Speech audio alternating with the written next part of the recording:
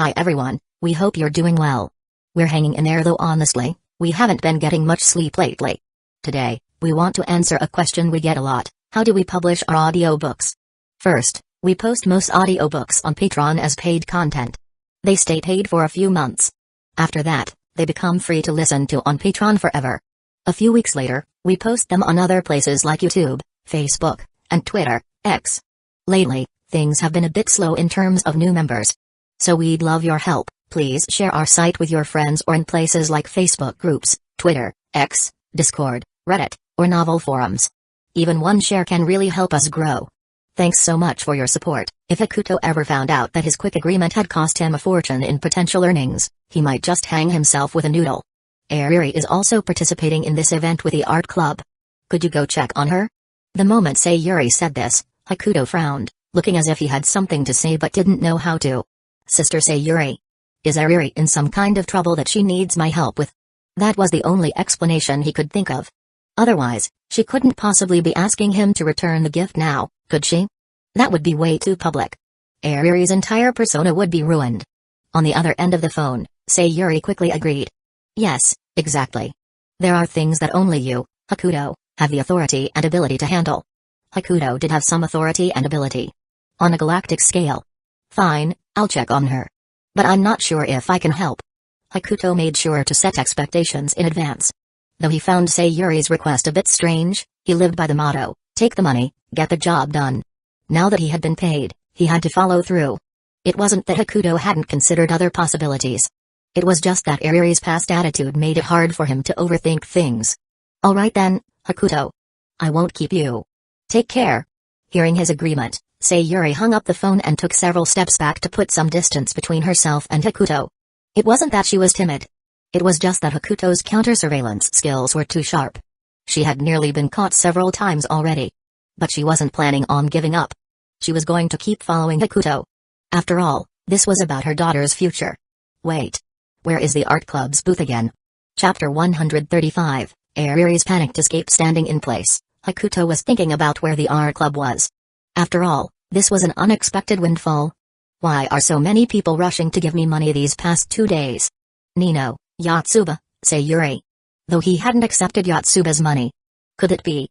I'm about to get rich? Hakuto said excitedly. I'll buy a lottery ticket after school today. With that, he hugged the box of cookies Nino had given him and began searching for the art club's location. At the art club, Ariri was sitting in a corner, sketching according to a customer's request. Originally, she hadn't came to this event for this purpose, but she simply didn't have the courage to look for Hakuto. She didn't even have the courage to check out the other venues. After all, the space was only so big. What if she ran into him? Ariri knew she wasn't ready to face Hakuto yet. So sitting here and sketching wasn't a bad idea. Although Ariri hadn't been in the best mental state these past 2 days, to the point where she even had slight dark circles under her eyes, her talent was undeniable. Even if she wasn't at her best, her sketches were still top tier. But just as Ariri was focused on her drawing, a girl from the art club suddenly patted her shoulder. I thought you wouldn't come, Sawamura. You were on leave all last week, after all. Ariri didn't know how to respond and could only give a vague reply. Are you feeling unwell, Sawamura? Another girl sitting beside her asked. Something happened at home recently. Sorry for making everyone worry. It's okay, it's okay. Are you feeling better now? Do you want to go for a walk? We can watch the booth for you. Thanks, but it's fine. Ariri wouldn't dare wander around, at least not right now. At that moment, someone at the booth suddenly blurted out, Hey, did you hear? Shiratori Hakuto came back for this event. Hearing those 3 words, Ariri's hand froze mid-stroke. She nearly dropped her pencil. But the people around her didn't notice her reaction, as they were all focused on a conversation. Huh? Wasn't Shiratori studying abroad as an exchange student? Yeah, I heard the school specially invited him back to be the highlight of the event. Well, only he could pull that off. Yeah, and the school even set up a dedicated venue for students from his exchange school. I actually passed by that area earlier. It looked like the student council president from that school was managing the booth, selling merchandise of Nishimori Yuzaki. Listening to all this talk about Hakuto, Ariri's heart was in turmoil. But no one could see just how unsettled she felt. Except for her trembling hand gripping the pencil. By the way, Sawamura, you must know about Shiratori's situation, right? Even though you two had a little disagreement before, it should be resolved by now, right? Hearing this, Ariri's heartbeat suddenly skipped, and a trace of sorrow appeared in her eyes. To the others in the art club, what had happened between her and Hakuto was just a minor dispute. I don't know much. Just that the school he went to is called Hashinomi. Her response surprised everyone. They couldn't believe she didn't know more. Huh? No way. Shiratori didn't tell you? Ariri shook her head. She wished Hakuto would talk to her about these things, but that was all in the past. Long gone and never coming back. Maybe he had his reasons? He had no reason to tell me, nor any obligation to. Everyone fell silent at her words. They exchanged glances, realizing something was definitely off. What they thought was just a minor quarrel seemed to be much more than that. But just then, a figure suddenly appeared in front of the art club's booth. The booth attendant quickly stepped forward and greeted him. Welcome. This is the art club's booth, where we fulfill all your artistic requests. She recited the usual NPC-like lines, but in the next second, she recognized the person standing before her. Shiratori? Hakuto nodded, swallowed the cookie he had been chewing, and said, long time no see. I'm here for Sawamura. Because of past contractual agreements, Hakuto was familiar with everyone in the art club, so there was no need for formalities. At that moment, sitting in the corner, Ariri's heartbeat suddenly sped up. Blood rushed to her legs. That voice. There was no way she could forget it. It was the voice of the person she had been thinking about all this time. Instinctively, she turned her head and saw Hakuto standing at the booth, holding a bag of cookies. That signature hairstyle, that signature smile. Though only a dozen days had passed, it felt like she hadn't seen him in forever. Sawamura. Shiratori is here for you. The booth attendant shouted toward the booth's interior, and the other art club members turned their gazes toward the corner where Ariri was sitting. But by then, the corner was already empty. She was gone. Huh? Where is she? She was just here. She put down her pencil and ran off. Maybe she had something urgent to do? The booth attendant scratched her head and turned back to Shiratori. Sorry, Shiratori, maybe she went to the restroom. Hakuto nodded. He had seen Ariri run off. He didn't know why she fled, but he had a job to do. Thanks. Here, have some cookies. With that, he took out a handful of cookies and placed them in the attendant's hands. Shiratori, this is too much. It's fine. Just enjoy them. As soon as he finished speaking, Hakuto left the art club's booth, following the direction Ariri had fled. Meanwhile, Ariri was running as fast as she could. The cold morning air rushed into her lungs like a flood, making her chest ache. She didn't know why she was running. Only that as soon as she heard Hakuto's voice, blood surged to her legs. By the time she realized what she was doing, she had already left the art club booth. She had no idea how far she had run, only that her lungs felt like they were about to burst. But as soon as she stopped, regret flooded in. Why? Why did I run? Didn't I want to see him? Hiding in a narrow alley, Ariri knelt on the ground. Her tears blurred her vision, making everything in front of her indistinct. Chapter 136, The Boomerang from 2 years ago strikes true. Why? Ariri crouched on the ground, wiping the tears from her face with her hands. There were already dark circles under her eyes, and now, from all the crying, they had turned red, making her look rather strange. Why did I run?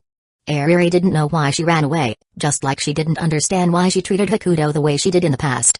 She was in a dilemma. Longing to see Hakuto yet fearing the moment they actually met. She didn't understand why she was like this.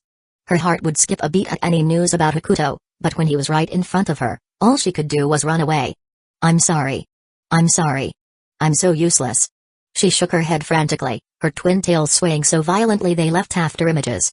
If someone had been in the alley at that moment, they might not have understood what she was doing. But perhaps, right now, in Ariri's mind, Hakuto was standing in front of her, looking at her gently, just like before. What she didn't know was that the very person she was imagining was actually standing at the corner of the alley. Hakuto leaned against the wall, holding a bag of cookies in his hand. Even though Ariri had run with all her might, he had still caught up. At first, he had planned to approach her and ask what was wrong, but then he heard her mutter. I really wanted to see Shiratori. That one sentence made him stop in his tracks. What was supposed to be a simple request from Sayuri had unexpectedly led to all this. Ariri's self-loathing words reached him clearly, without missing a single syllable. He turned his head slightly, looking at the girl crouching and crying in the alley, and let out a soft sigh. What a hassle. Hakuto wasn't stupid. At first, he hadn't understood why Sayuri had lowered herself to personally ask for his help. But after witnessing Ariri's behavior just now, he understood. He wasn't sure what kind of feelings she had for him now, but her abnormal reactions were undoubtedly because of him. If I had known, I wouldn't have taken that 100,000 yen. Muttering to himself, he stepped aside, took out his phone, and called Sayuri. But just as the call connected, he sensed something was off. That eerie feeling of being watched had returned. However, this wasn't at the venue of the Toyosaki event, so logically, no one should be staring at him. Hello? Hakuto, what's wrong? On the other end, Sayuri's voice sounded slightly breathless, as if she'd just finished some intense activity. Piecing everything together, Hakuto already had an idea of what was going on. You can see me, can't you, Sister Sayuri? Huh? What are you talking about? You're joking, right, Hakuto? Is that so? Would you prefer that I come find you in person? Even though he didn't know why Sayuri was following him, it was most likely for Ariri's sake. Since that was the case, he didn't want to waste any effort on it. Right now, he just wanted to ask how to deal with her daughter's current state. Hearing the seriousness in his tone, Sayuri let out a resigned sigh and admitted. You really are sharp, Hakuto. I was hiding so far away, too. It was just a hunch. Aren't you going to ask me why? You're the client. As long as you're happy. That was his principle. Since Sayuri had paid him, something as trivial as being followed didn't bother him. Leaning against a wall, he glanced at Ariri, still crouched and crying, and continued. Ariri isn't in a good state right now. She's just sitting there crying. There was only silence from Sayuri's end. From her position, she couldn't see what was happening inside the alley. She had no idea what was going on. But upon hearing that her daughter was crouched there, crying, she, who had always been in control, felt nothing but helplessness. Aren't you going to explain, Sister Sayuri? I just overheard something strange. Hakuto couldn't quite describe what he had heard. The only word that came to mind was strange. There was still no response. Maybe she didn't know what to say, or maybe she was searching for the right words. Just as Hakuto was about to speak again, his phone suddenly notified him of a bank deposit. Bank account deposit, 2 million yen. Before he could even process the amount, Sayuri's voice came through the phone. Hakuto. I don't know how to explain what's happening right now, but you should understand. For those 2 years, I was raising you as my son-in-law. I see. A monthly salary of over 1 million yen. There was no denying that he had been receiving far more than what his work was worth. My Ariri is awful. Really awful. I'm sure you can guess why she acted that way. These past 2 weeks, she's been stuck at home, regretting everything. She's practically gone mad with guilt. I won't ask you to take her back, but I do have one request. Whatever it takes, please get her out of this state. I don't know if 2 million yen is enough, but it's all I could transfer from my account at the moment. Sayuri's voice was urgent. As the head of the Sawamura family, she suddenly sounded like she had lost all her strength. For reasons even he couldn't fully explain, Hakuto found himself unable to refuse. Be it for money or something else, he simply couldn't turn her down. Any method is fine? Any method. Even if you have to keep her hanging on by a thread. I can't promise anything, but I'll try. The moment he finished speaking, he ended the call, set down the bag of cookies, and turned his gaze toward Ariri in the alley. By now, her tears had stopped, and she simply crouched there, lost in thought. Chapter 137, You're really selfish like this. Hakuto sighed and walked into the alley, slowly approaching Ariri from behind. Shiratori. I'm sorry, Shiratori. I can't even bring myself to say a proper apology. Ariri was still muttering to herself, so lost in her thoughts that she didn't even notice Hakuto standing behind her. If you really have something to apologize for, you could always just tell me directly. Crouched on the ground, Ariri's body trembled slightly when she heard Hakuto's voice. She turned around in disbelief. Shiratori. It's me. Hakuto started to say something else but stopped when he saw Ariri suddenly stand up as if she was about to run away again. If you run away this time, I won't chase after you again. I'm not. Ariri frantically shook her head upon hearing Hakuto's words. When did you get here?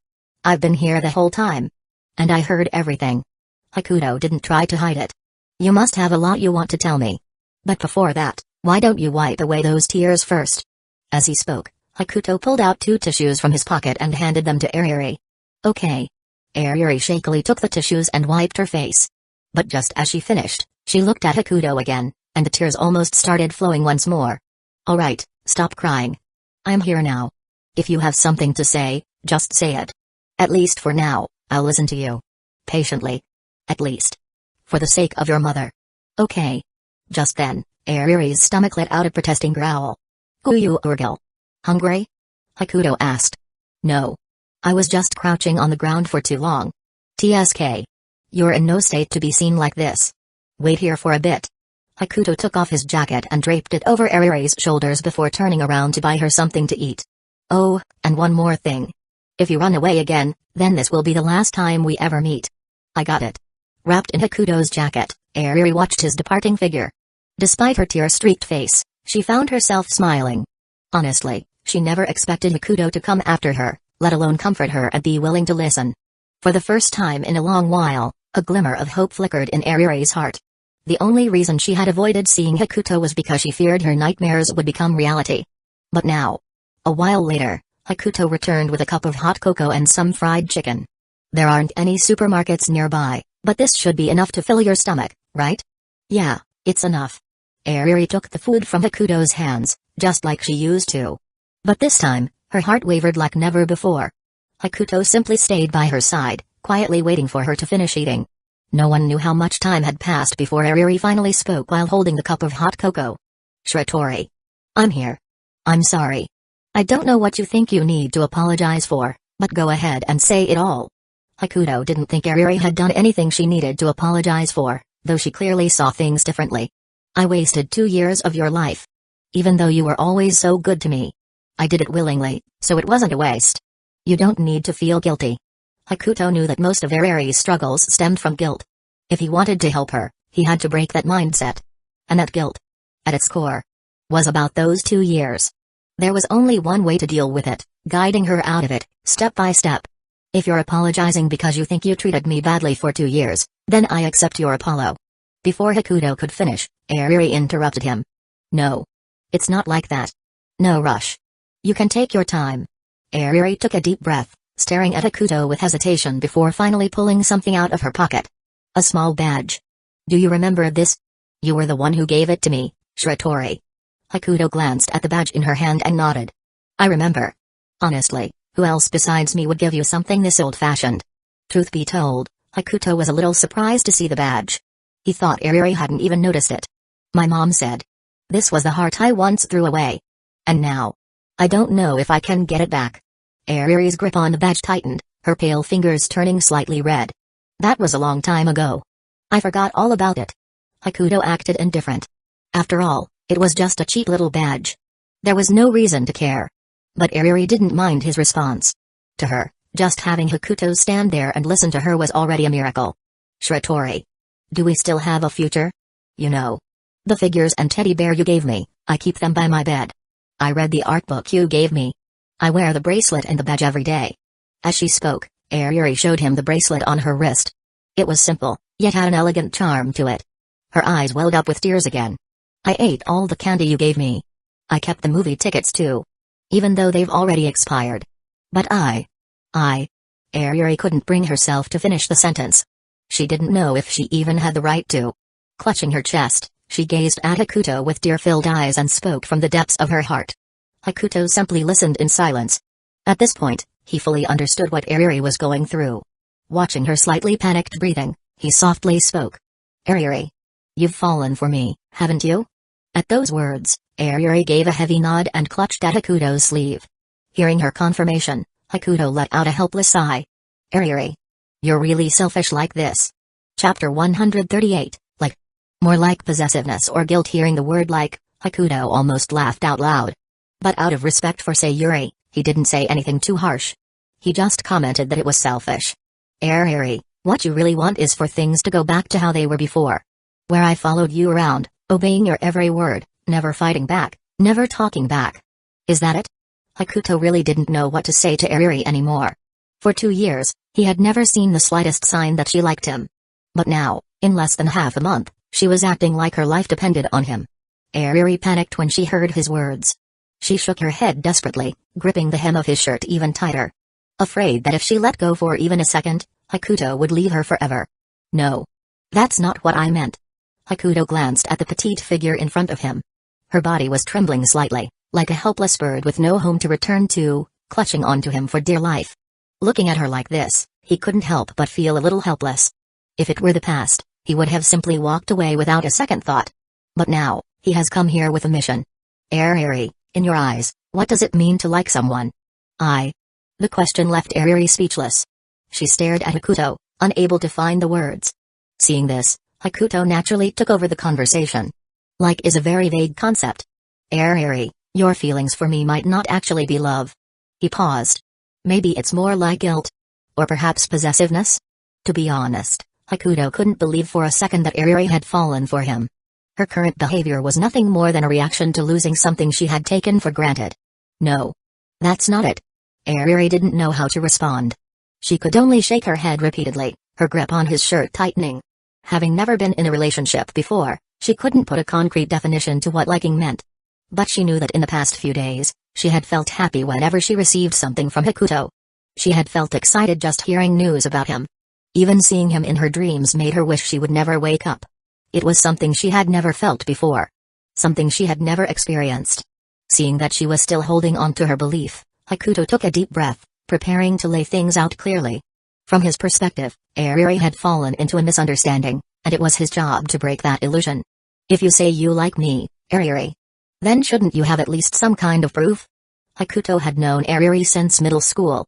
His contract with Sayuri had begun in his second year.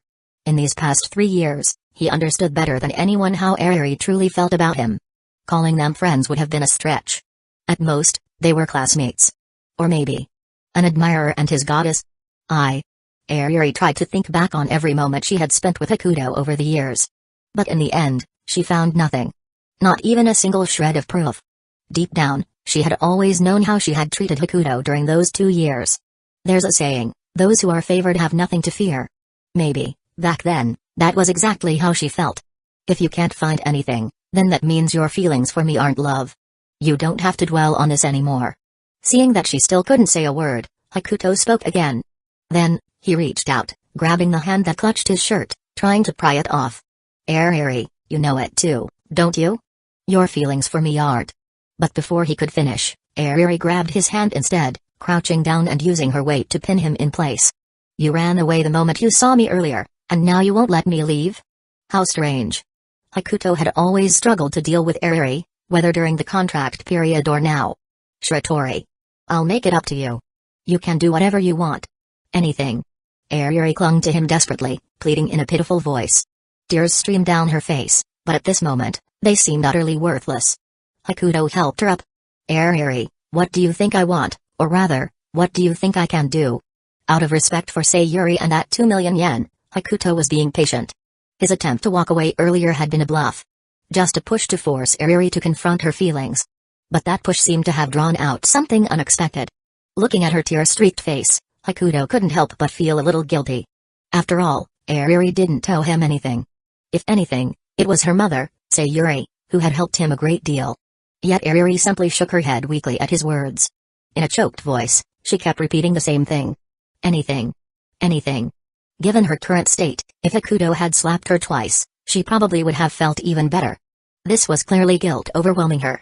Thinking about how Sayuri had humbled herself to ask for his help, Hakuto felt a surge of frustration. Looking at the crying girl in front of him, his voice took on a hint of irritation. Eri. I'll say this one last time. You don't owe me anything. Our relationship during those 2 years was purely voluntary. Neither of us owes the other anything. I know. I know. Then why are you still acting like this? Shiratori. You asked me what love is. I want to give everything I have just to keep you by my side. Isn't that love? You said I was selfish. But I just don't want to see you leave me. I don't want that. Hakuto was a textbook realist. If he were the author of Utaha's novel, he would have outright opened bets and decided the heroine based on the odds. People are inherently selfish. That's just a normal, realistic truth. So, he couldn't really argue with what Eri had said. If only Ori were here. Hakuto muttered to himself. At that moment, he found himself missing Ori's mind-reading and shared perception abilities. Chapter 139, Stirring Up Great Waves. Hakuto had already said more than enough, yet Eri remained the same. If this had been just an ordinary conversation, Hakuto could have simply walked away, maintaining his usual aloof demeanor. But, Sister Sayuri, you've really given me a tough one this time. Hakuto muttered under his breath. The most important thing right now was to get Eri back on her feet. There was no way Hakuto would actually follow Sayuri's suggestion and keep stringing Eri along. That was something he just couldn't do. At least not now. Because of this, Hakuto found himself treading carefully. He couldn't afford to speak too harshly. If he were being honest, he could just spill the truth about the contract, and that would settle things immediately. But doing so would likely cause conflict between Sayuri and Ariri. Besides, Sayuri was his boss, and he had no say in matters like these. After much contemplation, Hakuto decided that things couldn't stay this stagnant. It was time to stir up some waves. Ariri, can I ask you a question? For the past 2 years, you've always given me the impression of being perfect? A perfect rich young lady, a perfect untouchable beauty. So, you shouldn't be like this. For some reason, though his words were clearly meant as praise, the more Ariri listened, the more her heart clenched. Even her breathing grew erratic again. The Ariri I know, or rather, the persona you've shown me, has always been like that. Hakuto still had his usual smile, but in the next moment, his expression darkened. A bad premonition surged through Ariri, and her body began to tremble uncontrollably. Then, Ariri, could you explain something to me? About the name Kashiwagi-iri? At that moment, silence engulfed the room. Ariri couldn't hear anything, not even the sound of her own heartbeat. Kashiwagi-iri. Kashiwagi-iri. She murmured the name, unable to comprehend how Hakuto had learned about it. This name, which she had desperately tried to avoid, was now being placed before her once more. Kashiwagi-iri. That's your pen name, isn't it, Ariri? You've kept it from me for 2 years. Was it my mom who told you? Does it matter? Ariri no longer cared about how Hakuto had found out. Right now, all she could do was grasp his hand tightly, refusing to let go. Listen to me. I didn't mean to hide it. I was just afraid that if you knew, you'd distance yourself from me like everyone else. Do you really think I'm that kind of person, Ariri? Hakuto pulled the hair tie from his hair, letting his long locks fall over his shoulders. Or do you think that your coldness and impatience toward me back then would hurt me less than simply revealing your pen name? Ariri said nothing, merely gripping Hakuto's hand even tighter. I told you before. You don't owe me anything. And in those 2 years, you never had feelings for me, not even for a second. Right? I heard the name from Kasumijoka-senpai. That was when I found out you liked drawing 18+ manga. You were afraid that knowing this would make me distance myself from you, weren't you? Ariri didn't speak, only burying her head against her chest and nodding slightly. But did you know, Ariri? Since that day, I started learning about otaku culture. I studied different illustration techniques. Not that I can match you, but at the very least, I can handle basic coloring and line work. With a sigh, Hakuto continued. Did you ever wonder why I gave you those badges and figures? I was genuinely trying my best to embrace your interests. When I found out you drew 18+ content, it didn't bother me at all.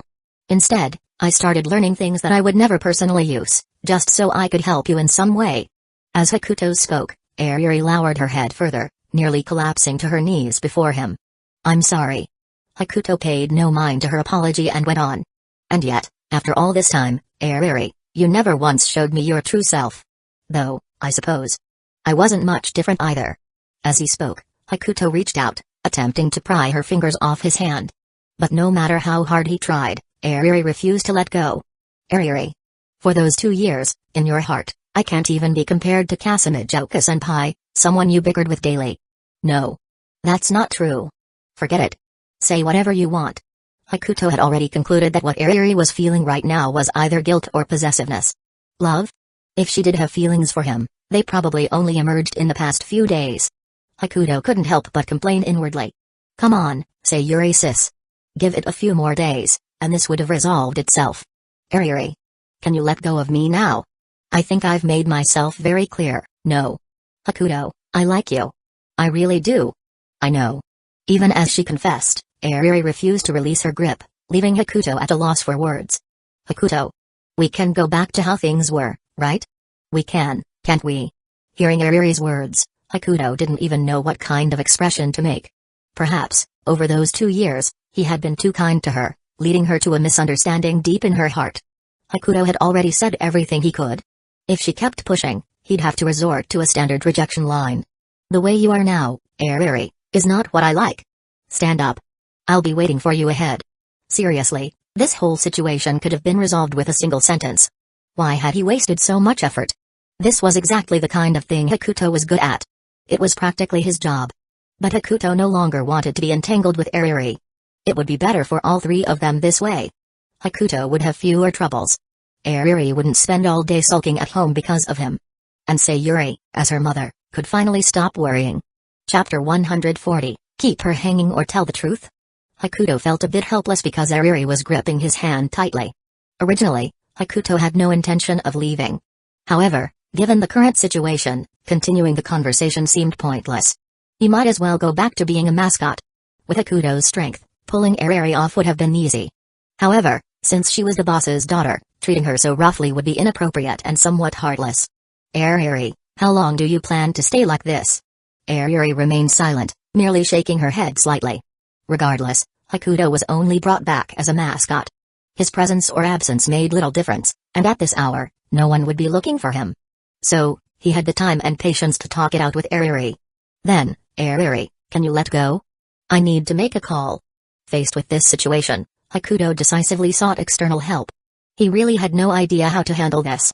Ariri didn't respond, but her firm grip answered for her. I won't leave, I promise. I just need to make a call. I don't want to hear it. You can make your call right here, Hakuto. Hakuto genuinely thought Ariri was being unreasonable. Since when could someone just not hear something at will? Who in their right mind could cut off their own senses like that? Forget it, I'll send a message instead. Left with no other choice, Hakuto opted to text instead, hoping that Sayuri would respond quickly. After all, having a message ignored was something everyone had experienced at some point. Fortunately, Sayuri was very concerned about Hakuto's situation and replied in no time. Hakuto, how are things going over there?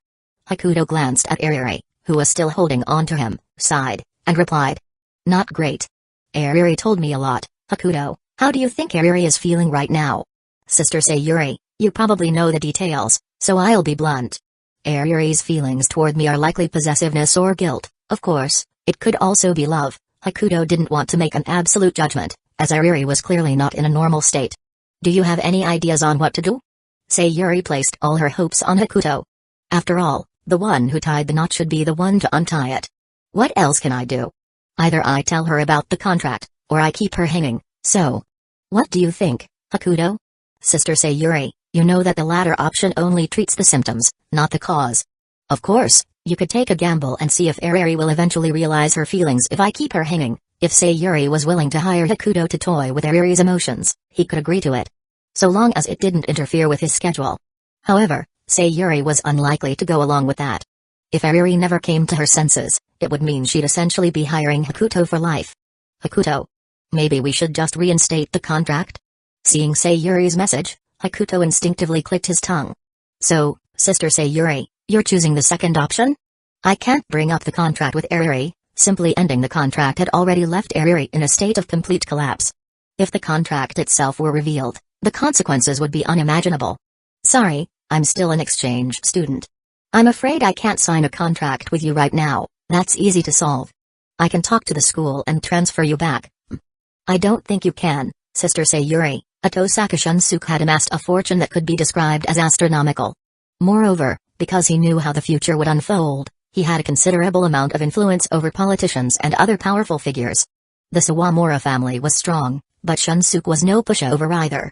Hakuto didn't believe Shunsuke would let him go so easily. The only way that might happen was if Atosaka Yu had completely dealt with the issue of ability users. Hakuto also had a feeling that Shunsuke had seen him before. Though maybe not in this time period or even in this timeline. However, Sayuri was completely unaware of all this. She had no knowledge of ability users. When she saw Hakuto saying he wasn't capable of handling it, she was a little surprised. Hakuto, maybe you don't understand. The name Sawamura carries weight, I know. If possible, I'd even consider marrying into the Sawamura family. But Sister Sayuri, you might not know much about the school Hoshino-umi. Hakuto didn't intend to explain it to Sayuri in detail. With her status, it wouldn't be hard for her to investigate. Those scientists were certainly aware of Hoshino-umi, but because their research couldn't be made public and because Hoshino-umi had political backing, they hadn't been able to act. For all Hakuto knew, his personal information was already sitting on some scientist's desk. Or worse, they might already be fighting over who got to study him. This was precisely why, after realizing his abilities had side effects, Hakuto had chosen to join Hoshino-umi. It was an excellent shield of protection. Otherwise, did people really think he joined for just a few million yen? Well, in that case, they'd be absolutely right. Sharp judgment.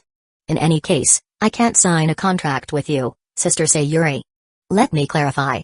This is due to external circumstances, not my personal choice. Personally, I'd love to work with you, Sister Sayuri. Hakuto quickly distanced himself from the issue.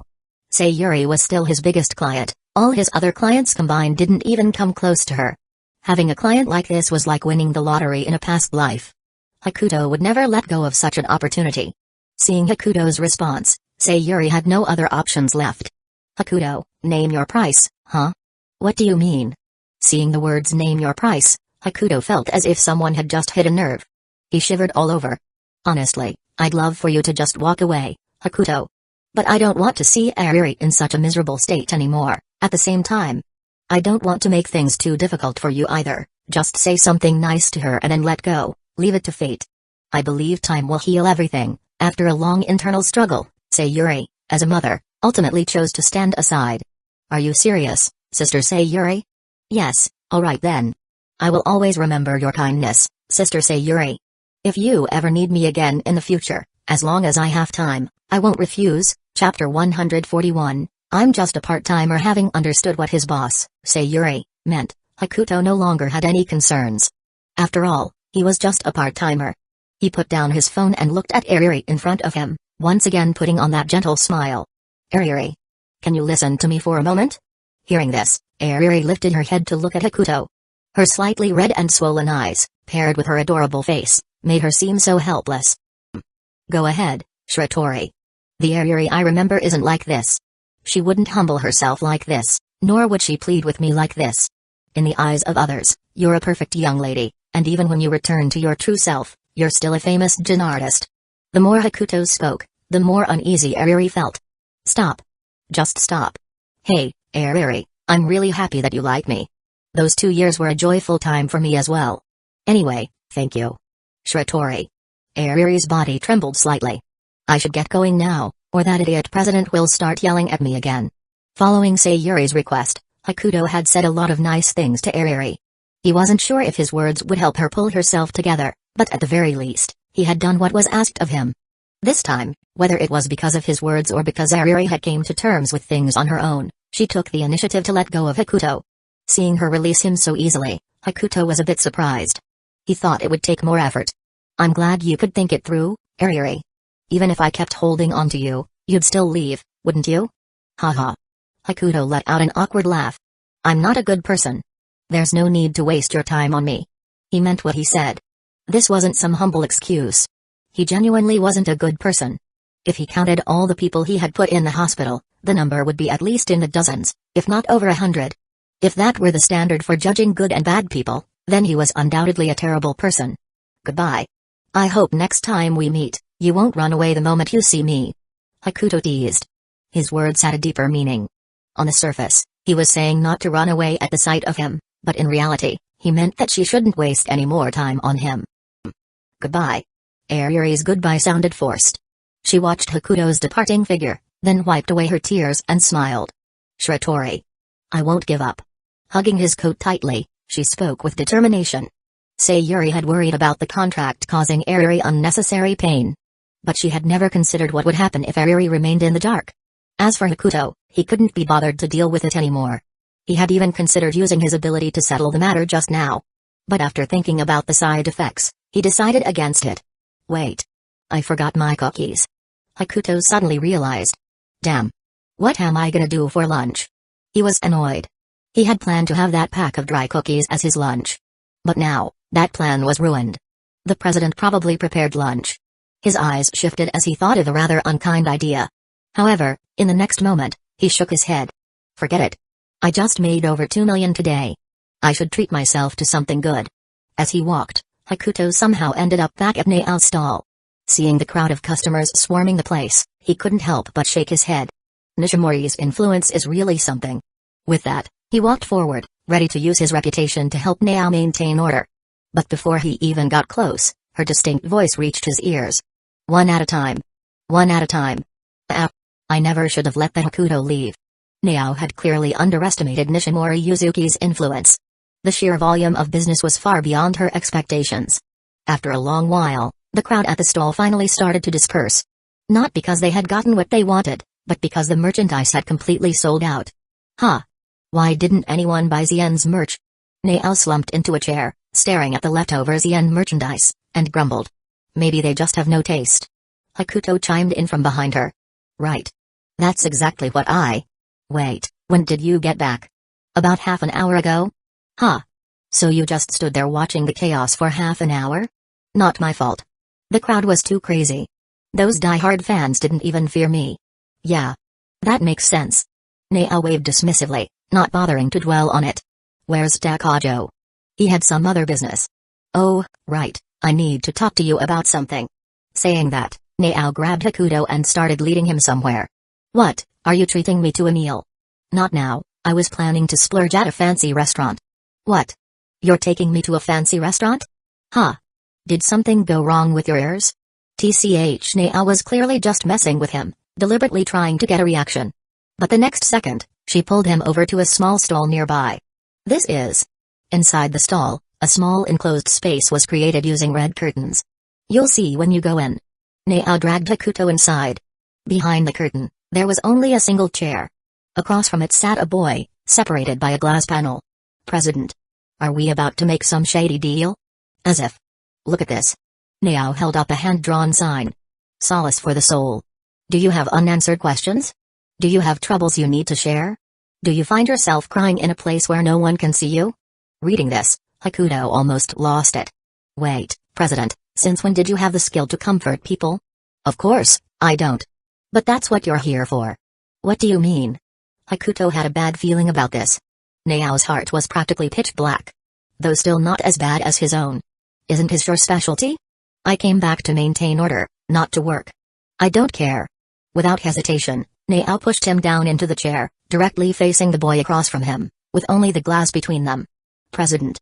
I have social anxiety. It's fine, it's a one-way mirror. Actually, I still have a 2 million yen deal to close.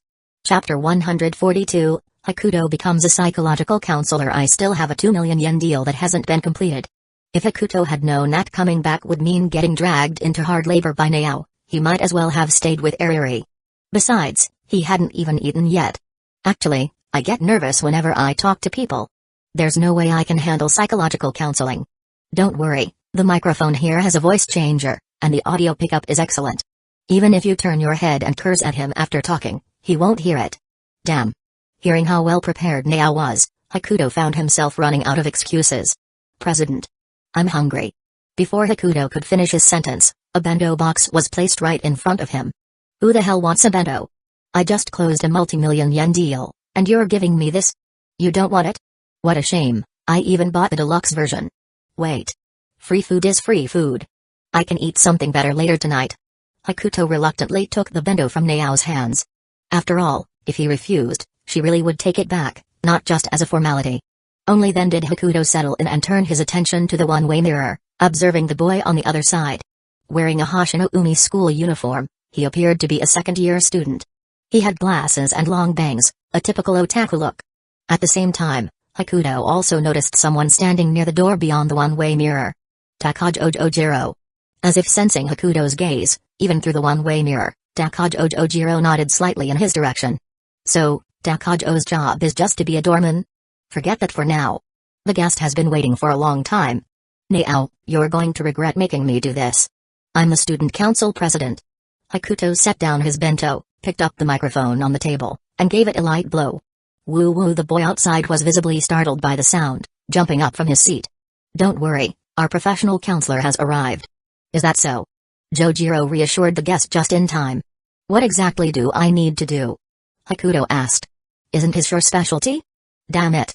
Since when have I ever provided services for guys? Ah, whatever, we don't make money from the first case anyway. Hakuto silently gave Nao a thumbs up. Whether they charged or not was entirely up to her as the boss. As an employee, he was just getting paid a fixed salary. Hello, welcome to the psychological counseling event hosted by Hoshino-umi. The moment he spoke, Hakuto realized that the voice coming from the speakers wasn't his own. It was a sweet, energetic female voice. He didn't really mind. Compared to everything else, this was the smallest issue imaginable. Hello, sensei. The boy outside seemed extremely reserved. Clearly a hardcore introvert. Without the one-way mirror, he probably would have bolted already. There's no need to be so tense. Go ahead, tell me what's on your mind. I'll help you out. Hakuto could hear Nao stifling her laughter behind him. But he didn't pay it any attention. He was used to it. In fact, If Nao didn't laugh, he'd actually be surprised. Sensei. You'll keep this confidential, right? Of course. Everything you say will stay between us. Even though Hakuto said that, the boy still seemed a little apprehensive. What if someone overhears us? Then I'll just cut off their ears. Wait, what the hell am I saying? Huh? Sensei, what's wrong? Nothing, nothing. Just feeling a bit warm. Hearing that, the boy didn't suspect a thing. But what he didn't know was that on the other side of the mirror, Hakuto was holding down Nao's head on his lap while still chatting with him. For a simple reason. Right after Hakuto had said he'd cut off an eavesdropper's ears, Nao instinctively reacted as if it was muscle memory. You clearly can't beat me, so why do you keep charging in just to get tracked? Did you use an ability or something? Why are you so strong? Nao looked surprised. She knew she couldn't overpower Hakuto, but it shouldn't be to the point where she couldn't even budge under his grip. I need an ability just to deal with you? Just stay in that position for a while. Let me handle this client first. Hakuto then refocused on the boy beyond the mirror. Alright, you can speak freely now. I promise there's no third party here. Okay, sensei. Maybe it was the sweet voice from the voice changer, or maybe it was Hakuto's assurance, but the boy finally let his guard down and began speaking. Sensei, I have some strange sexual fantasies. The moment those words left the boy's mouth, both Hakuto and Nao were stunned. Nao slowly sat up, since Hakuto was too shocked to keep holding her down. They exchanged glances, each seeing the same look of disbelief on the other's face. President. Are we even allowed to talk about this? Is this stall going to get banned? With a chibi-con like you around, a ban is only a matter of time. Just keep it subtle. Nao shook her head. Neither of them had expected the first client to be this outrageous. Sensei. Are you still there? I'm here.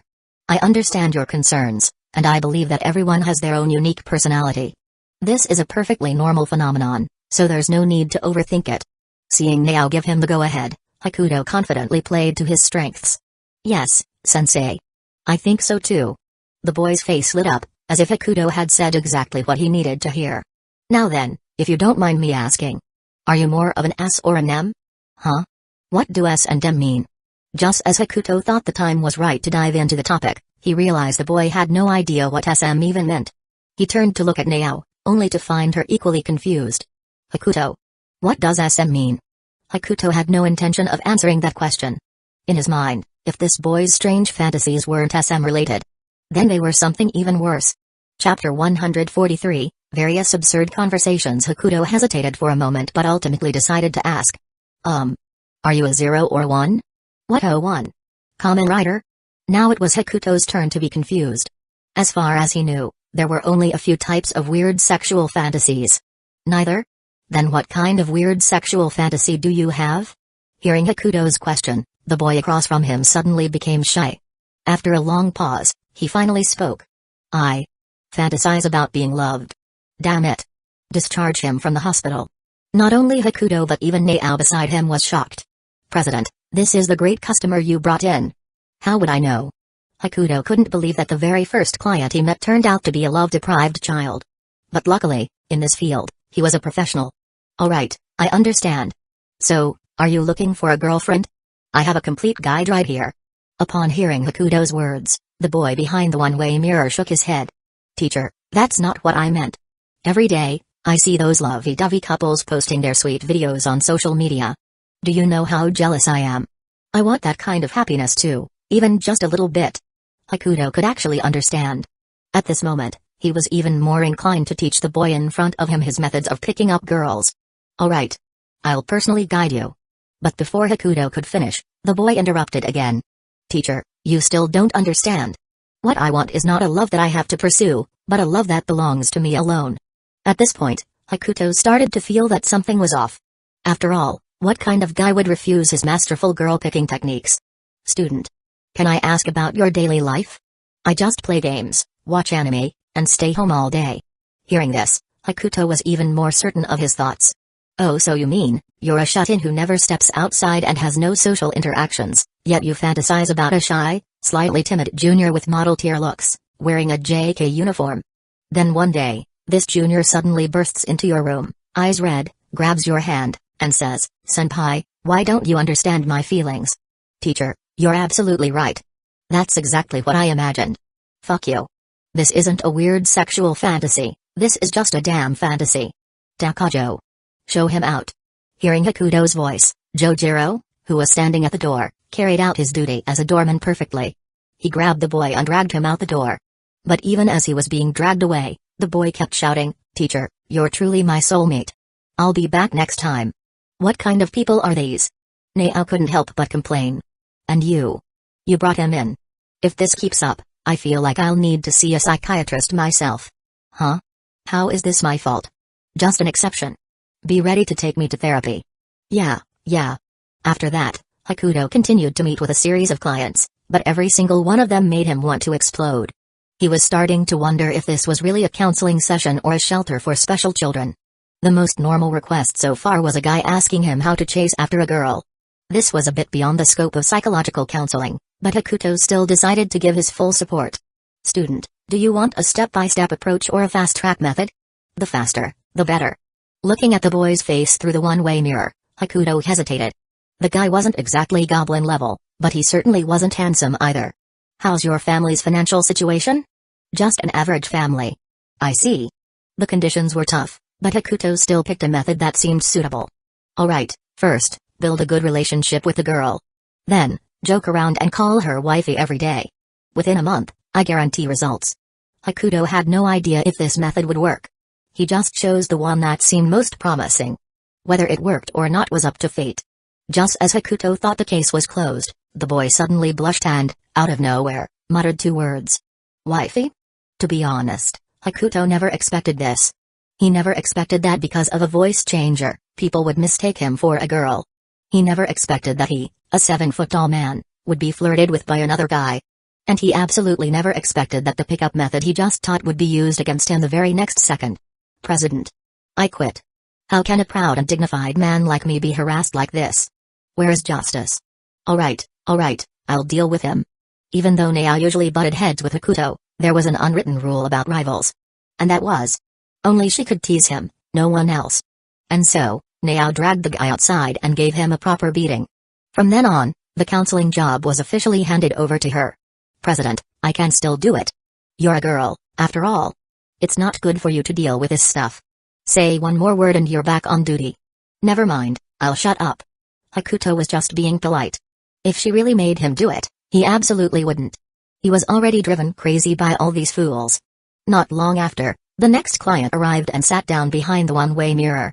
But unlike before, this was someone familiar. At least to Hakuto. The iconic pink hair, the signature bunny ear headband, the ever-sunny, radiant smile. Who else could it be but Yotsuba? And since Yotsuba was here, that could only mean. Sure enough, when Hakuto looked up, he saw the other four Nakano sisters sitting by the entrance, chatting and laughing. Damn, they all came. Did no one read the one person at a time rule? Hakuto muttered under his breath. Fortunately, the counseling job had already been passed to Nao. All he needed to do now was sit back and watch. Yotsuba looked around curiously, scanning every corner. She even used the one-way mirror as a makeshift vanity to fix her hair.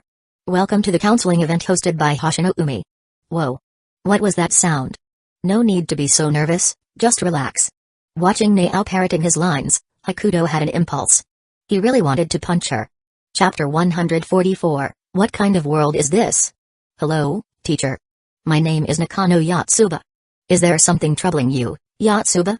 Perhaps after witnessing Hakuto's work too many times, Nao had become quite adept at handling these situations herself. On the other side of the one-way mirror, Yotsuba finally snapped back to reality and scratched her head awkwardly. Hee. Actually, I don't really have any troubles. I just wanted to come in and have a look. A carefree girl like Yotsuba, always smiling and a bit airheaded. How could she possibly have psychological troubles? It was already good enough if she wasn't troubling others. Hearing this, Nao instinctively turned her head to glance at Hakuto behind her. Feeling Nao's gaze, Hakuto simply shrugged indifferently. Why are your clients always so normal? Maybe the heavens just don't like you. By the way, after handling so many cases, are we still doing this for free? Of course not. I already told Takajo to collect the fees. Paying money just to satisfy curiosity. Seriously. Hakuto silently criticized these wealthy families in his heart. Having money doesn't mean you should spend it like this. As for Nao, since the client had already paid, she figured she should at least entertain Yotsuba for a while, even if it meant forcing the conversation. So, have you had anything bothering you lately? Bothering me. Hearing those words, Yotsuba instinctively fell into thought. Because, in fact, there was something that had been on her mind lately. Teacher, I do have something that's been troubling me. Go ahead, tell me about it. Yotsuba didn't hesitate. Recently, my dad hired a private tutor for me, but I just don't know how to interact with him. The moment he heard the words private tutor, Hakuto, standing behind Nao, instantly tensed up. He never expected that Yotsuba's so-called trouble would actually involve him. Why is that? Teacher. Have you ever heard of the name Shiratori Hakuto? At the mention of Hakuto's name, Nao once again turned to glance at him, though she didn't say anything. The Shiratori Hakuto you're talking about. Is he the one currently on an exchange program at Hashinoumi? Oh. Right, now that I think about it, Shiratori-sensei is an exchange student at Hashinoumi. Yotsuba belatedly realized. I'm from Hashinoumi, so of course I know him. Then, teacher. You won't tell him about this, will you? I won't. If I do, all the boys in the student council can take turns hitting me with baseball bats.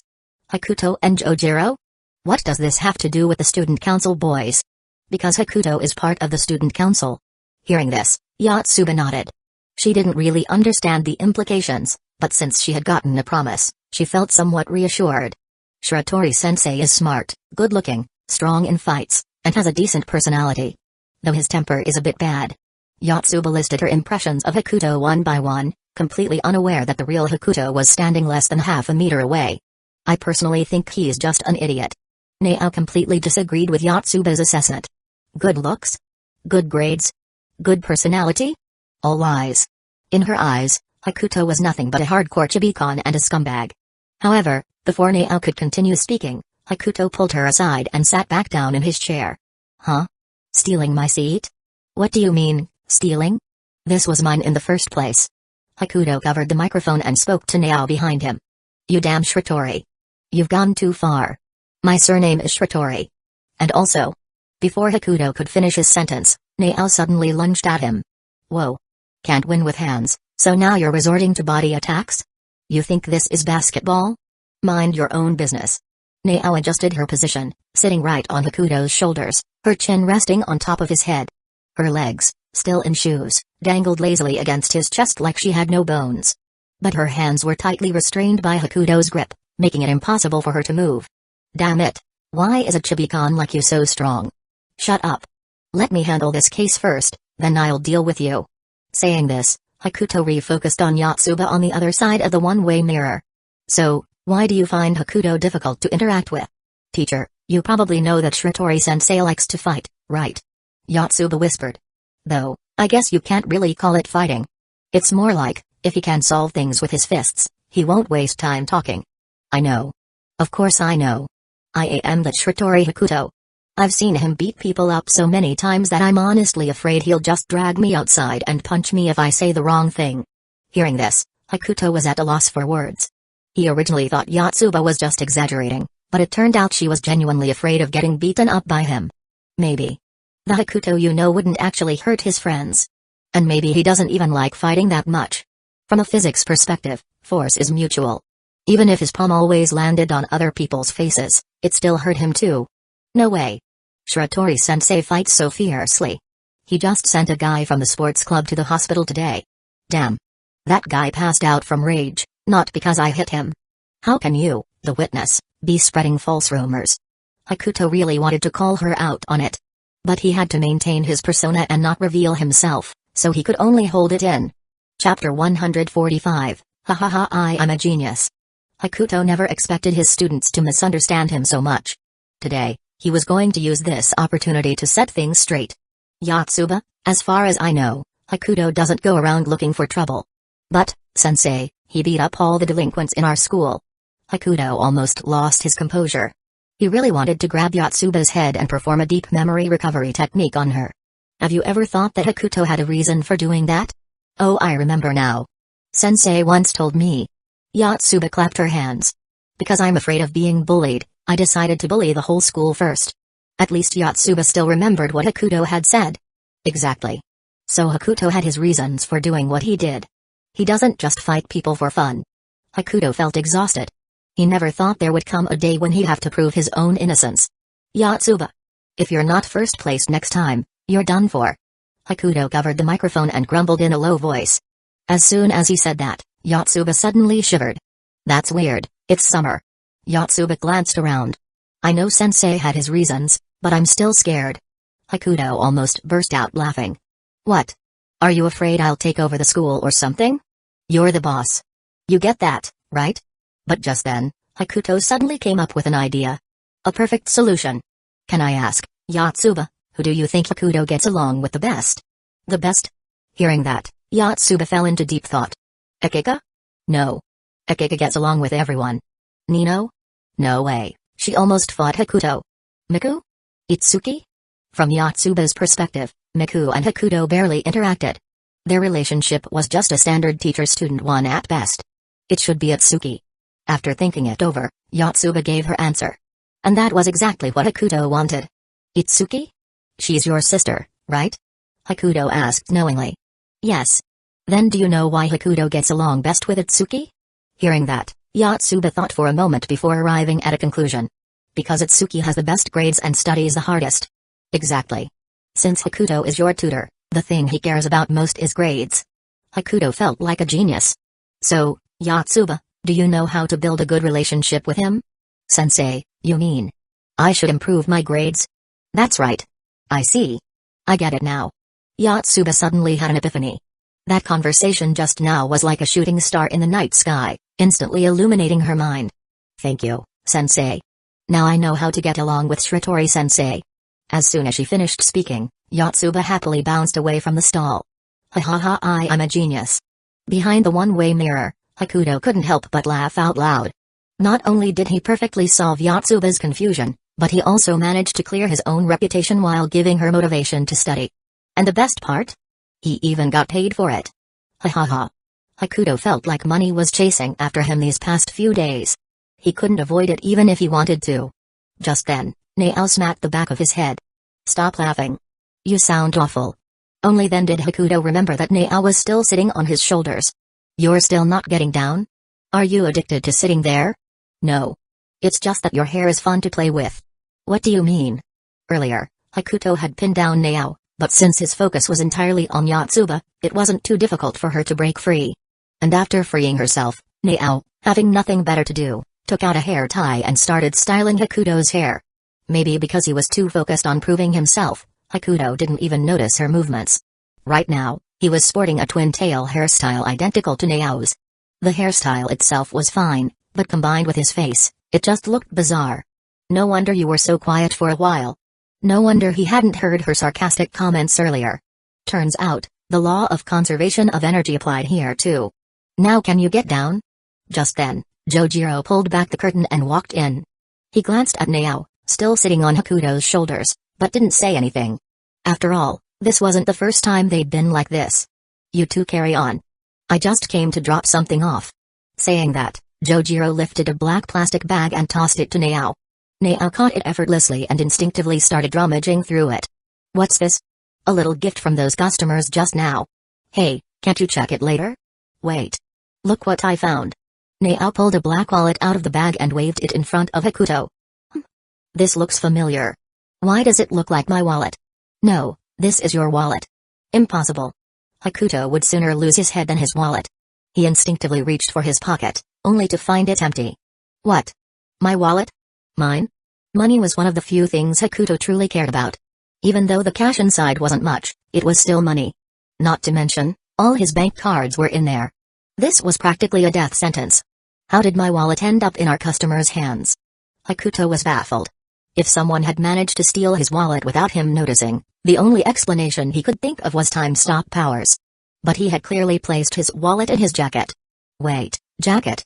Damn it, my jacket is still with Ariri. Hakuto felt like he had been blinded by that 2 million yen. He had completely forgotten about his jacket with his wallet inside. Ariri? That blonde girl? Was she one of our customers just now? No, she probably just came to return something.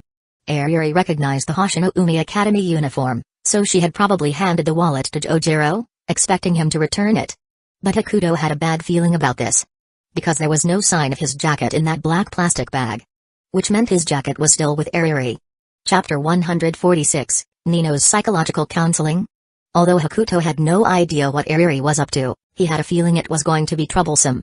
Before he could dwell on it any further, a voice came from the other side of the one-way mirror. Hey, is anyone there?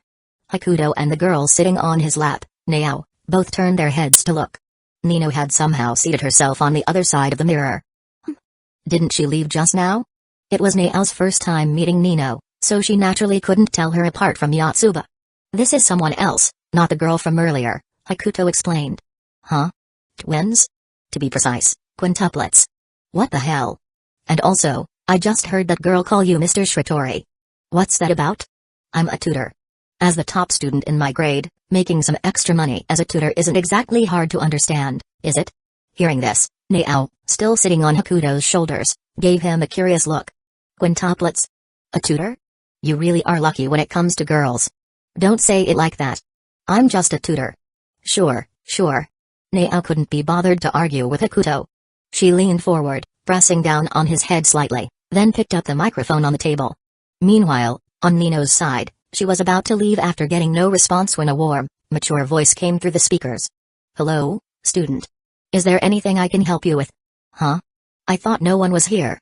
Hearing someone respond, Nino sat back down. Hakuto rolled his eyes instinctively as he watched Nao sit on him without a shred of guilt. Well, if she wanted to sit, let her sit. She wasn't heavy anyway. He could just think of it as holding a pet. However, Nao had no idea what Hakuto was thinking. She just found this seat surprisingly convenient. Welcome to the Hoshino-umi psychological counseling event. Do you have any worries on your mind lately? Hey, can you stop copying my lines word for word?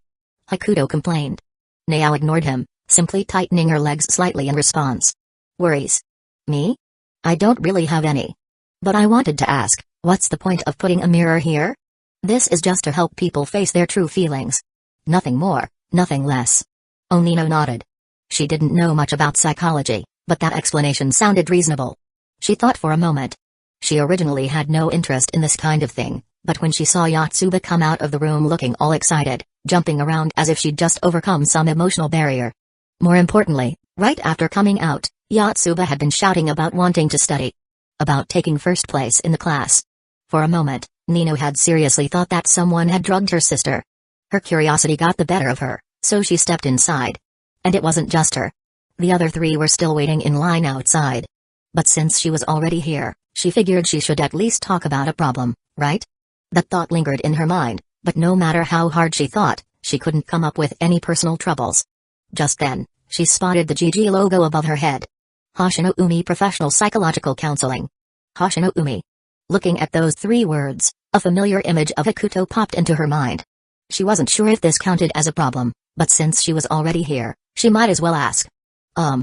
Excuse me, teacher, do you know a student at your school named Shiratori Hakuto? The moment Nino mentioned Hakuto's name, Nao instinctively glanced down at the boy beneath her. Why are you looking at me? Am I a customer? No. I'm just curious. Never mind. Nao was about to say something, but she decided against it and refocused on Nino. You mean that exchange student? Yeah, I've heard of him. He's probably working as a mascot at some booth right now. Honestly, I don't get it. Why did Shiratori become an exchange student? And why did the school even set up 2 booths for your Hoshino-umi program just for him? Maybe because he's the mascot. Nao and Nino didn't dwell on Hakuto being an exchange student for long. After all, the person in question was sitting right there with them. Teacher, can I ask? Our conversation won't be shared with anyone else, right? I won't say anything. As for whether others find out, that's up to you. Nao was telling the truth. She wasn't the type to gossip.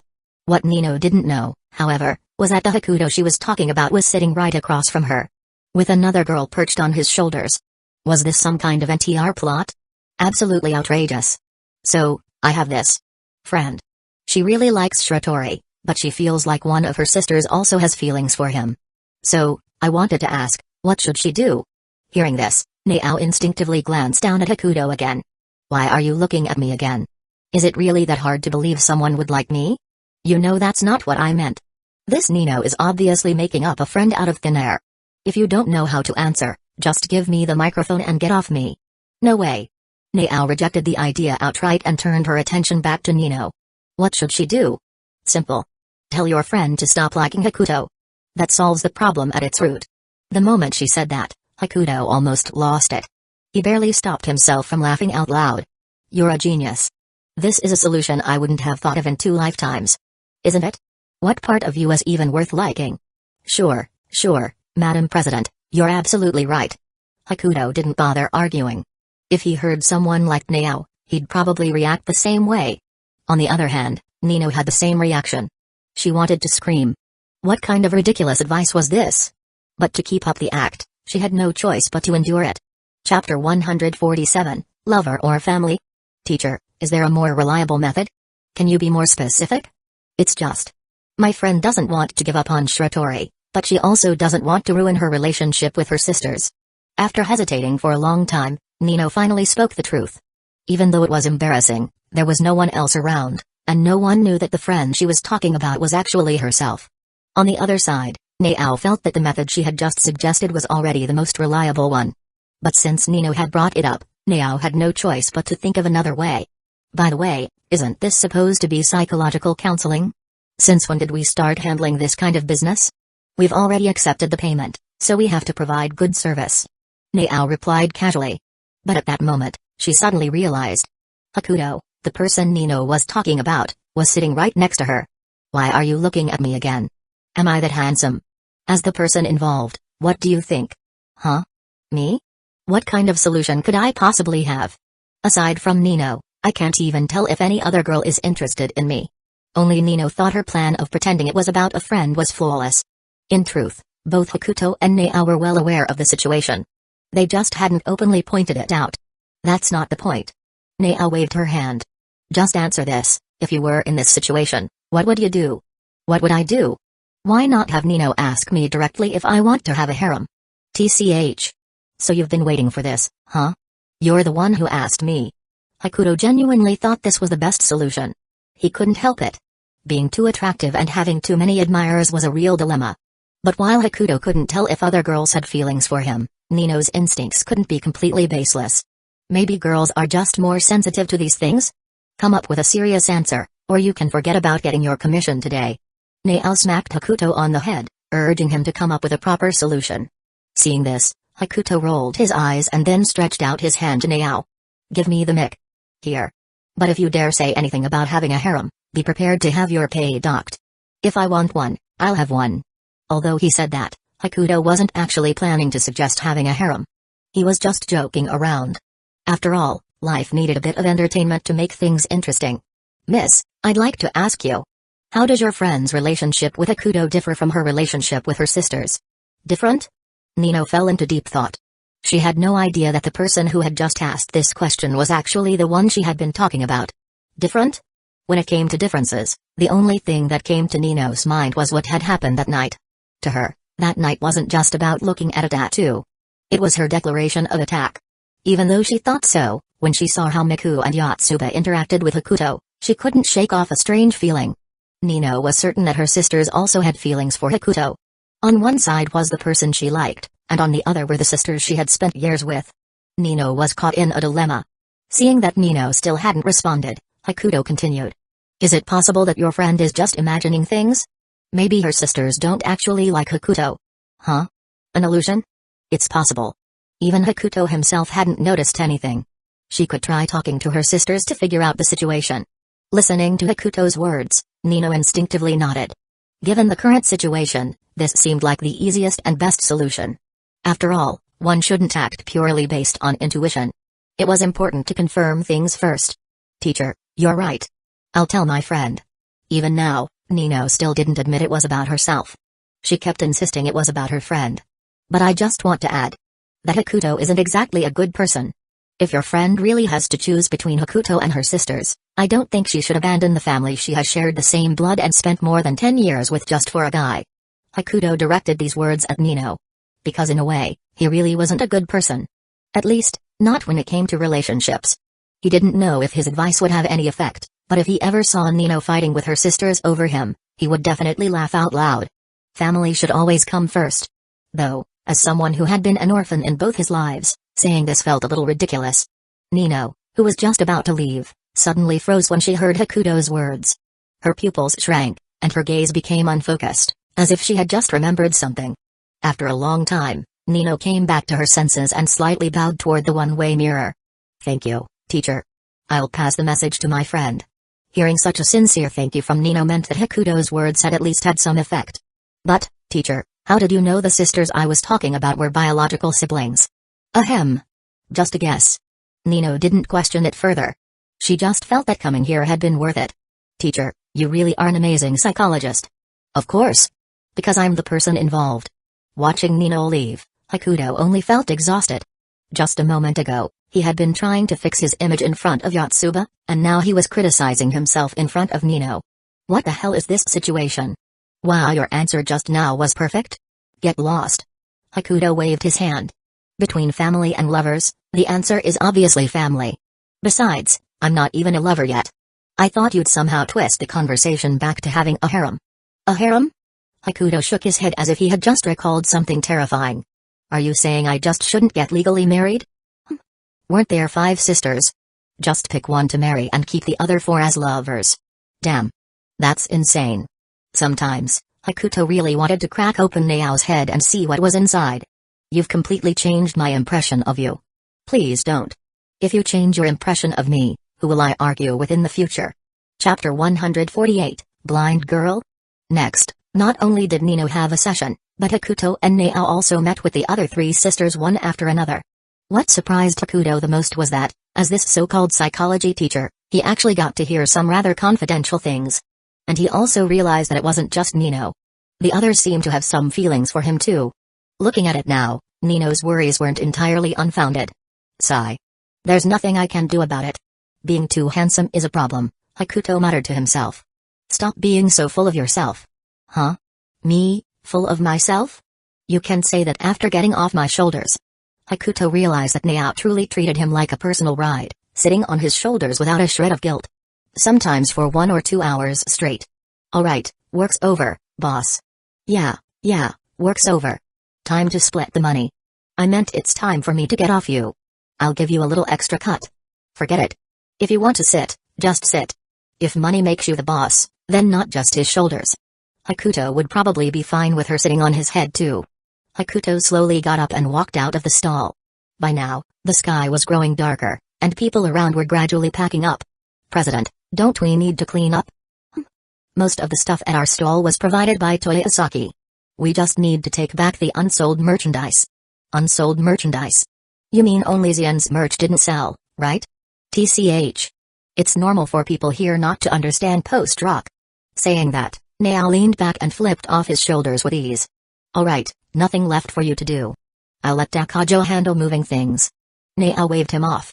Am I just some disposable tool? Used and then tossed aside? You want to stay and be a porter? Not impossible. Forget I said anything. Hakuto rejected the idea immediately. While he wasn't afraid of hard work, he preferred it if it was beneficial. By the way, how's that guy, Ito Sakayu, been lately? Hakuto was still somewhat concerned about Ito Sakayu, mainly because his ability was just too ridiculous. He still thinks his power is just possession for 5 seconds. Because of that, he's unknowingly stolen abilities from several students at school.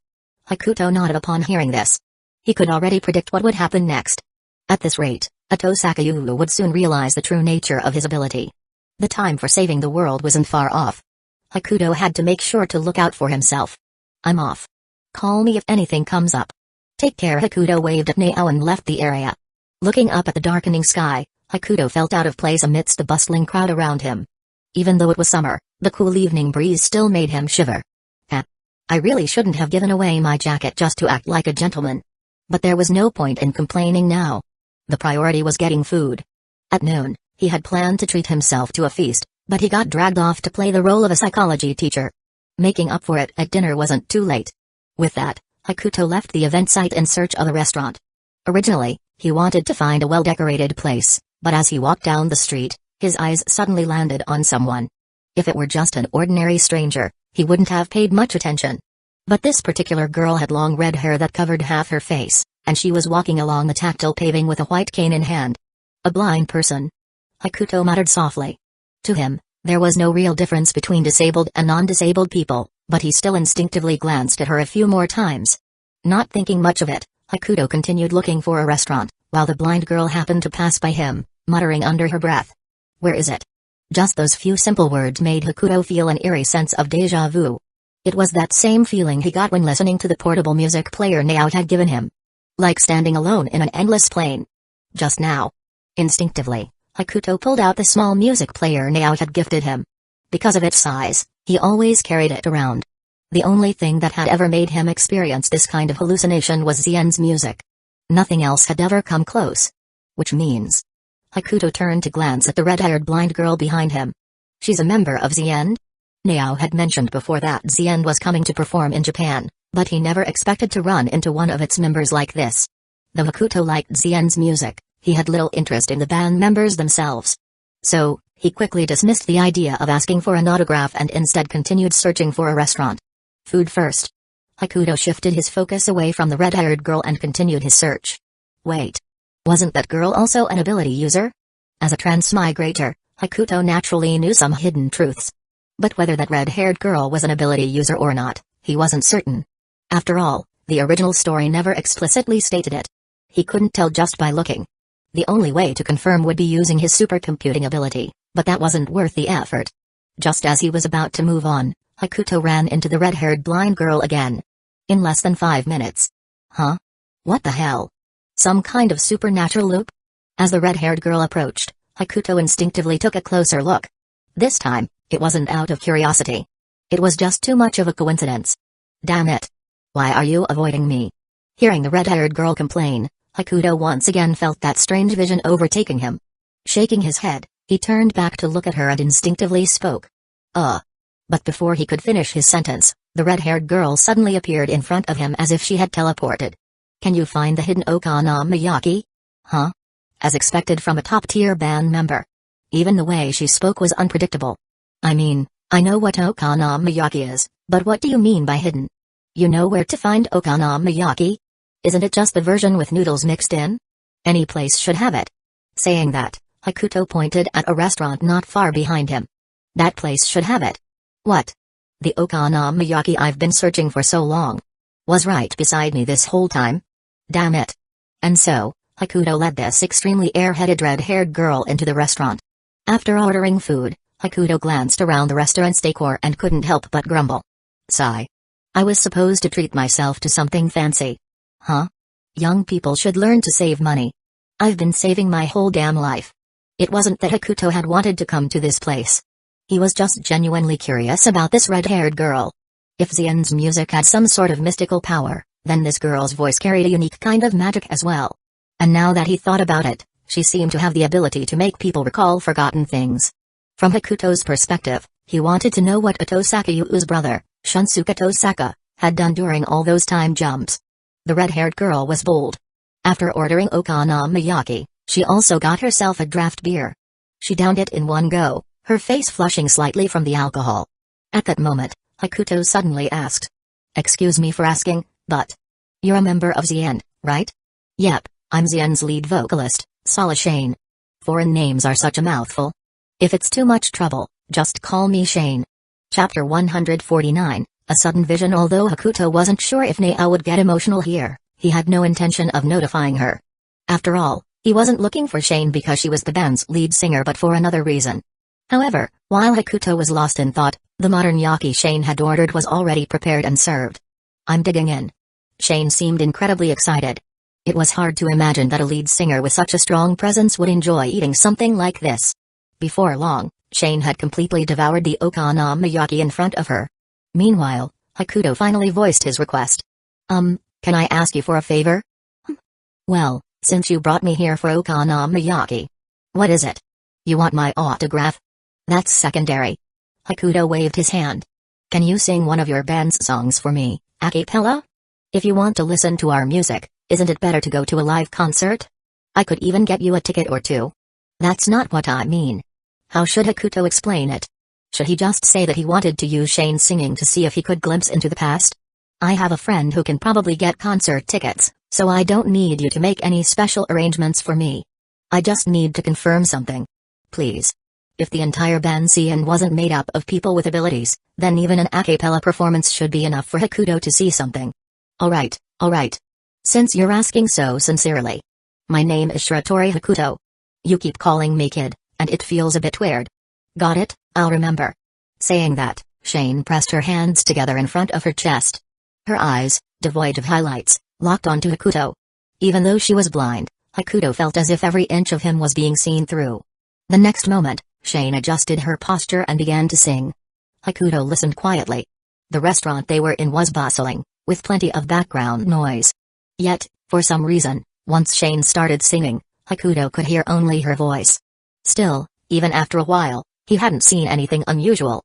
Just as he was starting to think he might need to attend a live concert to achieve the desired effect. With a sudden whoosh, his mind went completely white. Shane's singing figure began to blur, and the surrounding scenery started to ripple. At that instant, Hakuto almost instinctively used his computational ability to resist the sensation. But he held back. Because he knew this was exactly what he had been hoping for. When he opened his eyes again, he found himself inside his rented apartment. His gaze was unfocused as he looked around. It felt like dreaming. But not a lucid dream. He couldn't even control his body. What's wrong? You spaced out all of a sudden. A familiar female voice reached Hakuto's ears. I'm fine, Ginkgo. I'm just worried about tomorrow's match. You actually worry about things like that? Ginkgo played with the folding fan in her hand, looking slightly incredulous. Of course. My opponent tomorrow is at the very top of the shogi world. I'm just a high school kid. How am I supposed to win? Hakuto sounded unsure of himself. You won the Ryo title match easily, didn't you? That was different. In the next match, whether I can even keep the Ryo title is still uncertain. Hakuto sighed. Claiming the Ryo title at the age of 16, he had thought he was unmatched throughout history. But now, he realized. There was always someone stronger out there. Sigh. The road to becoming an eternal 7-crown champion is still long. Didn't you just say you weren't sure you could win against that person? TCH, worst case scenario, I'll just keep playing until he retires. I refuse to believe anyone can surpass me in the future. Shogi was a mentally exhausting game, and concentration naturally declined with age. So, the younger the player, the greater the advantage. Although Hakuto was confident that no one could beat him outright, the thought of tomorrow's match still made him a little nervous. Get some rest early. I'll be there to cheer you on tomorrow. Then I must sincerely thank you, Lady Ginkgo. Hakuto grinned. By the way, Ginkgo, are you sleeping over tonight? As soon as Hakuto said this in his usual calm tone, Ginkgo's face instantly turned red. You. Have some decency. You have a match tomorrow. Ginkgo smacked Hakuto on the head with her folding fan again. Then she turned away, stood up, and left Hakuto's apartment. Ginkgo-chan, don't go. I'm scared to be alone. Shut up. At least wait until after your match to say that. Hakuto watched Ginkgo's departing figure, feeling utterly heartbroken. Just kidding. In truth, Hakuto was relieved that Ginkgo, his so-called girlfriend, wasn't staying over tonight. Because he had something important to do. This is so expensive. How can a single figure cost this much? My Ryo prize money is almost gone. Hakuto stared at a pre-order listing on a shopping app. Seeing the price tag of 150,000 yen next to it, he couldn't help but take a sharp breath. And they don't even do home delivery? I have to pick it up in person. What kind of scammy store is this? Even if I married Hatsune Miku, I'd only spend 1,000,000 yen a year. And this figure alone costs 150,000. That's right. Hakuto was currently looking at a high-quality figure of the popular virtual diva, Hatsune Miku.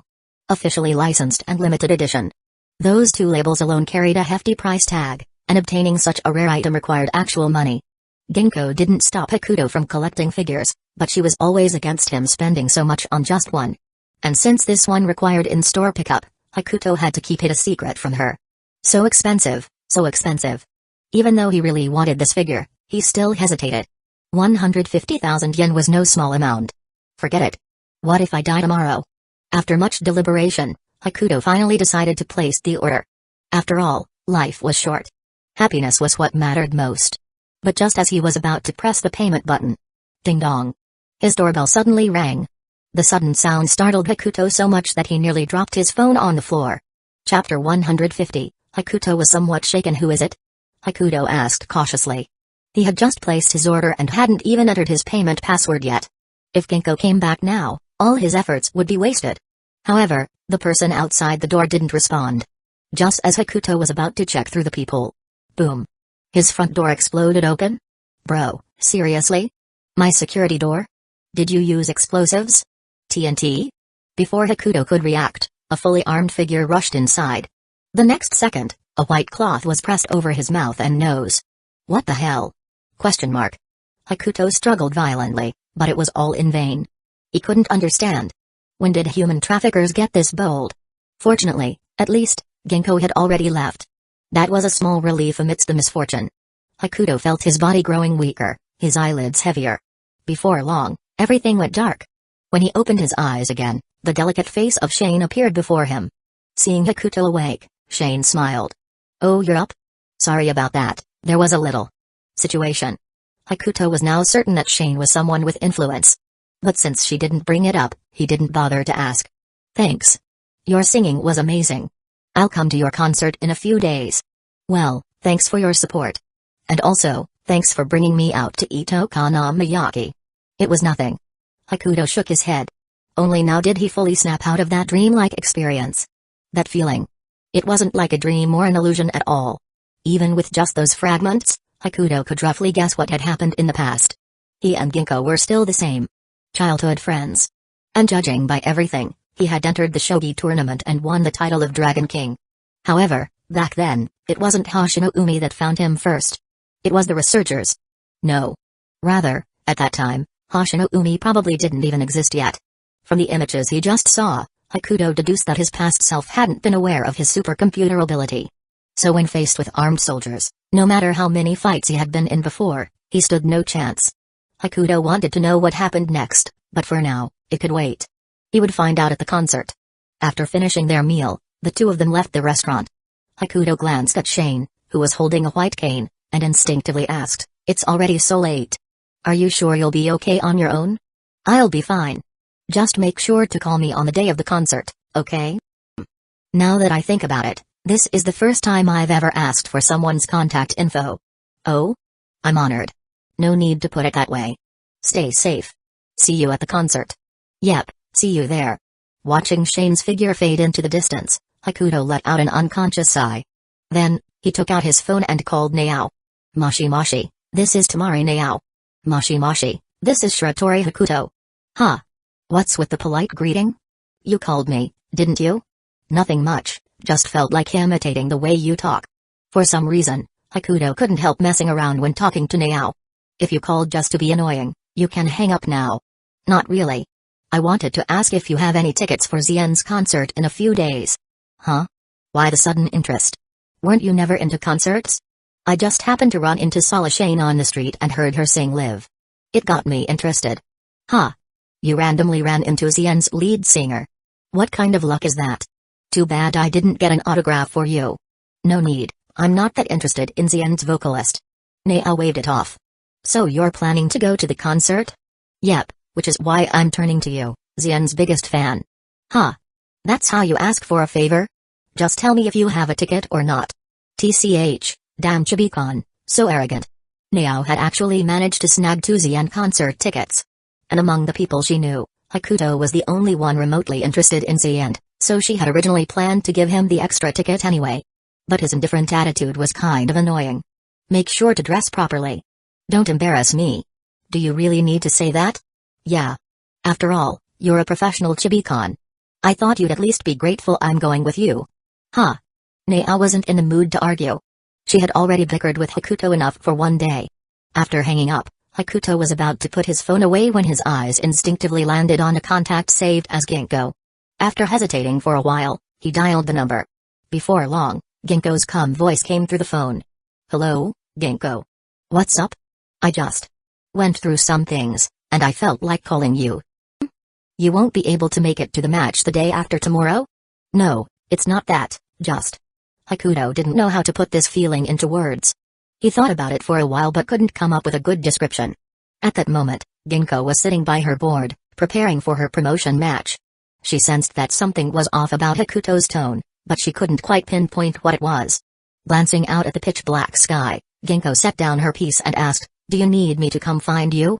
Ginkgo didn't know how to read emotions, but she did know that if Hakuto was feeling down, the only thing she could do was keep him company. No, just focus on your match. I'm looking forward to the day you become a pro shogi player." "Are you sure?"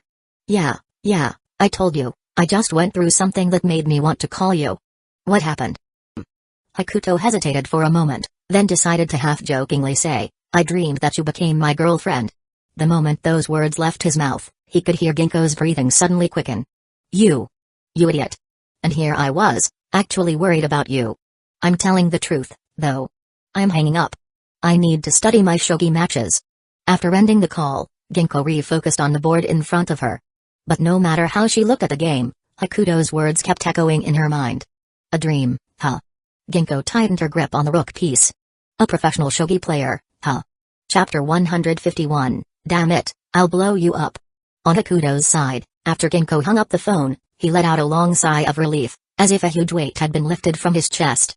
That scene just now, even though he experienced it in the form of a dream, was still something he had gone through personally, making the sense of immersion particularly strong.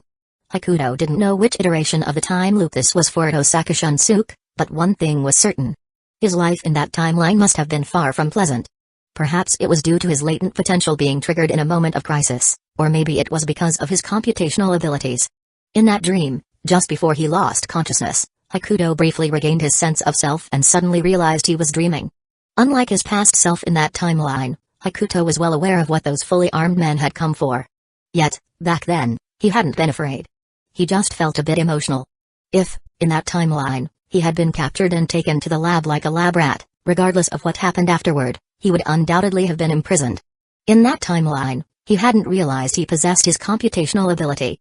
If those scientists had detected it in advance, they probably would have kept him in an induced coma indefinitely.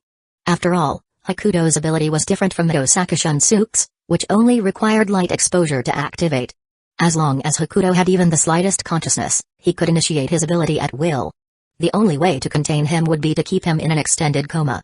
For Hakuto himself, it didn't really matter. After all, it was just sleeping. And besides, that had already happened in his past life. But in his past life, Ginkgo might have been wondering why her boyfriend never showed up for the competition. Why he suddenly disappeared. With Ginkgo's personality, her boyfriend's sudden disappearance would probably have been a devastating blow. Just imagining Ginkgo crying alone at night in the past made Hakuto furious, to the point where he wished he could hack into the national nuclear arsenal and obliterate those research facilities. Damn it.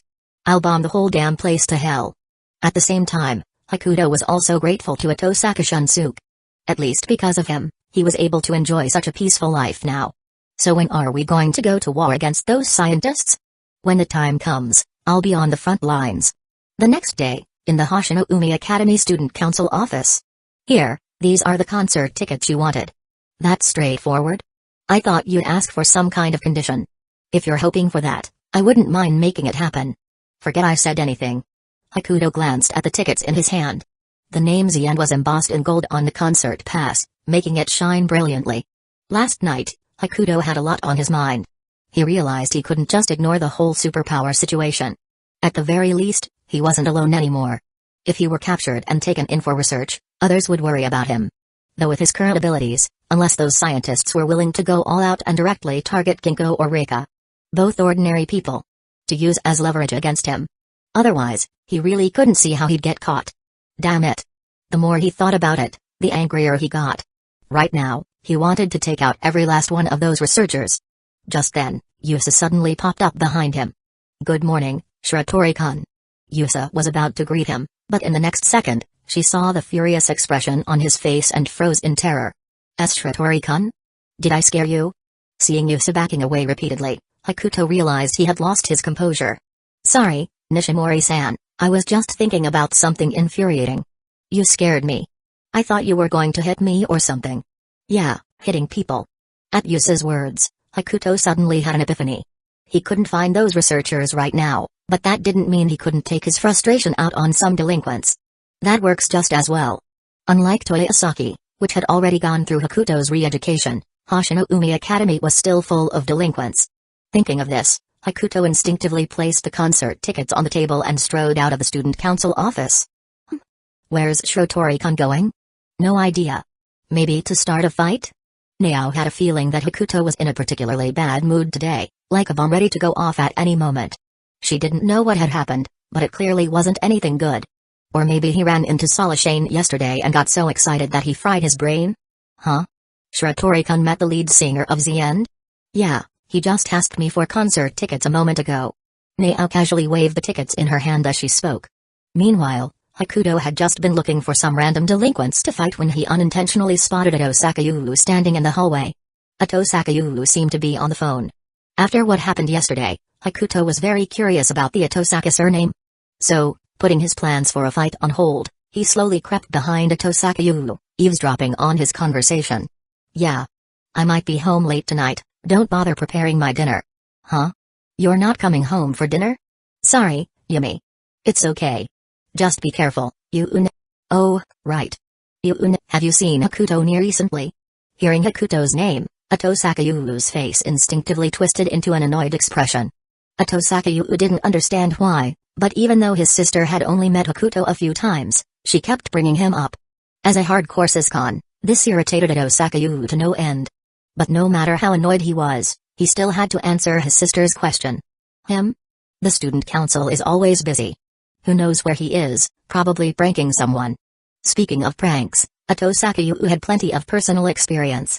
He had been pranked by Hakuto so badly he almost died. Hakuto still likes playing pranks? Of course Ito Sakayulu had been about to badmouth Hakuto, but in the next second, he felt a tap on his shoulder from behind. Huh? Ito Sakayulu instinctively turned his head. Only to find himself face to face with Hakuto's strikingly refined features.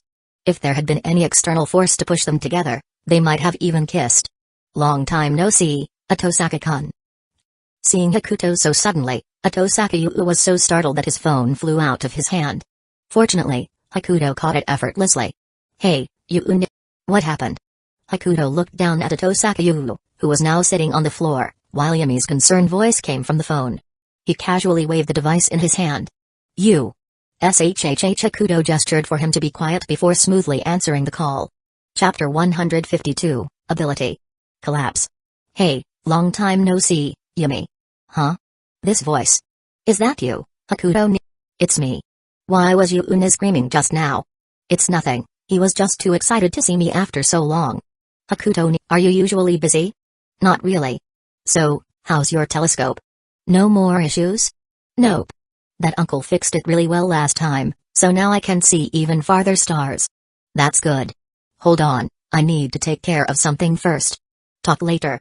Oh, okay. As soon as Hakuto finished speaking, he hung up the phone. At the same time, his free hand was firmly pinning Ito Sakayulu down, pressing him against the ground. I was just talking to Yumi. You didn't have to get so worked up. It wasn't that Hakuto wanted to fight Ito Sakayulu, but the guy was getting a bit too agitated. Seriously. Brother complexes are terrifying. You bastard, don't even think about laying a hand on my sister. Don't make it sound like I'm some kind of chibi-con. Hakuto sighed, handing the phone back to Ito Sakayulu before letting him go. When did you get behind me? When you said you weren't going home for dinner. So you were here from the start? More or less. But honestly, what's more interesting is why you're skipping dinner. What, got yourself a girlfriend? At those words, Ito Sakayulu shook his head, refusing to answer. Even if he didn't say anything, Hakuto could pretty much guess. He was probably avoiding pizza sauce. Kids these days really don't know how good they have it. Someone's cooking for you, and you're still being picky? But Hakuto hadn't came to see Ito Sakayulu just to mess around. In order to get closer to Ito Sakashunsuke as soon as possible, Hakuto decided to give Ito Sakayulu a little hint. By the way, you haven't been overusing your ability lately, have you? I haven't used it at all outside of school. That's good. Oh, and you might think I'm just talking nonsense, but if possible, try using your ability on Yumi. Huh? You're not joking? Just as a precaution. Weird. Hakuto didn't explain further. Even if Ito Sakayulu ignored his advice, Hakuto was confident in keeping Yumi safe. Collapse, an ability that puts not only the user but also everyone around them in extreme danger. From the moment Hakuto first saw Yumi, he had been wary of her ability. Maybe because of Hakuto's presence, Yumi wasn't showing any signs of collapse right now. But it was always better to be cautious. The best solution would be for Ito Sakayulu to directly steal Yumi's ability. However, knowing how much of a siscon Ito Sakayulu was, he would never use his ability on his own sister. And as for plunder, Hakuto couldn't tell Ito Sakayulu about it. Not because of any restrictions. Just out of respect for Ito Sakashunsuke. That was something only Shunsuke himself could explain to Ito Sakayulu. Hakuto had no right to interfere. Still, Shunsuke sure was bold. Knowing his sister had such a dangerous ability, yet he just left things as they were. Was this the confidence granted by memory leaps and plunder? as expected of a protagonist. No one in that family had weak ability. By the way, if you're not going home today, I guess I'll go see Yumi instead. Hakuto casually patted Ito Sakayu's shoulder as he spoke. But to Ito Sakayu, those words sounded like the whispers of a devil. Over my dead body. Hey, I'm just saying. If you're not there, it makes things even easier. You bastard. Ito Sakayu glared at Hakuto. If looks could kill, Hakuto would have died 1,000 times over by now. Don't look at me like that. I've got stuff to do at the student council, so I'm heading off. With a wave, Hakuto left. Messing with the protagonist before saving the world. This routine never got old. He was in such a good mood, he decided to let the delinquents off the hook today. Meanwhile, Ito Sakayu, still standing there, weighed his options and finally decided it was best to just go home. After all, he knew Hakuto wasn't joking. That guy never bluffed. He always meant what he said. Back at the student council office, Hakuto hadn't been there long before his informant pushed open the door, drenched from head to toe. It's here, huh? Wait, there's actually something going on? Hakuto had only used student council business as an excuse to slip away. He didn't expect something real to come up. As usual, the informant walked to the center of the office, extended a finger, and let a drop of water fall onto the map. Ability. Collapse. PFFFT. Hearing that word, Hakuto almost spit his drink all over the informant. The timing was just too perfect. 1 second he was preparing for Yumi's ability, and the next second, collapse, was coming straight at him. Nao, noticing Hakuto's reaction, instinctively asked, "What's wrong?" That reaction. Did something come to mind? Hakuto shook his head. And no. I just feel like the world is really small. At that moment, Jojiro stared at the water stain on the map, furrowing his brows. This is Hoshino-Umi Academy's affiliated middle school? We're tracking ability users all the way to their home base now. You might as well just drop the water on my head and call it supercomputer calculations. No. This school's students have a high chance of developing abilities. Usually, it's relatives of confirmed ability users. As she spoke, Nao turned her gaze to Hakuto. Not just her. Both Jojiro and Yusa were also staring at him. Why are you all looking at me? Do I have something on my face? Hakuto, did you predict something? Huh? You think I'm some kind of god? But your reaction just now was way too suspicious. You obviously have something on your mind. Hakuto sighed and waved a hand dismissively. He hadn't planned on hiding this. It was just a matter of finding the right way to say it. Since Nao had already brought it up, he might as well go with the flow. Yumi. Ring any bells? You mean Ito Sakayu's little sister? Hakuto nodded. Chapter 153, about Hakuto stealing someone else's little sister. Since that's the case, let's pay a visit. Nao clapped her hands and then looked at Hakuto. You're going in first. Huh? Me? First? Hakuto pointed at himself in disbelief. Are we going to war? Why do I have to go in first? Hakuto swore, if they were going up against those neuroscientists, he wouldn't say a word and would charge in immediately. But in this situation, how could going in first even be the right term? Since this is your area of expertise, gathering some intel first will make things much easier for the next steps. Damn. But I can't just gather intel right in front of Ito Sakayu, can I? Hakuto was starting to regret it. If he had known this would happen, he wouldn't have said those things in front of Ito Sakayu. He basically shot himself in the foot. Don't worry, we'll handle Ito Sakayu. Alright, you're the boss, whatever you say. Hakuto didn't refuse Nao's proposal. After all, he wanted to see Yumi too, and now he had the perfect excuse. After school, Hakuto sneaked over to the student dormitory and stood in front of the Itosaka household. Ito Sakayu, let me just apologize in advance. Hakuto wasn't here to gather intel. After all, he already knew everything there was to know about the collapse. His real reason for being here? To steal someone's little sister. And he had even given Ito Sakayu a heads up beforehand. This was all under Nao's orders too. That meant he could go all in without any guilt. Sorry, Ito Sakayu, but it's not that I'm a terrible friend. Your little sister is just too cute. I want a sister like her too. After collecting his thoughts, Hakuto knocked on the door. Before long, Yumi opened it. Coming. Whoa. It's Hakuto. What are you doing here? The moment she saw Hakuto, Yumi's face turned bright red, her whole body brimming with excitement. Long time no see, Yumi. Long time no see, Hakuto. // Hearing her call him Hakuto felt his entire being healed. As expected. Little sisters are the cutest beings in the world. Sorry, Ito Sakayu.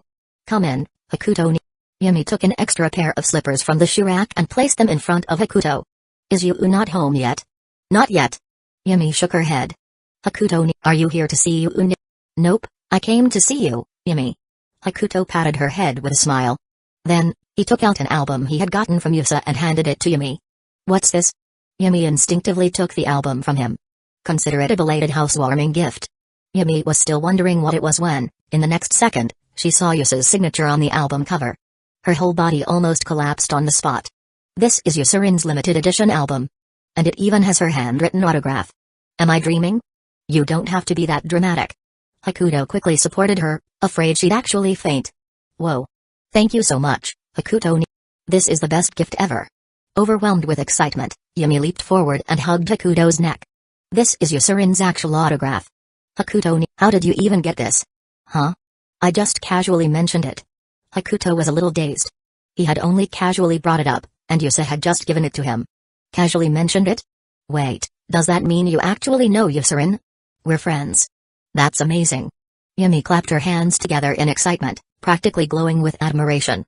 I heard from Yuuna that Yusurin transferred into his class.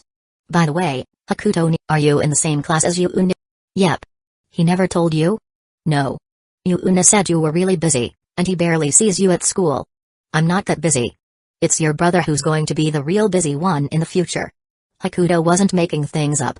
The savior of the world, spending years stealing abilities from around the globe. If that were his fate, he'd rather just slam his head into a wall and end it all. Seeing Yumi so excited, Hakuto suddenly had an idea. Yumi, do you want to meet Yusurin in person? Huh? Can I? Really? The real one? Of course. If I give the order, Yusurin will probably be here in an hour. Huh? Give the order? Hakuto, are you serious? Of course. That was the plan anyway. Hakuto would gather intel, while Nao and the others would keep Osaka Yu occupied and then catch up later. So calling it giving the order wasn't exactly wrong. Probably. By the way, Yumi, have you run into anything strange lately? Even though Hakuto knew the original plot inside out, he still wanted to check in on Yumi for her safety. Better safe than sorry. Something strange? Yumi thought for a moment before replying. A boy at school confessed to me recently, but I turned him down. Nice job. As her honorary big brother, there was no way he was letting his little sister date someone. Rejecting him was the right call. But the next second, Hakuto suddenly realized. Wait, wasn't his the trigger for what was coming next? Oh well, it didn't matter. He would take care of everything. No need to worry about it. Yumi, if anything happens, don't panic. Stay calm and trust that you'll be okay. Huh? Hakuto, why are you suddenly saying this? Just promise me. Oh, okay. I promise, Hakuto. Chapter 154, Stupid Blondie. Hakuto, are you staying for dinner? Didn't Yumi prepare a portion for me? Of course. I'll get it ready now. Yumi placed the album in her hands onto the coffee table, then tied on her apron and skipped toward the kitchen. Meanwhile, Hakuto sat on the sofa, estimating that Nao and the others should be almost done by now. Sure enough, before long, the doorbell rang again. I'll get it. Then I'll leave it to you, Hakuto. Hakuto walked to the entrance and opened the door. However, contrary to his expectations, it wasn't Nao and the others standing there, but two unfamiliar faces he had never seen before. A boy and a girl, both seemingly around the same age as Yumi. And you are? Hello, you must be Tosaka's older brother. Nice to meet you, my name is Oyakawa. I look forward to getting along. This polite boy, perhaps due to his bright yellow hair, made Hakuto instinctively ask, you're the one who confessed to Yumi? So Tosaka already showed my picture to her esteemed older brother. Don't overthink it. I just guessed. Hakuto waved his hand dismissively. Come on, with that ridiculous blonde hair, who else would I suspect? No way is this guy good enough for Yumi. His gaze then shifted to the girl standing beside Oyakawa. She had long purple bangs covering half her face, giving off a gloomy aura. Seeing Hakuto look at her, she didn't say anything, simply nodding in acknowledgement. Apologies, she's also a friend of Osaka. She insisted on coming along. Why is he emphasizing that? Hakuto couldn't understand what was going on in these kids' minds, but he still waved his hand. It's fine. At the sight of this gloomy girl, an unpleasant memory surfaced in Hakuto's mind. Just as he was about to say something, a familiar voice suddenly called out from inside. Why is there such a crowd at the door? Tosaka Yu appeared in Hakuto's sight, carrying a shoulder bag. Oh, we meet again. Hakuto? What are you doing at my house? I told you I'd be coming, didn't I? Did you think I was joking? You. Atosakayu gritted his teeth. Of course, he hadn't thought Hakuto was joking, but he hadn't expected him to arrive before he did. But then Atosakayu suddenly realized something. The student council summoning me. That was your doing, wasn't it? Don't pin that on me. Whoever's responsible should be the one getting smacked with a baseball bat. Hakuto quickly distanced himself from the accusation. Besides, we've got guests right now. Hakuto gestured toward the blonde boy and the gloomy girl. Following Hakuto's hint, Atosakayu finally turned his attention to the unfamiliar pair at the entrance. Just as he was about to say something, Hakuto abruptly clamped a hand over his mouth and cut in. Sorry, Yumi is sleeping right now. If you're here for her, come back another time. If that's the case, then I won't disturb you. I'll visit again later. Oikawa, the blonde boy, clearly understood Hakuto's not-so-subtle hint to leave. Since it was clear he wasn't welcome, he had no choice but to go. Seeing Oikawa leave, the purple-haired girl followed suit, though before departing, she shot a sharp glare at both Hakuto and Atosakayu. Hakuto paid her no mind, keeping his usual gentle smile. But in the next moment, he suddenly called out in the direction they left. If you ever have any improper thoughts about Yumi, I guarantee you'll regret it. Despite the words sounding like a threat, Hakuto's face remained smiling, and even his eyes were half closed, making it seem more like a joke. Oikawa, thinking Hakuto was addressing him, immediately responded, understood. But the purple-haired girl visibly flinched, sneaking a glance back at Hakuto before sullenly walking away. You idiot, what was that about Yumi sleeping? Just an excuse to get rid of them, dumbass. Hakuto wanted to kick Atosakayu straight into a cesspit for not catching on. By the way, was that guy really the one who confessed to Yumi? Yeah. Even so. He's just a middle schooler. Was that threat really necessary? Atosakayu knew Hakuto well. Whenever he said something, he meant it. Who knows? Maybe she'll take my word seriously. Hakuto clapped his hands together. He hadn't actually directed his warning at the blondie. You're as nasty as ever. Am I? I think I have a great personality. Hakuto dismissed Atosakayu's remark. By the way, where's Nao and the others? They said they were getting some things before coming up. Wait, don't tell me you arranged for them to delay me? I told you, whoever set that up gets smacked with a baseball bat. With that, Hakuto called into the house. Yumi, you can hold off on cooking for now. More guests are coming later. Okay. Yumi responded cheerfully, hopping over to the entrance. Hakuto Oh. You're back.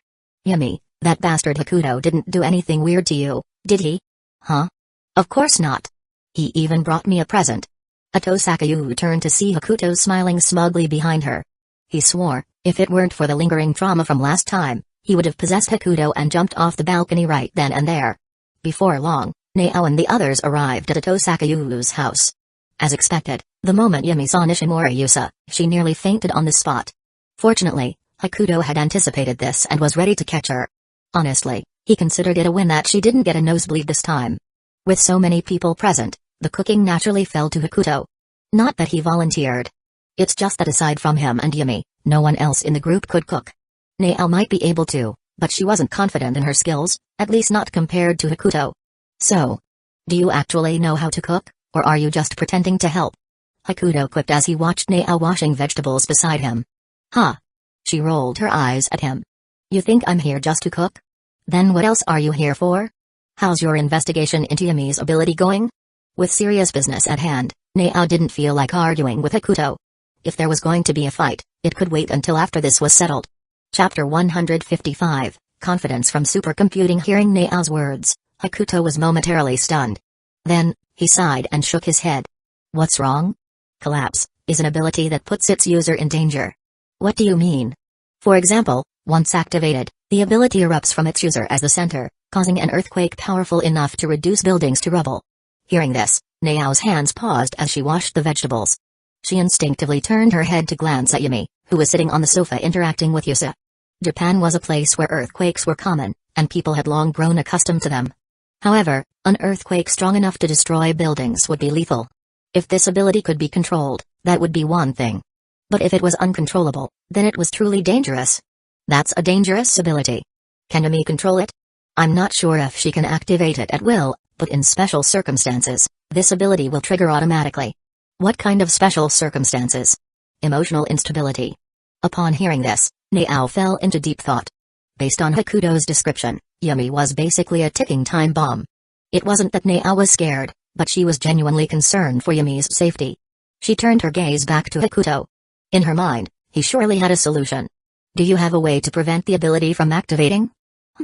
My dear President, do I look like some kind of deity to you? Hakuto put down a kitchen knife and lightly tapped Nao's forehead with his finger. She paid no mind to this action. Right now, all her thoughts were on this so-called collapse ability. Should we put Yumi under special protection? Aside from special protection, Nao couldn't think of any other way to safeguard Yumi and those around her. Why not just have Ito Sakayu steal Yumi's ability? I'm sure he'd be more than willing to do so. Although, collapse was a dangerous ability in anyone's hands, at least Ito Sakayu, with his power to steal abilities from others, had some built-in safeguards. At the very least, he wouldn't die from it. Should we tell him about his ability being one of plunder? I've never been against that idea. The only concern is whether, after learning the truth about his ability, Ito Sakayu will turn into one of those righteous fools who refuse to eat beef. Thanks to Hakuto's interference, Ito Sakayu had been spared a lot of hardships in this timeline. That also meant Hakuto couldn't be certain whether Ito Sakayu would be blinded by power, or whether he might lose control while stealing abilities. There were too many unknown factors. Although Hakuto often joked about leaving the task of saving the world to Ito Sakayu, now that the time had come, he realized he couldn't just sit back and watch. At the very least, he had to act as a safeguard to ensure Ito Sakayu wouldn't lose control. If countless abilities were converging in one person's mind, it was already a miracle that they hadn't gone insane.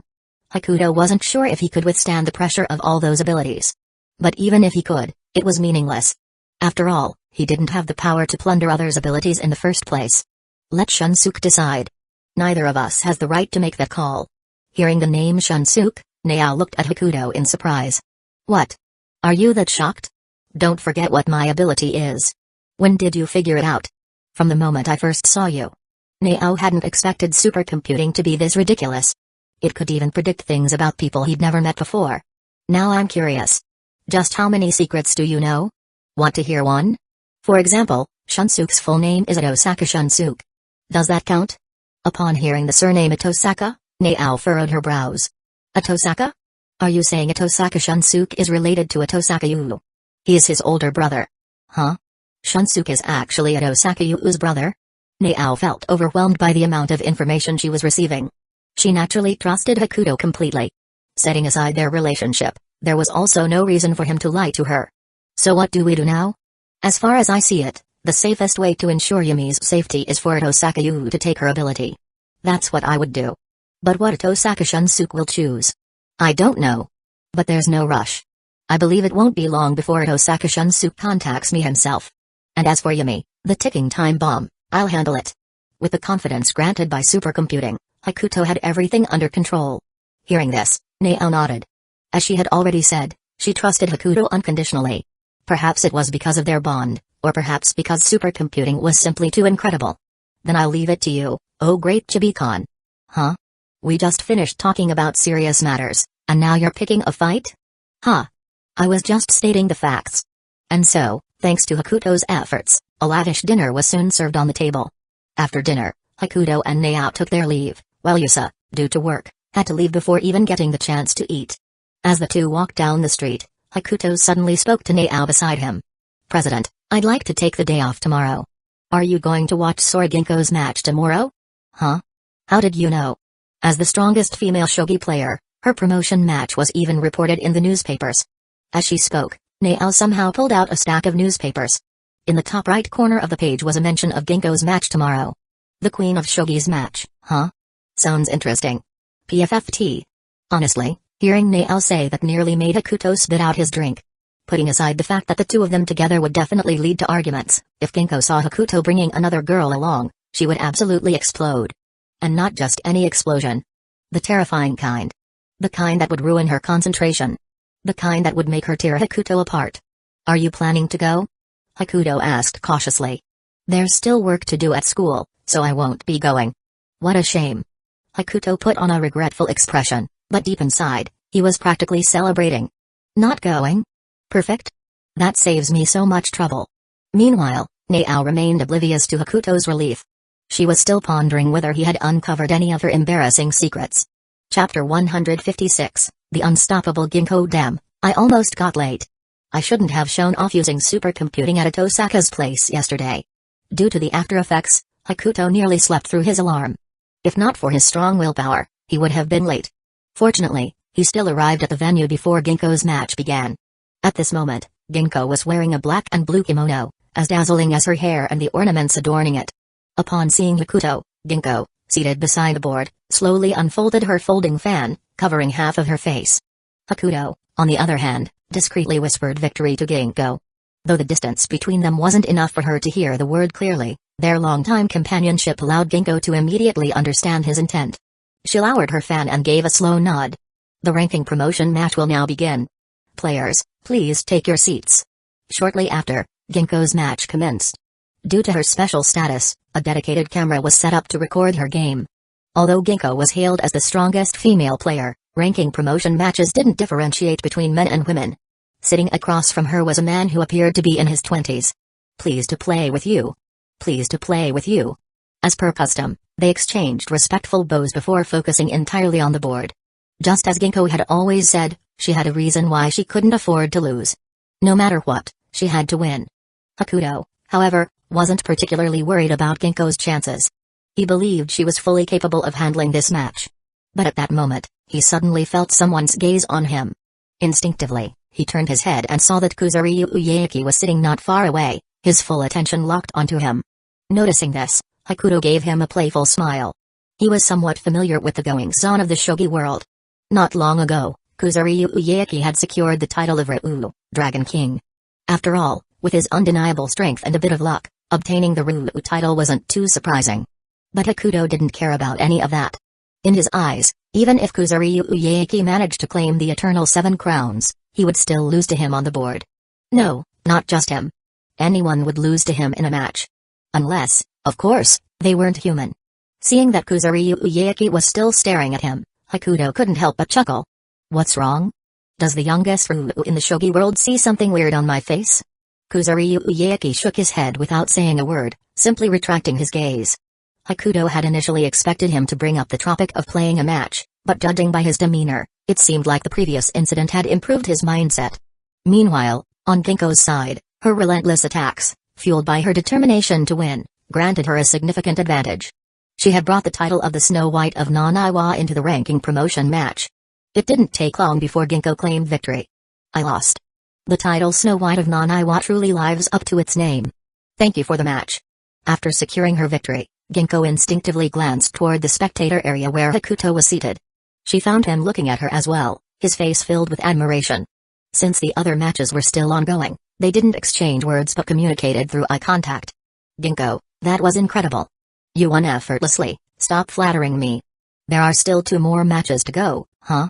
There are more? I thought we could go eat now. Who told you the ranking promotion match was decided in just 1 game? And wait, did you come here without having breakfast? I was in a rush, I'll finish quickly. Also, I still want to hear about that dream of yours from 2 days ago. Perhaps it was the bond they had built over time, but they could understand each other's thoughts without needing words. With 2 more matches ahead, Hakuto decided to settle in and watch the other games. However, the more he watched, the more he struggled to sit still. His immense computational ability allowed him to find the optimal move for every position. Because of this, he had the urge to start pointing things out. Just like how old men in the park always felt compelled to comment on ongoing chess games. But such behavior would be highly inappropriate, and with an official match in progress, he'd likely be thrown out for interfering. To keep himself from getting too annoyed, he shifted his gaze away from the matches. That was when he noticed something. At some point, Ginkgo's mentor, Kitaki-Karuke, had taken a seat beside him. Long time no see, Kitaki-san. It has been a while, kid, Kitaki-Karuke replied, patting Hakuto's shoulder. Hakuto was quite curious about Kitaki-Karuke, a distinguished 9th dan shogi player. If he were to compete purely with his natural computational ability, without activating his special power, how far could he go against a 9th dan player? I knew it. You wouldn't miss Ginkgo's match. Of course. There's no way I'd skip a match like this. By the way, kid, are you really not planning to join the Shogi Federation? Kitaki-Karuke highly respected Hakuto's abilities and acknowledged his immense talent. After all, how many amateurs could defeat a professional 7th dan player? Even if the opponent had underestimated him, this wasn't something that could be explained by talent alone. It was as if he had retained memories from a past life, or that the waters of the river of forgetfulness had been diluted. Maybe someday. I made a promise with Ginkgo. Once she becomes a professional player, I'll join the Federation. A professional player, huh? Kitaki Kazuka sighed at those words. Shogi has always been an incredibly tough field for women. At just 16, Kuzuryu Ueaki had already reached 7th Dan, and after securing the Ruru title, he was promoted to 8th Dan. Yet Ginkgo, despite being the strongest female player, was only at 2nd Dan. Her talent was undeniable, and she worked incredibly hard, but reality was harsh. A female professional player. No woman has ever reached that level. Do you really believe Ginkgo can make it? Hearing this, Hakuto chuckled. Shouldn't her mentor have more confidence in her than I do? Kitaki Kazuka nodded. The thought of having both the youngest Ruru and the first female professional player as his disciples made him want to laugh. Once you enter the Federation, I can already picture the pained expressions of the other players. The Federation is just a stepping stone. If I'm going to play shogi, then my goal is all 7 major titles. Ryo, King Dragon, Mjin, Grandmaster, Oi, King, Osho, King, Kaisai, Chess Sage, Oza, King, and Kyo, King. Chapter 157, Hakuto feels something is off. Hakuto wasn't just making things up. In his view, even without his supercomputer-like calculations, after systematic learning, there were only a few people who could defeat him on the board. So, since he had entered the rewards group, the Eternal 7 Crowns, which he had once jokingly said he would claim in front of Ginkgo, could no longer just be a joke. You're aiming for the highest title in the shogi world before even making it into the rewards group? Kid, your ambition is a bit too big. As he spoke, Kitaki Kazuka couldn't help but worry about Kuzuryu Ueaki. No one knew better than him how Ueaki had earned the title of Dragon King. The grassroots Dragon King wasn't just an empty title. If he didn't push himself further, his Dragon King title would likely be taken by someone else in the next tournament. Even if he managed to defend it this time, Hakuto would always be there, waiting for Kuzuryu Ueaki in the future. It wasn't that Kitaki Kazuka lacked confidence in his disciple. It was just that Hakuto was too much of a monster. After all, before that incident, Kitaki Kazuka would have never imagined that an amateur player could defeat a professional 7th Dan. Even if the opponent underestimated him, it should have been impossible. That would be like a child knocking out an adult with a single punch. But what Kitaki Kazuka didn't know was that even a child, if they held a knife, could kill an adult. That wasn't such an unimaginable thing. Hakuto didn't chat any further with Kitaki Kazuka because Ginkgo's next match had already started. In the following 2 rounds, Ginkgo won both matches, though not without difficulty. The moment the match ended, she was immediately surrounded by the media. Fortunately, Ginkgo was experienced in dealing with this kind of situation. After finishing with the press and saying a quick goodbye to Kitaki Kazuka, she rushed straight toward Hakuto. Hakuto originally thought she was going in for a long-awaited hug. He even opened his arms to welcome her. Only for Ginkgo to press her folding fan against his chin in the next second. What's this about? Why did you show up just in time again? Ginkgo. Would you believe me if I said I got stuck in traffic? There was no way Hakuto could admit he had overslept, nor did he want to drag Ginkgo into anything involving espers. So, he had no choice but to make something up, spouting lies without hesitation. Besides, the traffic actually had been a bit bad. Ginkgo shot him a suspicious look before lowering her fan. Do you have any plans today, Ginkgo? I'm going to change clothes first. A kimono really wasn't the most convenient outfit, so Ginkgo decided to switch back to her usual sailor uniform. However, when she came out after changing, she found that Hakuto was already in the middle of a match with Ueaki. Huh? What are you two doing? Nothing much. Ueaki insisted on playing a match with me, talking about something like his inner demons. And that bet. Relax, we didn't go through with that bet.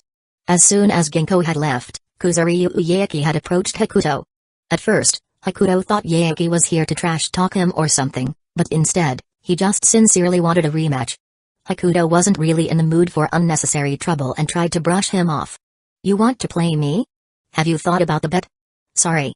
If you haven't made up your mind, don't come looking for me. Hakuto hadn't actually wanted to make a bet with Ueaki. He just didn't want to deal with the hassle. But then why was he sitting here playing against Ueaki? Of course, it wasn't because he was moved by Ueaki's sincerity. What a joke. How much was sincerity worth? The real reason was that Ueaki had changed the bet into money. Since there was money involved, it wasn't a waste of effort anymore. Naturally, Hakuto was more than happy to accept. And to show his respect for money, Hakuto decided not to use his supercomputer-like calculations. At least, not when he was already in an advantageous position. But if you underestimate me again, no matter how much you beg next time, I won't play you. Of course. Actually, that wasn't true. As long as the money was good enough, Hakuto would still be tempted.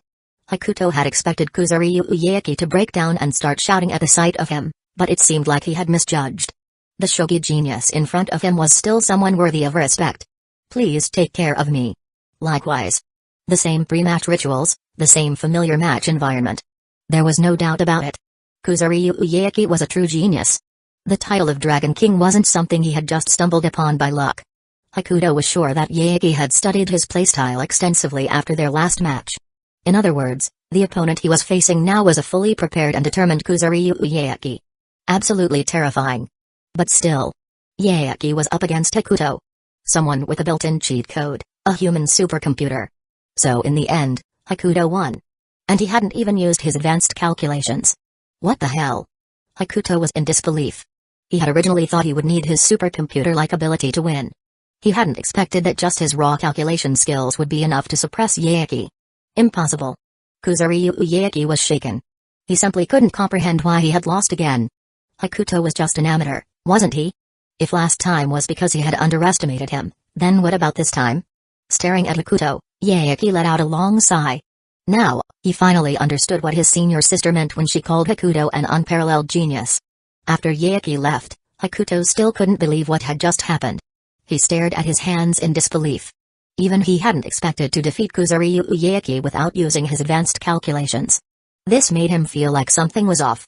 But unlike Hakuto, Ginkgo found the outcome perfectly normal. Let's go. You haven't had breakfast yet, have you? Oh. Hearing Ginkgo's call, Hakuto snapped out of his daze. Seeing her comment unaffected expression, he decided to put the matter aside. Maybe he had just underestimated himself. After all, even Ginkgo, who knew his true strength best, found this result completely natural. But what Hakuto didn't realize was that if Ginkgo had been completely certain of his victory, she wouldn't have asked about the bet in the first place. Hakuto, that dream you told me about a few days ago. What was it about again? Oh, it was simple. I dreamed that I joined the shogi group, and then Ginkgo became my girlfriend. Chapter 158, Finding My Own Playstyle in My Dream. I seemed to have won the Dragon King title and was preparing to face Jin. And then? That's it. I woke up before anything else happened. Who knows, maybe in a few days, I'll dream of the sequel. If you do, be sure to tell me about it. Hakuto smiled. He wasn't lying. When he went to the concert in a few days, he would see what happened in that lifetime. However, Ginkgo assumed he was just trying to amuse her. After all, having a sequel to a dream wasn't unheard of, but the chances were too slim. Hakuto shared everything he had seen a few days ago with Ginkgo without holding anything back. Even though he didn't want to involve Ginkgo in the whole Esper situation, simply talking about it didn't pose any real harm.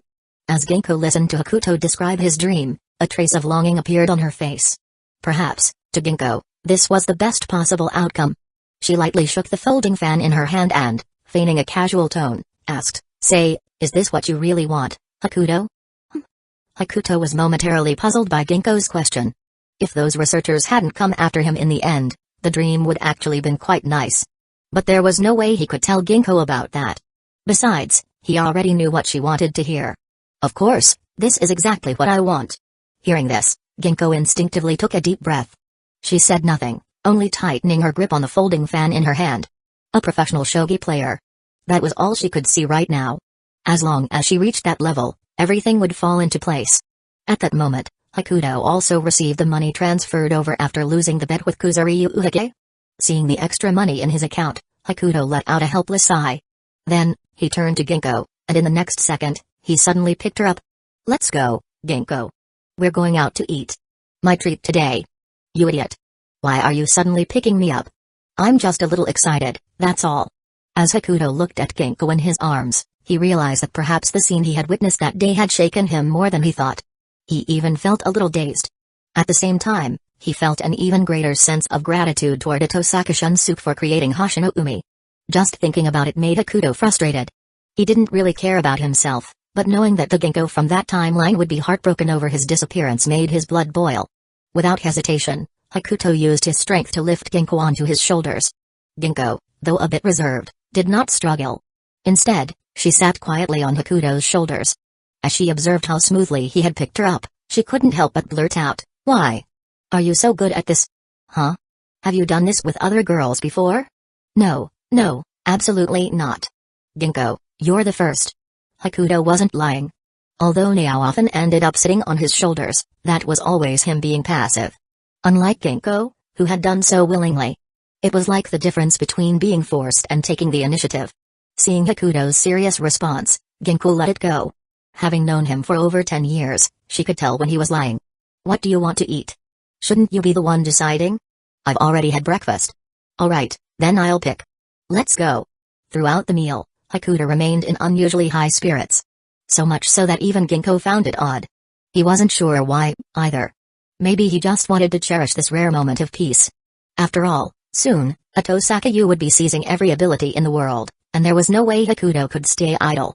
Sooner or later, he'd have to face off against a world-conquering final boss. Later, I'll take you somewhere, Ginkgo said as she watched Hakuto eat. Okay. Hakuto nodded. He had nothing planned today anyway. He had taken the entire day off from the student council president.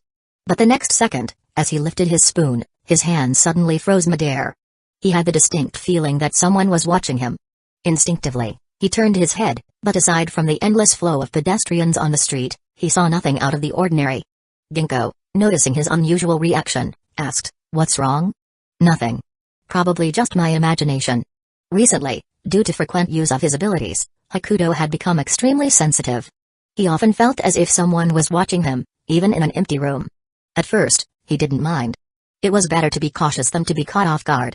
But over time, it started to get annoying. Shaking off the thought, Hakuto focused back on his meal. After they finished eating, Ginkgo led him to a place that looked like a tea house. This place is? A shogi tea house. A gathering place for amateur players. Hearing Ginkgo's words, Hakuto instinctively glanced inside. Most of the players were elderly men and women. Even the youngest ones looked to be around 30. Ginkgo, do you have a habit of bullying beginners? Don't underestimate these players, Ginkgo said, tapping Hakuto's shoulder with her folding fan. They just never pursued professional ranks due to their age, but their skills aren't bad. Oh? Hakuto nodded thoughtfully. So why did you bring me here? You are going to play against them. Me? Hakuto pointed at himself in disbelief. Although he was technically an amateur player, he figured his strength was at least around 7th dan. He didn't want to come here just to crush a bunch of elderly players. Seeing his expression, Ginkgo explained further. Hakuto, would you ever consider finding a teacher? Huh? Who could even teach me? Hakuto, your shogi skills rely entirely on computational power. You need to learn different play styles. Ginkgo wasn't wrong to worry. She had no idea Hakuto had superhuman calculation abilities. In her view, only by combining raw calculation with a solid playstyle could one become truly invincible. But Hakuto wasn't the type to formally apprentice under someone and study a specific playstyle. So the only way left was for him to play against as many opponents as possible and develop his own. Also, you shouldn't win too quickly. You need to observe. Ginkgo spoke seriously, making it clear she wasn't joking. Hakuto nodded in agreement. Ginkgo would never steer him wrong, and besides, he also needed to think about how to secure the eternal 7 crowns without relying on his superhuman calculations. Chapter 159, Breaking 10,000 Strategies with Pure Strength. Since you say so, Ginkgo, I'll do my best. Don't underestimate them. Even though these players are amateurs, they've been playing for over a decade, and each of them has real skill. Are you telling me not to trip over my own feet, Ginkgo? I'm telling you to win. But more slowly. With that, Hakuto followed Ginkgo's instructions, stepped into the tea house, and took a seat. However, Ginkgo was quite well known. The moment she entered, many people greeted her. Thanks to her reputation, the elderly patrons in the tea house were all willing to play against Hakuto. The first opponent was a middle-aged man in his 40s. Rubbing his hands together eagerly, he sat across from Hakuto and muttered to himself, "Let's see what kind of skill the friend of Osaka's Snow White has." To be honest, in the past, Hakuto would have thrown a few large bills onto the board and turned this into a gambling match. But with Ginkgo right beside him, he couldn't act so freely, so he had to abandon that idea. "Remember what I said," Ginkgo reminded him again before the game started. Hearing this, Hakuto felt a bit helpless. He genuinely didn't know how to play slowly. Does Ginkgo want me to think longer? But no matter how long I think, I still arrive at the optimal move. Hakuto was a little confused. Ginkgo wanted him to observe his opponent's strategies and formations, but honestly, he couldn't see anything special. So, following her instructions, he deliberately slowed down his wins. He analyzed every move to an extreme degree. Even Ginkgo was at a loss. She couldn't help but tap his head with her folding fan. Even though amateur matches didn't have timers, this was dragging on way too long. All Hakuto could do was laugh awkwardly. The truth was, he really couldn't discern any strategy in their play. The moment his opponent made the first move, Hakuto could already predict the next few hundred moves. This was literally breaking 10,000 strategies with pure strength. Like that, Hakuto went through all the players in the tea house, remaining undefeated. Every opponent he faced had the same reaction: strange. His moves seemed completely chaotic, but somehow, I still lost. Watching all this unfold, Ginkgo could only shake her head in resignation. "Aren't you even a little tired?" she asked. "I don't know. The moment my opponent makes a move, hundreds of future moves just appear in my mind. Though, to be fair, most games never last that long." Hakuto felt somewhat innocent in this. However, after playing chess all afternoon, he had gained something. Ginkgo. Could it be that modern shogi has already become too standardized? What do you mean? I mean, the strategies you talk about are essentially just different predefined patterns. But in an actual game, the possibilities are infinite, and no single strategy guarantees victory. But I can win. Just by sheer calculation. No one in the world can outmatch my raw computational ability. So, in my eyes, all those strategies and formations are just garbage. The only way to beat me is to surpass me in calculation. At first, Hakuto had thought Ginkgo was right. Strategy and positioning were crucial. But after playing in the tea house for hours, he started to think differently. Even without supercomputers, he could still calculate hundreds of moves ahead. And so far, not a single opponent had made it past 200 moves against him. In other words, the entire game was within his control. Unless someone could outmatch his calculations, they had no chance of winning. Simply put, against absolute power, all schemes were meaningless. Ginkgo fell into deep thought upon hearing Hakuto's words. She recalled his victories from today and his match against Kuzuryu Yashichi that morning. After pondering for a long time, she finally sighed. Maybe bringing Hakuto here was a mistake from the beginning. Perhaps a genius like him never needed strategy in the first place. "Hakuto. I just don't want you to lose. Losing is a normal part of life. It happens. You just win next time." Hakuto didn't place much importance on winning and losing. Maybe he never cared much for it, or maybe he simply didn't think he could lose. It was like how a rich second-generation heir might constantly complain about needing companionship and love. When, in reality, their problem could be solved by cutting off their allowance for 2 months. "So don't worry about me, Ginkgo. I have my own pace. Bastard. If you ever lose a match after joining the competition, pick your method of dying. Can I die of old age? What do you think?" As they left the tea house, Ginkgo glanced at Hakuto beside her. If she'd known he didn't need strategies, she wouldn't have wasted this whole afternoon. "Hakuto, skipping school like this. Are you sure it won't be a problem?" In Ginkgo's eyes, Hakuto was still the top student, a model example of discipline. And since he hadn't officially joined the competition yet, she still cared about his academic performance. After all, he was her designated future boyfriend, so it was only natural to be concerned. And she was sure Hakuto felt the same way. Because childhood friends were the best. Hearing her question, Hakuto actually felt a little guilty. He didn't dare tell Ginkgo that he was actually a delinquent. She would absolutely beat him up. So, with no other choice, he had to lie through his teeth. "It's fine. I'm the top student in my grade, after all. I have a little privilege." "I see."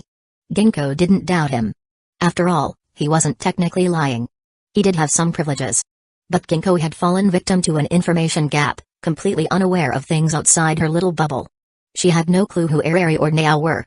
And even just Sawamura Eriri alone was enough to get Hakuto killed multiple times in Ginkgo's book. A brutal battle between love and money. Damn it. This was an impossible choice. Just as Hakuto was lost in thought, Ginkgo suddenly asked, "Hakuto, do you like shogi?" "You've asked me that a lot. But I want to ask again. Is that a problem?" "No, it's fine." Hakuto nodded. "I'm not interested in shogi. What interests me is you, Ginkgo." Chapter 160, Help, Brother. Ginkgo seemed to have anticipated that Hakuto would say this, and a faint blush instantly crept up her face. Hakuto's words just now were like a successful entrepreneur claiming that his goal wasn't money, but rather using money to marry his girlfriend. Even though Ginkgo had heard this kind of thing many times before, it never failed to make her feel a little happy inside. "Hakuto, I'll take you back to school." "Ginkgo, you don't want to walk around a bit more?" "No need, there's no rush." There will be plenty of time in the future. Ginkgo knew about Toyosaki Academy, but she didn't know that Hakuto had gone to Hoshinoumi Academy as an exchange student. Since he was only staying for about 3 months, Hakuto hadn't mentioned it to Ginkgo. Not because he was deliberately keeping it from her, but simply because he didn't think it was necessary. Besides, his reason for going to Hoshinoumi Academy wasn't exactly straightforward, so he didn't want to bring it up with others. If Rika or the Nakano quintuplets hadn't been from Toyosaki Academy, they probably wouldn't have known about his exchange program either. But it didn't matter. Hakuto still had some authority at Toyosaki Academy, so if Ginkgo took him back there, it wouldn't seem strange. Just as Hakuto was about to agree to Ginkgo's request, she spoke again. Hakuto, I remember your school allows visitors, right? Huh? The smile on Hakuto's face froze in an instant. He stood there, completely stunned. Visitors? Hakuto wondered if he had misheard, because this was basically a death sentence. Yes, Toyosaki Academy had an extremely high university acceptance rate, so it didn't refuse visitors from other schools. That was how Nao had been able to gather information about Hakuto while on campus. But precisely because of this, Hakuto was panicking. Sure, people called it visiting, but what if someone picked up on something suspicious? He was done for. Why do you suddenly want to visit my school? Hakuto asked with a calm expression. Despite the storm raging inside him, he couldn't let Ginkgo notice anything amiss. I just want to see what your school environment is like. Ginkgo showed no emotion on her face, as if she really just wanted to take a look around. Then, seeing Hakuto's troubled expression, she twirled the folding fan in her hand and asked, What's wrong? Is that a problem? It's not that it's a problem, it's just that. It's class time right now. I don't know if the school allows visitors. Lies. Hakuto lied without even blinking. As long as visitors didn't disturb classes or wander into restricted areas, Toyosaki Academy allowed them to look around freely. Didn't you say that as the top student in your grade, you have some privileges? The words Hakuto had once boasted about had come back to smack him right in the face. Hakuto sighed in frustration. He swore he would never show off again. Especially not by flaunting his rank. And judging by Ginkgo's attitude, unless the school's security outright forbade entry, this visit was pretty much inevitable. Hakuto did remember the school's security guards, but not well enough to contact them directly. This was a no-win situation. Buddha, please have mercy. Since there was no way to avoid it, he had no choice but to face it head-on. Hakuto decided to stay close to Ginkgo at all times. If anything suspicious happened, he would step in immediately. Don't worry, no matter what, I'll make sure Ginkgo gets to visit our school.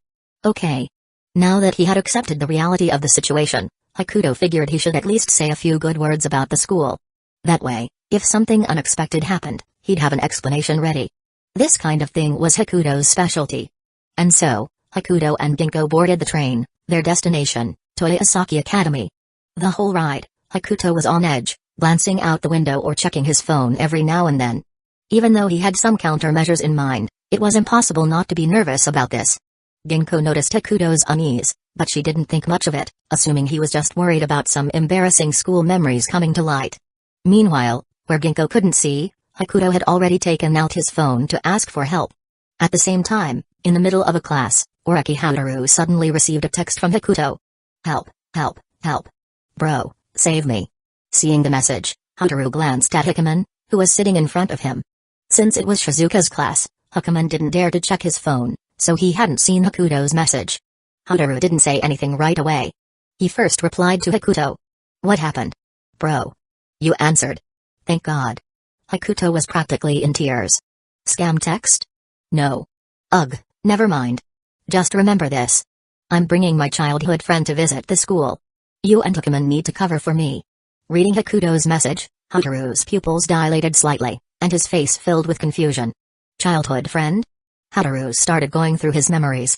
He hadn't known Hakuto for very long, so he wasn't familiar with this, but Hikuman might know. Sounds like a hassle. Forget the hassle. This is life or death. What's more important? Saving energy or saving a brother? Fine. I'll talk to Hikuman after class. At that moment, the bell rang. Sticking to the bro code, Hataru tapped Hikuman on the shoulder. You didn't sleep through class? Hakuto needs us. Saying that, Hataru handed his phone to Hikuman.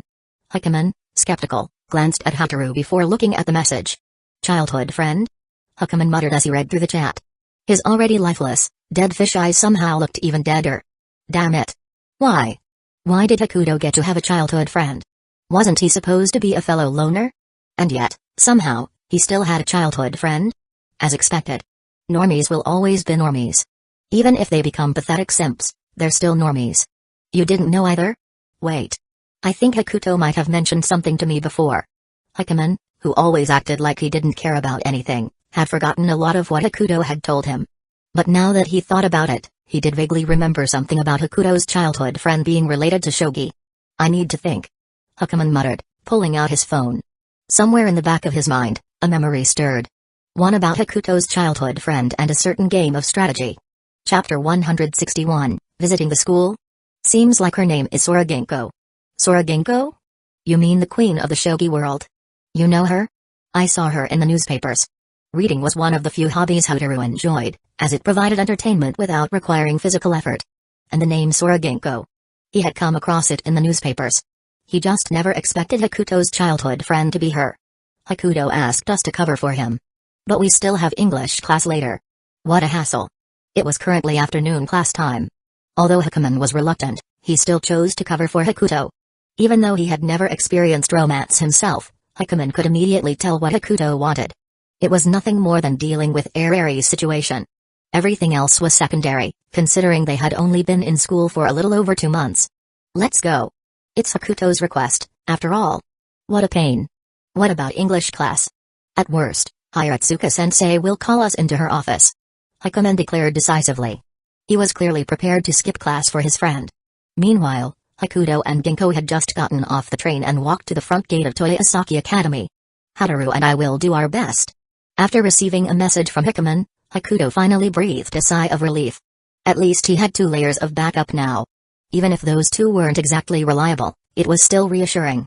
Then, turning to Ginkgo beside him, he smiled and said, Ginkgo, wait here for a moment. I'll go check in. Okay. Although Ginkgo agreed verbally, she still quietly followed behind Hakuto. Hakuto wasn't surprised at all. He had already anticipated this. The school security guard was shocked to see Hakuto.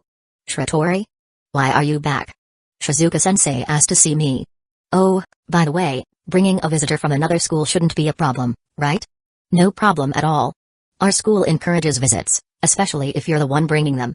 Hakuto's presence had saved the security guard a lot of trouble before, so he was genuinely grateful to him. A little favor like this was no big deal. Ginkgo listened to their conversation but didn't find anything unusual. However, seeing the security guard treat Hakuto with such familiarity, she realized that he wasn't just boasting when he said he had some privileges. Alright, Ginkgo, it's settled. Let's go. Ginkgo nodded, then took Hakuto's hand as they entered the school through a side gate. Toyosaki is really big. Well, it's a prestigious private high school. A lot of rich kids study here, so of course, it's huge. Hakuto could name plenty of influential students off the top of his head. Nakanos, Sawamuras, Togos. There were just too many. By the way, which class are you in, Hakuto? Since she wasn't from the same area as Hakuto, Ginkgo didn't even know basic details like this. Class A, on the 4th floor of the main teaching building. Hakuto pointed to a nearby building, but as he gestured, he also subtly scanned his surroundings. It wasn't an unnecessary move. He had noticed several people staring at him. This was just a precaution. Despite spending a month as a simpering follower, Hakuto's reputation as a delinquent still held weight at school. There's a saying, no matter how old a $100 bill gets, it's still worth $100. Hakuto's delinquent image wouldn't fade just because he had played the role of a sycophant. In fact, thanks to his subtle move just now, the number of eyes on him noticeably decreased. Ginkgo scanned the field and noticed that many students were avoiding eye contact with her. This confused her. She had expected that some Toyosaki students might recognize her due to her shogi fame. But she wasn't some untouchable celebrity, so she didn't expect such an exaggerated reaction. Everyone seemed to be avoiding her gaze as if they were afraid of making eye contact. Just as she was about to ask Hakuto about it, she noticed his expression darken as he stared ahead. His gaze, malicious and unkind, was something Ginkgo had never seen from him before. Sensing her looking at him, Hakuto immediately switched back to his usual gentle smile. What's wrong, Ginkgo? Just now, you. What about just now? Hakuto asked nonchalantly. Ginkgo had never seen that kind of expression from him before. In her mind, Hakuto's eyes had always been warm and full of sunshine. Hakuto, you seem a little off today. From his excitement after the morning's match to his hesitation when she suggested visiting the school, and now this fleeting hostility in his expression. Off? Do I? Hakuto sighed inwardly. Why did she have to notice when he was glaring at someone? Are you just tired? That was Ginkgo's first guess. After all, the moment they met, she had already noticed the dark circles under his eyes. She just hadn't mentioned it. Hakuto was surprised. Had even Ginkgo noticed how exhausted he was? He really was drained. Days of overusing his computational ability on top of everything else had completely depleted his energy. And yet, he still felt oddly alert. His focus had been razor-sharp even during his shogi match earlier. But the fatigue on his face, and the dark circles under his eyes, were impossible to hide. Since he didn't wear makeup, there was no concealing them. Ginkgo, I'm fine. Hakuto grasped Ginkgo's small hand and shook his head. He couldn't tell her about his computational ability. She was just an ordinary person. There was no need to drag her into this. At the very least, he had to wait until Ito Sakayu had taken all the abilities in the world. Only then would he have the confidence to tell her. It wasn't about great power bringing great responsibility. It was just that there were things he cared about. Chapter 162, Are you saying my childhood friend turned into a delinquent? You go and keep an eye on Class F. I'll go find Hakuto. Sigh. Why do I have to do such a troublesome thing? Hataru grumbled, but still made his way toward Class F. Meanwhile, Hakuman stood on the sports field, scanning his surroundings. Before long, he spotted Hakuto along with Ginkgo. Damn normies. Hakuman muttered as he looked at Ginkgo's delicate features, unable to stop himself from complaining. After spotting Hakuto, Hakuman continued to scan the area.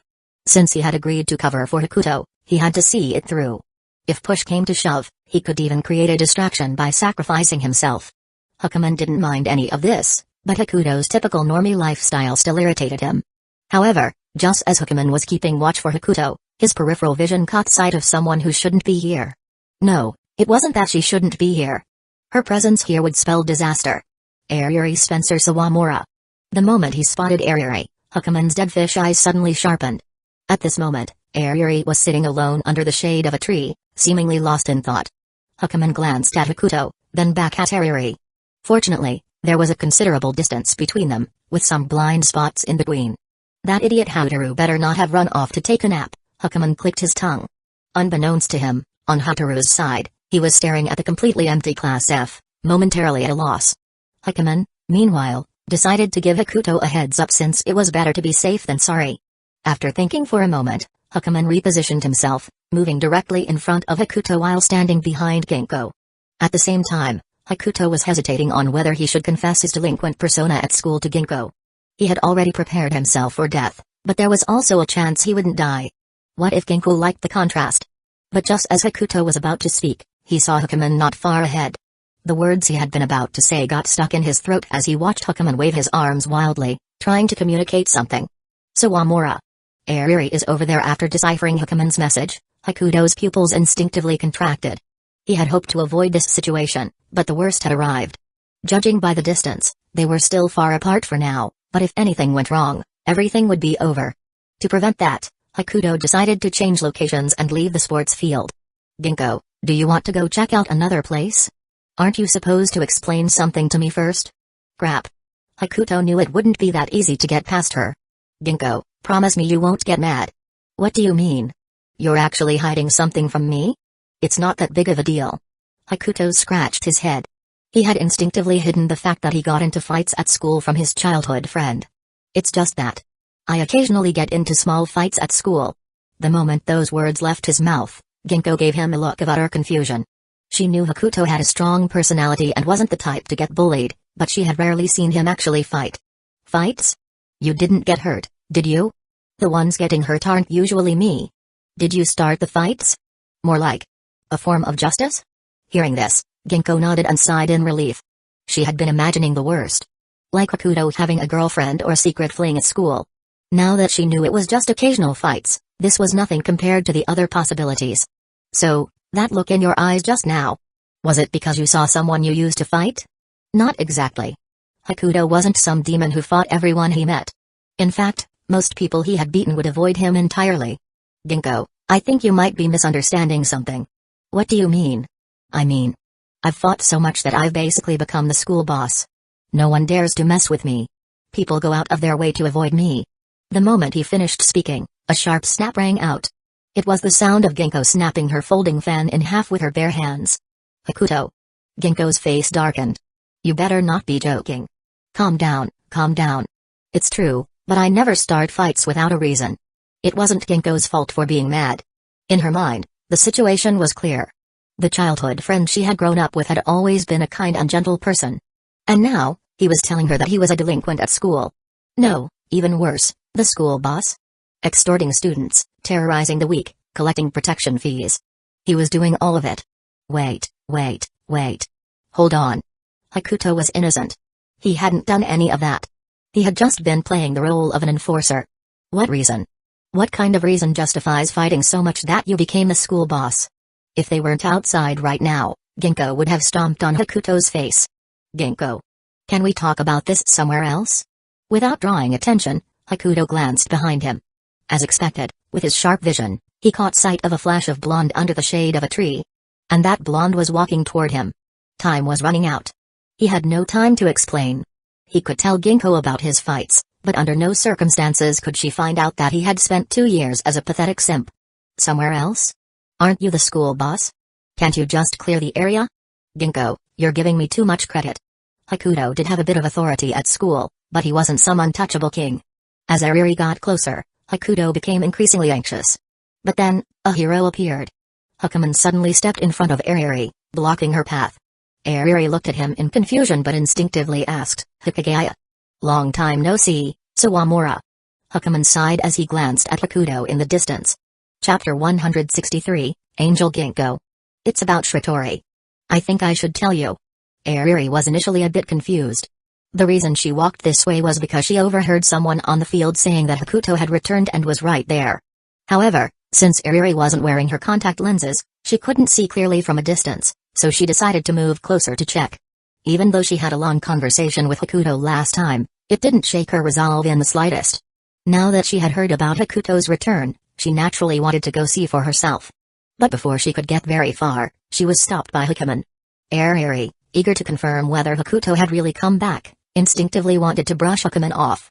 However, as she listened to what Hakuman had to say about Hakuto, she hesitated. As one of Hakuto's few close friends, Hakuman undoubtedly knew things that she didn't. After weighing the pros and cons in her mind, Ariri decided to hear him out. About Shiratori? That's right. But can we talk somewhere else? Ariri hesitated for a moment before nodding. She had no idea what Hakuman was up to, but she had no reason to refuse him. And just like that, Hakuman successfully diffused a major crisis. Wow. Hakuman. You're a hero. Hakuto had never thought his dead fish-eyed friend could be this reliable. Now, he finally had enough time to explain his delinquent reputation to Ginko. Ginko, you might not know this, but bullying exists in schools. Bullying? Is it common? Because of Shogi, Ginko rarely spent time at school, so she had never experienced or witnessed such things. It's very common. Do you remember me telling you that back in elementary school, I was isolated because I was too good at Shogi? That's a form of bullying too. But most bullying involves physical harm. And how does that relate to you fighting? Call it karma? Or maybe I just couldn't stand it. I beat up every bully in school. Hakuto didn't tell Ginko that the incident started because of Takanashi Rika. After all, the beginning didn't matter. The process and the outcome were more important. As Ginko listened, the expression on her face gradually softened. How exactly do these bullies bully others? In many ways. Hakuto scratched his head. Somewhere in the world, right this moment, there's probably a girl your age experiencing bullying. She might be dragged into a bathroom and doused with dirty water by classmates, or maybe someone stuffed a dead rat into her backpack or desk drawer. Hearing this, Ginko's small mouth parted slightly, and the anger on her face faded. I didn't want to see things like that happen, so I stepped in. If she had been angry earlier about Hakuto getting into fights, now she was more shocked by the reason behind it. Is there still bullying at your school? Not anymore. At least, I haven't seen any. What a shame. I was hoping to see you fight. After hearing his reasons, Ginko had no reason to be mad. Especially after imagining that unknown girl who might be suffering, she couldn't possibly stay angry. Ginko, do you want to check out the school building? Hakuto, have you been busy lately? Yeah, kind of. At Hashinomi, the student council was busy tracking down espers, and on Sunday, he had to tutor the 5 sisters. Toyosaki also occasionally had things for him to handle. Then there was a Tosakayu's condition, which he needed to keep an eye on, and in a few days, he was supposed to attend a concert with Naao. Not to mention, he might be meeting a Tosaka Shunsuke soon as well. Damn. As Hakuto listed all his tasks, he felt utterly drained. How was he supposed to survive this? Might as well just jump off a building. The only relatively easy things were tutoring and the concert, but honestly, he'd rather be sleeping. Then let's head back. You're done already? But you're tired, aren't you? If this were before, Ginkgo would have made fun of him for being weak. But now, she let it slide. Sometimes, Hakuto really felt like Ginkgo was an angel. An actual angel. First, she let him take 2 days' worth of pay for a single shift, and now she was telling him to go home and rest. She was the best boss ever. Ginkgo-sama. I'd gladly work for you forever. What about you, Ginkgo? I need to see my mentor and prepare for my next ranking match. But didn't you just have a match? Because I want to become a professional shogi player as soon as possible. Ginkgo unconsciously glanced at Hakuto as she spoke. Hakuto also looked at Ginkgo. Neither of them said anything, but they exchanged knowing smiles. Hakuto, what if I never become a professional shogi player? I already told you, I'll win all 7 major titles and get you in through a back door. Who need your help? I hate taking shortcuts the most, but weren't you the one who asked me what I'd do? So you really think I won't make it? Ginkgo felt like Hakuto was a bit thick-headed. But his answer was enough for her. Even if the 7 eternal crowns was a distant dream. And so, Hakuto left school with Ginkgo. However, what he didn't know was that his day at school had caused a lot of trouble. Not just because of the pink-haired girl secretly taking photos of him and Ginkgo, but also because of Ariri, who had been stopped by Hukuman. Hakuto would probably never find out what kind of secrets Hukuman had spilled to keep Ariri from going after him. Or what kind of outrageous lies he had made up. Chapter 164, I'm so handsome Tilda, what day is it today? Hakuto groggily sat up from his bed. The room around him was pitch black, making him feel a little disoriented. Instinctively, he glanced around and then looked down at his own hands. Where's my phone? Ugh, that hurts. His whole body ached, a soreness that felt like the aftermath of an intense workout. Every muscle in his body seemed to have been hammered repeatedly. Moving even slightly sent waves of soreness through him. Ugh. Hakuto fumbled around in the dark until he finally found his phone. Turning it on, he saw that it was around 8 p.m. He vaguely remembered that he had returned home after seeing Ginkgo off at about 7 p.m. It looked like he had only slept for a little over an hour. If not for the fact that the date had changed, he might have actually believed that. I slept for over 20 hours straight. This is even worse than the first time. At least the first time, I felt refreshed afterward. Hakuto pressed his shoulder, instantly sucking in a sharp breath. Ugh. The soreness was on another level. Since he had been asleep for an entire day, plenty of people had messaged and called him. Ginkgo had sent a message asking how he was doing, while Ariri had asked whether he had gone to school the day before. Hukuman, on the other hand, was just complaining at him. But the most relentless one was Naao. As the student council president and Hakuto's direct superior, she had been the one to message and call him the most when he failed to show up at school yesterday. Huh? Why aren't you at school yet? I remember you only asked for 1 day off, right? You're not answering calls either. Did a neuroscientist abduct you? 12 p.m., Hakuto. Are you dead? 3 p.m., did you fry your brain using a supercomputer? 7 p.m., the concert is tomorrow. Be there. I don't know what you're up to, but just show up. I have your ticket. Attached, a photo of a concert ticket. Seeing Nao's messages, Hakuto felt a little embarrassed. After hesitating for a moment, he simply replied, okay. She didn't respond. Maybe she hadn't checked her phone yet, or maybe she just didn't want to. Either way, as long as the message got through, it was fine. After that, Hakuto went through his unread messages, replying to each one with various excuses. Of course, I slept for over 20 hours was absolutely not one of them. Once that was done, he got out of bed. But after taking just 2 steps, he suddenly stopped and turned back to look at his bed. Forget it, it's just 1 day. I won't starve. He reassured himself. I'm sleeping. Maybe it was because his body was still aching too much, or maybe he was simply still exhausted, but Hakuto gave up on getting up to cook and collapsed back onto his bed. Supercomputing was great and all, but the side effect of drowsiness was no joke. What Hakuto didn't know was that in his contact list, Miku had sent him a message.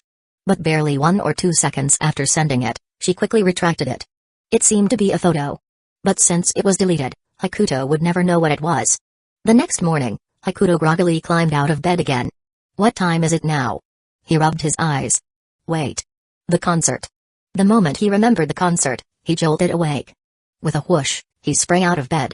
Except he had completely forgotten about his muscle soreness. The sudden movement made it feel like his entire body was falling apart. I'm dying, I'm dying. Hakuto grabbed his phone. It was 6 a.m. After glancing at the date and confirming he hadn't overslept, he finally breathed a sigh of relief. Ugh, it hurts. He clutched his waist, wincing in pain. Maybe I should ask Nao to come pick me up. After thinking about it, he decided against it. He was pretty sure that if he actually made such a request, Nao really would come over. But not to pick him up. She'd probably come over just to beat him up instead. With her temper, she'd most likely march in and stomp on him while he was still lying in bed. Given his current state, Hakuto had no confidence that he could fight back. He'd definitely get pinned down and beaten. That. No, thank you. Left with no choice, Hakuto held onto his waist, leaned against the wall for support, and struggled his way over to the wardrobe to pick out some clothes. Since he was going to a concert, he had to dress properly. Especially since Nao had specifically requested it. Jacket. Necklace. Clip-on earrings. Hakuto had tattoos, which meant he wasn't exactly the conventional type. Even though he usually didn't wear earrings, today was a special occasion, so going all out wasn't a big deal. As for why he didn't just get his ears pierced? Well, duh. Because infections hurt like hell. But since he was a guy, he only wore a clip-on on his left ear. Holding a pile of accessories, Hakuto wobbled his way to the bathroom and stood in front of the sink. A sticky note was still attached to the mirror, reminding him about today's concert with Nao. Though he rarely forgot important events like this, it was always good to have a backup reminder. So many things going on. And the one free day I had, I just slept through it. Hakuto sighed as hot water ran down his body, washing away some of the soreness. Maybe because of the warm shower, he felt much more refreshed afterward. Why don't bars hire underage male hosts? Hakuto complained, staring at himself in the mirror. With how he looked right now, he could absolutely be the top host in any club. Elite level. Just imagining all that money slipping through his fingers made him feel frustrated. But soon, he got over it. After all, rejecting someone as high tier as him was the bar's loss. He rarely wore earrings because even clip-ons hurt when clamped onto his earlobe. Looking like this, Nao's definitely going to be stunned. Hakuto smirked. After all, his looks were at least half as good as the esteemed readers here. I'm so handsome. He admired himself for a while longer. Since he usually found dressing up troublesome, he had to appreciate his own effort while it lasted. Just as he was about to leave, he suddenly remembered that he had messaged Nao yesterday. By now, she should have replied, right? Chapter 165, Concert. Hakuto checked his phone, but Nao hadn't replied to his message. She was probably getting back at him. After all, he had ignored her for an entire day. Well, at least I know the concert venue. Hakuto waved his hand dismissively. He had his reasons for not replying. Worst case, he'd let Nao punch him a couple of times. At the concert venue, Hakuto walked around with his coat in hand, looking for Nao. There weren't too many people around, so it didn't take long for him to spot her. She had her hair tied up in a high ponytail today, wearing a light pink dress and carrying a small bag on her back. She was fiddling with a camera by the roadside. Long time no see, President. Hakuto greeted her. Don't ask why he didn't wave. His whole body was still sore. Hearing his voice, Nao stopped what she was doing and turned her attention to him. Oh. I thought you'd already been locked up in some research lab. If any scientist could catch me, I'd have nothing but respect for them. They'd be. He held up a thumbs up, a legend. Chibi-kun, huh? But at least you're not late today. She waved her hand. There's still some time before the concert starts. Let's walk around first. Hey, I even put on earrings for today. Aren't you going to say something about it? Huh? Say something. Hakuto felt an inexplicable pain in his chest, along with a faint sense of existential crisis. You never compliment me either. Hearing that, Hakuto didn't hesitate. He immediately responded, President, you look like a goddess descending to Earth today. A reincarnation of Dai-Out-chan. Even the gods would bow to your beauty. Hakuto thought, after a compliment like that, she had to respond, right? But the next second, he heard Nao say, you've got good taste. You. Hakuto shook his head helplessly. He decided not to waste energy on this matter anymore. Whether he got a compliment or not didn't matter. Fine. You look handsome today. Satisfied? Yes. I thought so too. Hearing her words, Hakuto's face instantly lit up with a smug smile. After all, he had spent his whole morning getting ready for this moment. Alright, I need to buy some Z-end merch. Go entertain yourself. Hakuto nodded, but a second later, he realized the way she said that. It was like she was talking to a little kid. Huh? Am I some kind of child to you? But Nao had already walked away, not hearing his complaint. Hakuto watched her leave. He thought about following but decided to just sit and wait instead. It was unclear how much time had passed when Nao suddenly ran back to him, holding a phone case with a Z and logo on it. Hakuto. Look. Look. I got it. The limited edition one. Huh? What? The ZN limited edition merch. I've wanted this for so long. Her face was beaming with joy. She must really love that piece of merch. Maybe Hakuto was the only one she could share this excitement with at this moment, which was why she had rushed over to him. Hakuto looked at her and smiled. Sometimes, the president could be kind of cute. Oh, right. I got something for you too. She said while rummaging through her small bag. Huh? I got something too? Yeah, just grabbed it for you. Nao was still searching through her bag. Oh. Found it. She pulled out a pair of earrings and handed them to Hakuto. What's this? A Z and collab earring set. I got there just in time. The last one was still available. Since you were wearing earrings today, I thought I'd buy it for you. To be honest, Hakuto was surprised that she had thought of him while buying merchandise. But there was one small problem. He didn't have pierced ears. And the earrings in his hand clearly weren't clip-ons. Still, since it was a thoughtful gift, he didn't want to dampen her mood. So he carefully put them away. Thanks, President. Alright, get up. Let's check out the other stalls. Pull me up. Huh? I said, pull me up. Nao looked at his outstretched hand with a puzzled expression. After hesitating for a moment, she grabbed his wrist and pulled him to his feet. What, did you wear yourself out from dating other girls? No, I just wanted to see if you could pull me up. Huh? So pointless. Nao had no idea that Hakuto would end up passing out during the concert later. She just thought he was messing around. By the way, are you hungry, President? Are you hungry? A little. I didn't have breakfast. Wait, I remember there's a food street near the venue. Saying that, Nao grabbed Hakuto's arm and led him to the food stalls. The moment they stepped onto the street, Hakuto was immediately drawn to the food on display. Even though it was called a food street, Japan only had so many local snacks. After a while, they all started to feel repetitive. But just as he was about to settle for something, a sign at one of the food stalls caught his eye. It wasn't that the sign was particularly flashy. It was the words written on it. Chinese specialty. Fried turtle. Seeing the words Chinese specialty, Hakuto suddenly got interested and instinctively walked over. Fried turtle? That's considered a specialty? Not sure. China is huge. Maybe it's a local delicacy somewhere. Oh, right, you're from China. Hakuto and Nao approached the stall, and the vendor enthusiastically greeted them. Hey, kid, want to try some fried turtle? It's a famous Chinese snack. Huh? Hakuto gave a half-hearted response. In China, forget fried turtle. Even fried rats might be considered a local delicacy in some remote areas. It had been a while since he'd seen something from his homeland, so he got a little curious. Boss, which part of China is this from? Hakuto guessed the vendor was probably just using the label as a gimmick, but he still wanted to ask. The vendor hesitated for a moment, swallowed nervously, and then stammered, I think. A place called Beiping. PFFT. The moment Hakuto heard Beiping, he nearly collapsed on the spot. Chapter 166. This fried turtle is an antique. Hearing the words Beiping, Hakuto's face instantly showed a trace of shock. Damn. Beiping? That name hasn't been used in how many years? Hakuto glanced at the stall owner in front of him without showing any expression, thinking that if he wanted to give a location, he could have picked a better one. Even such one would have been fine. Beiping, of all places, like it's some kind of secret code. Beiping? Where's that? Nao was from Japan, so she wasn't familiar with Beijing's old name. After all, that was something from decades ago. It's Beijing, the capital of China. Oh, so it's a kind of alias? Not exactly. It's actually more accurate to call it a former name. Hakuto didn't say much more. It wasn't a big deal to refer to Beijing as Beiping. Maybe the stall owner just had the habit of calling it that. But still. Hakuto looked at the deep-fried turtle on the stall. The thick layer of grease, the yellow-brown shell. He instinctively took a sharp breath. And combined with the mention of Beiping just now, the sense of history really hit him all at once. So guess what? This thing is ancient. So? Want to try one, customer? This is a true Chinese specialty. Hearing the words true specialty, Hakuto frowned.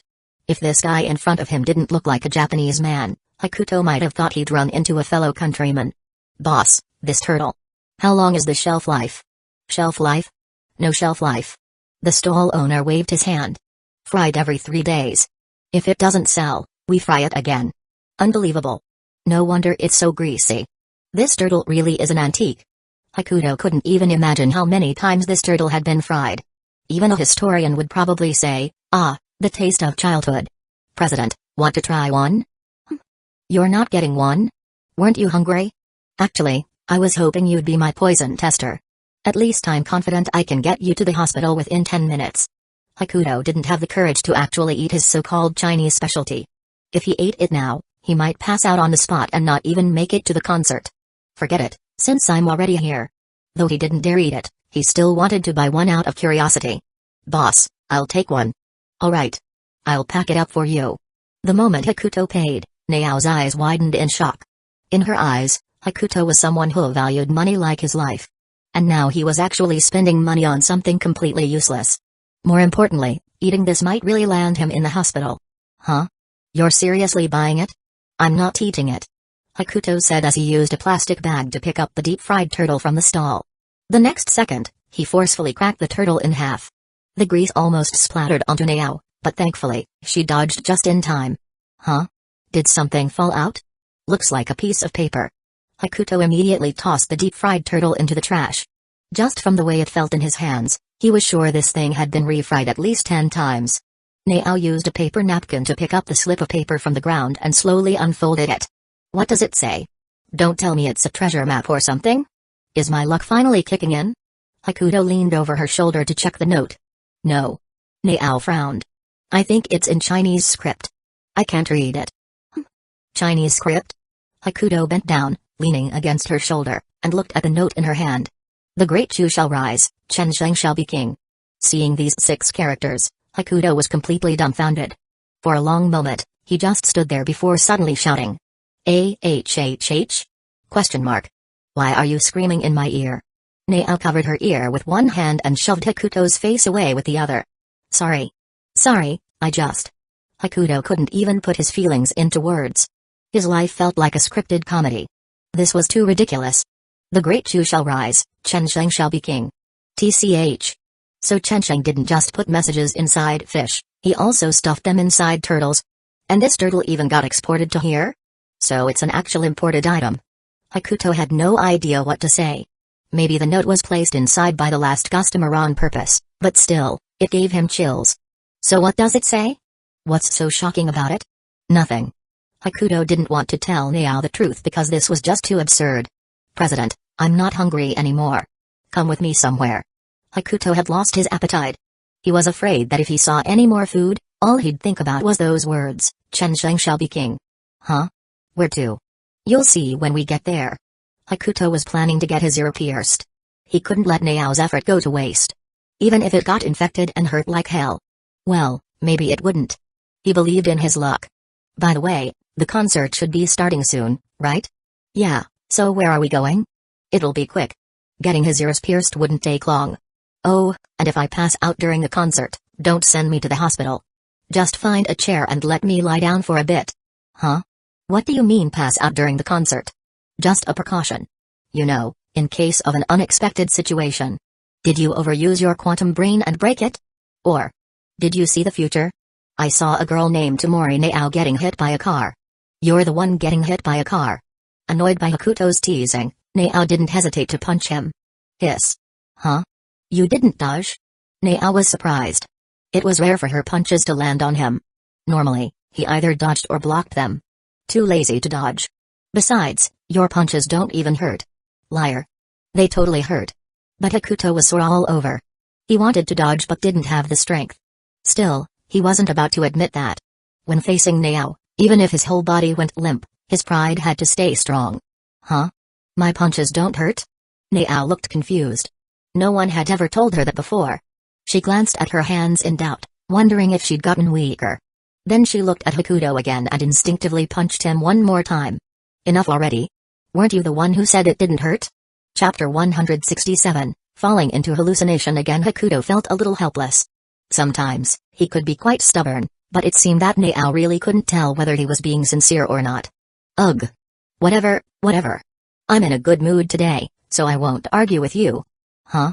For the sake of the earrings, Hakuto chose not to argue with Nao. But after a while, he regretted it. This is unbearable. No one told me that getting my ears pierced in the summer would be this painful.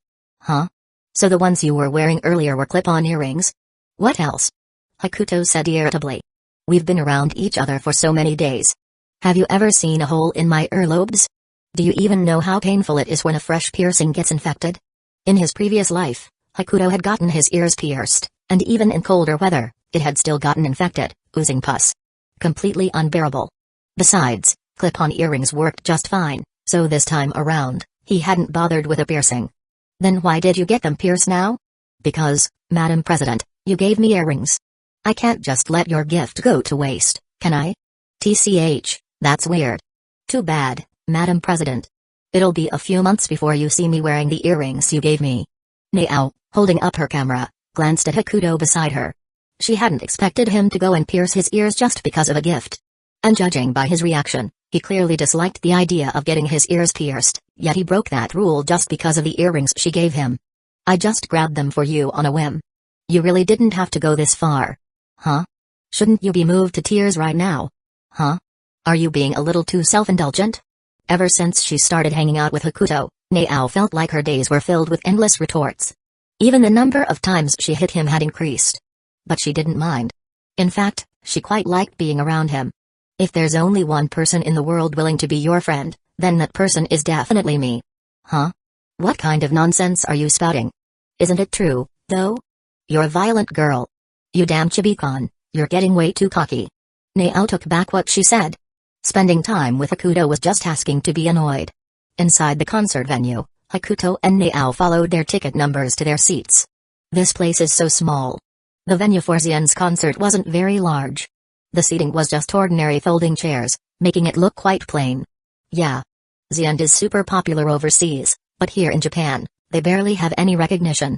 Naao complained, seemingly frustrated by how few people had good taste in music. But we're in the front row. Madam President, you're amazing. No. I just managed to grab one right away because barely anyone was competing for them. And you even got an extra ticket for me. How thoughtful. No. It wasn't for you, just a spare in case I needed it. Naao. Hakuto. If Ori were here, the two of them would definitely hear her cursing them in her mind. Loudly. But actually, Hakuto's computational abilities allowed him to approximate mind reading by analyzing a person's facial expressions, body movements, and even blood flow to guess what they were thinking. Not that he'd ever use such abilities for trivial things. It's about to start. By the way, is Shane really blind? Why do you ask? Because she's bouncing around on stage like that. It doesn't seem like it at all. She has clarity in her heart. Naao waved her hand dismissively. SHH, it's starting. Don't talk. Just as Naao finished speaking, the stage lights flickered, setting the mood for rock music. Oh. Naao looked thrilled. No, she was supposed to be thrilled. As the lights dimmed and flashed, Xian's members took the stage, and Hakuto spotted Sala Shane in a different outfit. She exuded confidence on stage, just like the night Hakuto had met her. It's coming. As he listened to Shane's voice, Hakuto couldn't help but sigh. The thought of recalling memories from his past life made him anxious.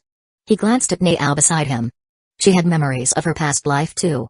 Specifically, the timeline where Otosaka Shunsuke existed. Out of curiosity, Hakuto asked, Madam President, do you see anything? Huh? What are you talking about? Never mind. The surrounding rock music drowned out his voice, but he wasn't planning to dwell on the question anyway. Just as Hakuto was about to relax and enjoy the music while waiting for the hallucination to come, that strange sensation from a few days ago once again took over his mind. Ha! Hakuto took a deep breath, didn't resist, and slowly closed his eyes. Meanwhile, Naao was completely immersed in Xian's music. Hakuto slowly opened his eyes. The concert was gone. Instead, he found himself in a small, windowless white room, no bigger than 3 tatami mats. Once again, he was reliving his past life through dreams. It hurts. Hakuto clutched his head, sitting on the bed and looking around. Where am I? He patted his forehead, took a deep breath, and examined his surroundings. A surveillance camera. A metal door. A tiny bed. He wasn't wearing his usual clothes either. It looked more like a hospital gown. There were small puncture marks on his wrist, as if he had just been injected with something. I remember now. I was kidnapped by human traffickers. But where is this? Northern Myanmar? As Hakuto pondered, the iron door to his room slowly opened. 2 armed men stepped inside. Come with us. They didn't say much. They just led the way, motioning for Hakuto to follow. Hakuto was a smart person. He originally wanted to ask what was going on, but after noticing the rifles they were carrying, he decided against it. "Where are you taking me?" He quietly followed behind them, trying to extract some clues from their words. "Don't ask questions you shouldn't. Just follow us." Chapter 168, Hakuto, the imprisoned research subject. Seeing the two men's firm attitude, Hakuto chose not to speak further. After all, the guns in their hands were clearly real. Rather than wasting words, he focused on observing his surroundings. The environment he was in was exceptionally clean. Not just in terms of hygiene but in terms of lighting as well. White fluorescent lights illuminated every corner, accompanied by nearly uninterrupted surveillance, ensuring that every movement within the space was captured. Hakuto had only seen such environments in novels before. Now, he was deeply puzzled as to why he was here and what these people wanted from him. Raising his wrist slowly, he noticed a clearly visible needle mark. He touched it gently, and a sharp pain followed, suggesting the injection had been recent. Judging by the timing, it must have been when he lost consciousness. His clothes had also been changed. They were brand new. A completely white outfit, just like a hospital gown. Hakuto had a rough idea of what was happening, but for now, he had no choice but to follow the two heavily armed men to their destination if he wanted answers. "We've arrived." As he was lost in thought, the two men leading the way turned around, each taking a position at the entrance of an automatic door. "Go inside. Someone is waiting for you." "What's inside?" "You'll find out when you enter." "Can I refuse?" "And? You're from the military, aren't you?" Besides the military, Hakuto couldn't think of any other organization capable of arming its members to the teeth. The two men didn't answer, but the cold, gleaming gun barrels in their hands spoke for them. There was no choice. No matter how good Hakuto's physical abilities were, in the face of guns, he was nothing more than a defenseless lamb. Ginkgo should be fine. Hakuto was certain that his abduction wasn't a random incident but a carefully planned operation. The two men who took him had barged in right after Ginkgo left, meaning their target had always been him from the beginning. From this, he deduced that Ginkgo was at least safe. A small fortune in misfortune. With this thought, Hakuto hesitated for a moment before stepping into the room. As soon as he entered, a blinding light made it impossible to keep his eyes open. It took him a while to adjust. At that moment, the automatic door behind him slowly closed.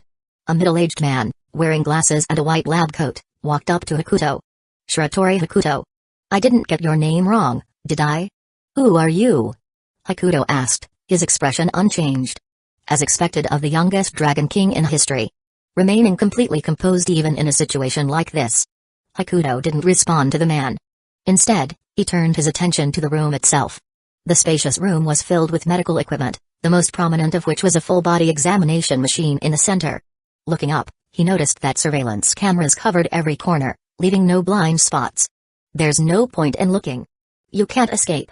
So Japan is still conducting these inhumane human experiments? You really haven't changed at all." Hakuto spoke with disgust, his eyes brimming with anger. "Human experiments? No, no, no." The middle-aged man chuckled. "You're trying to bait me into revealing information, aren't you? But it doesn't matter. What we're conducting isn't human experimentation. It's research on espers." The moment Hakuto heard the word espers, his expression shifted. It was clear that he was genuinely shocked. He had indeed been trying to get information out of the man, but it seemed the other party had no intention of hiding anything. "Espers? Sorry, but you've got the wrong person. I don't have anything like that. I'm just an ordinary person." As a transmigrator, Hakuto had always wished he possessed something special. Unfortunately, aside from his superior learning ability, he had no other talents. Even if he did, he couldn't admit it now. Not when there were likely countless eyes watching his every move through surveillance. From his observations, this place was completely sealed. No windows, and the doors were made of alloy. Access required fingerprint and retinal scans, along with an ID card.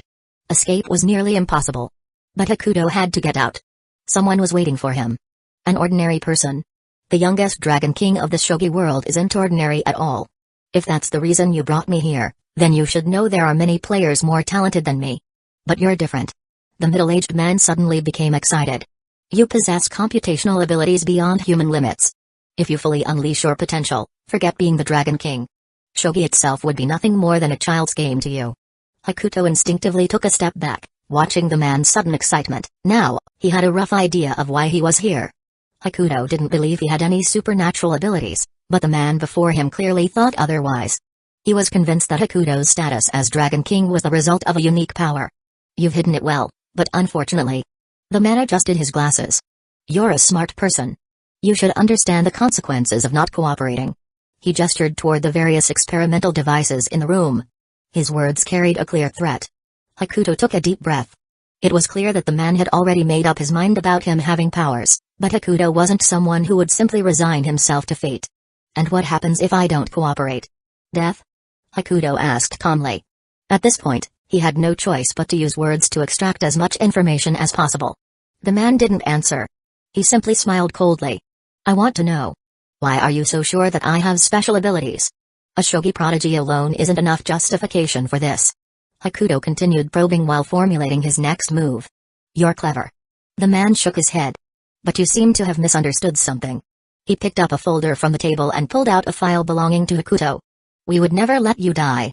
You're far too valuable a resource. A resource, huh? Hakuto clenched his fists in anger. He had never thought he would be reduced to something as dehumanizing as a mere resource. But the man held the file out for Hakuto to see. The queen of the shogi world, a genius on par with you, and, more importantly, your girlfriend. I'm not wrong, am I? Chapter 169, Super Calculation. Again. Hearing the title Queen of the Shogi World, Hakuto's expression instantly lost control. What do you mean? Don't shout, the middle-aged man tapped on Hakuto's file, which had a photo of Ginkgo. We have no interest in ordinary people. As long as you cooperate, she will be fine.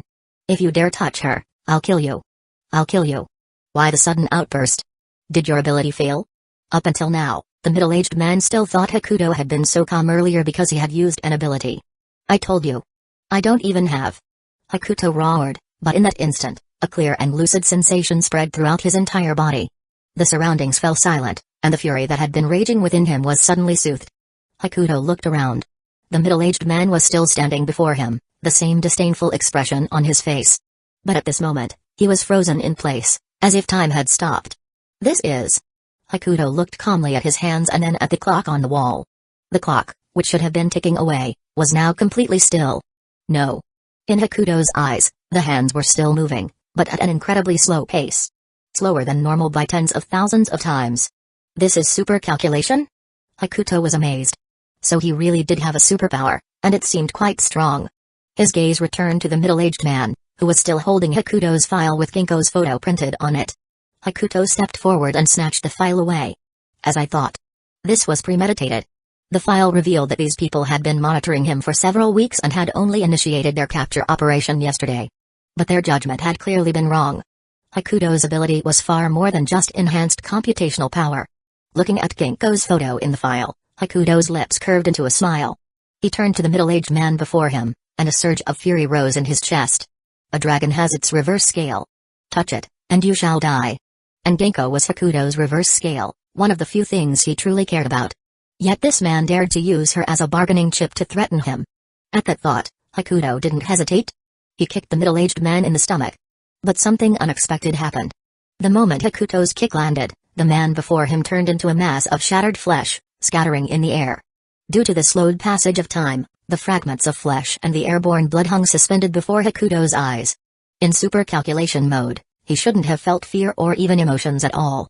But in the end, he was still a carbon-based life form. These things were inevitable. Seeing the floating chunks of flesh and blood, a subconscious gap formed in Hakuto's mind. Even though he had lived 2 lifetimes, this was the first time he had killed someone. And in such a gruesome manner, with a body torn into pieces. Because of that, he instinctively exited super calculation mode. Time resumed its normal flow, and the suspended blood rained down on him. Hakuto's one slight clothes were dyed red. Ugh! Exiting super calculation mode, Hakuto took one look at the mess of flesh and vomited uncontrollably. But in the next second, the once bright room was flooded with flashing red lights, and the automatic door slid open. The 2 fully armed guards from earlier burst in. Emergency situation. Terminate the target. Open fire. Without hesitation, the 2 soldiers raised their guns in unison, aiming at the kneeling Hakuto. A hail of bullets flew toward him. Hakuto didn't hesitate either. He re-entered super calculation mode. The dull yellow bullets hung in the air before him, frozen in their flight. Damn it! Hakuto reached out, flicking away the bullets in front of him before walking toward the 2 armed guards. Their still smoking gun barrels remained pointed at his previous position, as if announcing the passing of a life. Ignoring them, Hakuto flicked their foreheads lightly. Their heads shot off their bodies like they were made of clay, hovering midair. I just wanted them to pass out. Hakuto clutched his stomach, staring at the two floating heads. Luckily, he was still in super calculation mode. Otherwise, he probably would have vomited again. Learning from his previous mistake, this time, he didn't exit super calculation. He moved toward the automatic door, intending to leave. But because of the delay in the system's response, the door didn't register his presence and remained tightly shut. If I can kick someone into pieces with just one blow. Then. After a moment of hesitation, Hakuto reached out and exerted force on the door. As expected, just as he had predicted, the door shattered into pieces. Hakuto slowly stepped out into the hallway. With just one glance, the entire layout of the corridor unfolded in his mind like a holographic 3D model. So, I'm not the only one? From the feedback of super calculation, Hakuto saw that there were many other rooms like the one he had awakened in. Each containing boys and girls like him. And because of his actions just now, all the lights in the base had turned red. Hakuto sighed. Perhaps due to super calculation, he quickly overcame his discomfort from killing. I should finish this quickly and get back to Ginkgo. I might still make it to the Mjin tournament. He shook off the blood on his hands, grimacing at the sticky sensation. But even the blood that flicked off his fingers corroded the alloy walls the moment it made contact, leaving deep holes. Terrifying. Hakuto instinctively glanced back at the room he had just left. You said the consequences of not cooperating would be severe. But it looks like the consequences of your misjudgment weren't much better. Not even a whole body was left behind. Hakuto felt no guilt. That middle-aged man had threatened him with the person he cherished the most. Or perhaps it was just the effects of super calculation. Regardless, Hakuto had no intention of leaving just yet. Since he was already here, the other ability users like him shouldn't have to stay in this place either. They had families waiting for them to come home, too. Without hesitation, guided by the feedback of super calculation, Hakuto made his way toward the base's control room. Chapter 170, A Bloody Massacre. Hakuto took a deep breath, dragging his blood-soaked body to the entrance of the base's control room. Behind him, countless droplets of blood hung suspended in the air, along with the dismembered remains of numerous bodies. In his heightened computational state, Hakuto felt little emotional turmoil about taking lives. At least, not as much as he had at the start. He didn't want things to spiral out of his control. If he deactivated his heightened computation mode, he didn't want anyone firing at him again. This was the best way he could think of to protect himself. Right now, he had no control over his ability, he could only operate at full power. Even the slightest touch was lethal. Whoever he encountered, died. Don't blame me. Someone is waiting for me to return. Hakuto shook his head. In the next instant, the control room's heavy door was violently blown open. Countless surveillance monitors filled his vision, though his computational feedback had already informed him that the room was filled with cameras. Besides the cameras, the room was occupied by numerous researchers in white lab coats and several fully armed soldiers. Their attention was fixed on one of the surveillance screens, which displayed footage of the very room Hakuto had just been in. He even saw himself on the screen. Kneeling on the floor, vomiting, as a torrent of bullets rained down upon him. But it seemed that even the most advanced surveillance cameras couldn't keep up with his speed. Looking at the researchers, a trace of disgust flashed across Hakuto's face. Without hesitation, he took all their ID cards. Moments later, the control room was as blood-soaked as the rest of the facility. That should be all of them. Exhaustion weighed on him. His head throbbed painfully. He scanned the entire base once more using his computational ability. Only after confirming there were no remaining threats did he finally deactivate it. From his perspective, his computational mode had lasted for nearly 2 days. 2 days without a single moment of rest. Hakuto collapsed onto the floor, utterly drained, allowing the pool of blood around him to slowly swallow half his body. Perhaps because his heightened state had ended, he felt a wave of nausea upon seeing the scattered body parts around him. But this time, he didn't throw up. He had slaughtered his way through the entire base. Nearly every researcher and soldier had been wiped out. He hadn't wanted to do this. He didn't enjoy killing. But his computational ability had determined this was the most effective solution. Without exception. And so, with cold indifference, Hakuto had massacred every soldier and researcher in the facility. Even those stationed outside weren't spared. I don't even know if I can still compete in the shogi tournament like this. Hakuto staggered to his feet, using the ID cards he had just collected to gain control over the main system. Just as he was about to unlock all the doors, his gaze landed on a folder. Its cover stained red with blood. Picking it up, he slowly opened it. Information on other ability users. Possession. Phasing. Hypnosis. Hakuto scanned the files. Memory leap. His pupils contracted. Letting out a sigh, he muttered, Charlotte, huh? As a transmigrator, he naturally recognized the anime Charlotte. He never expected that after living in this world for over 10 years, he would finally witness this side of it. No wonder he didn't have any abilities when he first arrived. It must have been due to puberty. But for his ability to be this powerful. Perhaps that was also because he was a transmigrator.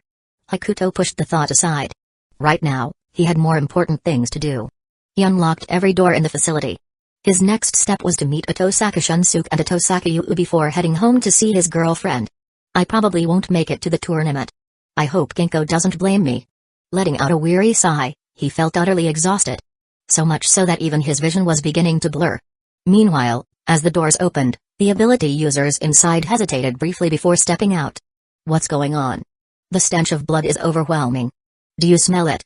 The living quarters for ordinary ability users weren't guarded by soldiers. They could smell the blood but had no idea what had happened.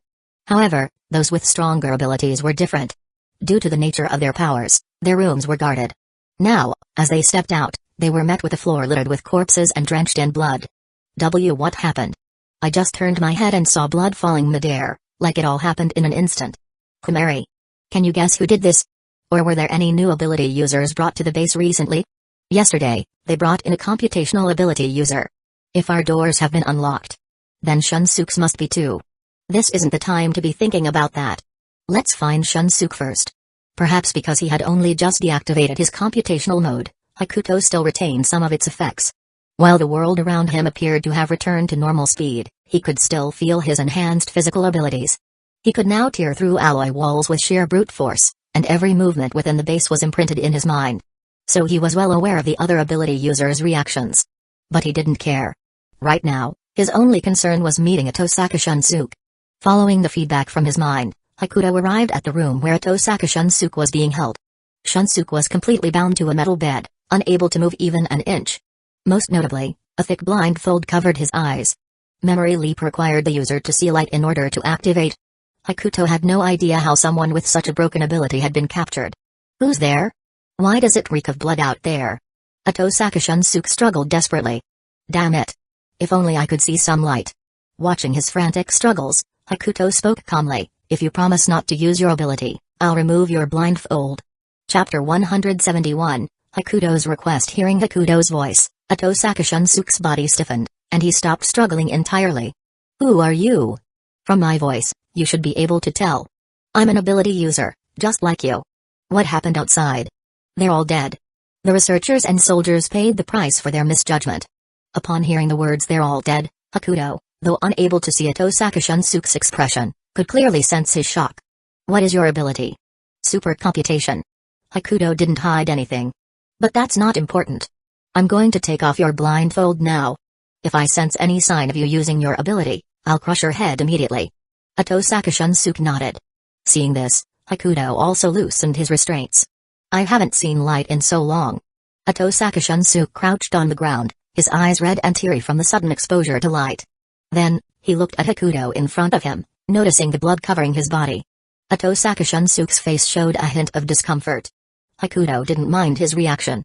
After all, even he found himself disgusting right now. Your brother is also looking for you. Sensing feedback in his mind, Hakuto spoke. You mean Otosaka Yu? Do you have another brother? Otosaka Shunsuke shook his head, realizing he had just stated the obvious. He couldn't help it. After such a long time without speaking to anyone, his language skills had deteriorated. Your brother is very powerful. Hakuto shook his head. Blunder. It's surprising you managed to hide it from those scientists for so long. Otosaka Shunsuke wasn't surprised that Hakuto knew about Otosaka Yu's true ability. He also had no reason to doubt that Hakuto had killed all the soldiers and researchers in the facility. First, there was blood covering his body. Second, the fact that he dared to release a memory jump ability user like him without worry was enough proof of his strength. May I know your name? Shiratori Hakuto. But I didn't come here for small talk. I just wanted to see what a memory jump ability user looks like. Besides, I have a favor to ask. Hakuto sighed. Please, go ahead. I know you'll definitely use your ability to rewind time. I can't stop you unless I kill you, but I have no intention of doing that. Otosaka Shunsuke didn't refute Hakuto.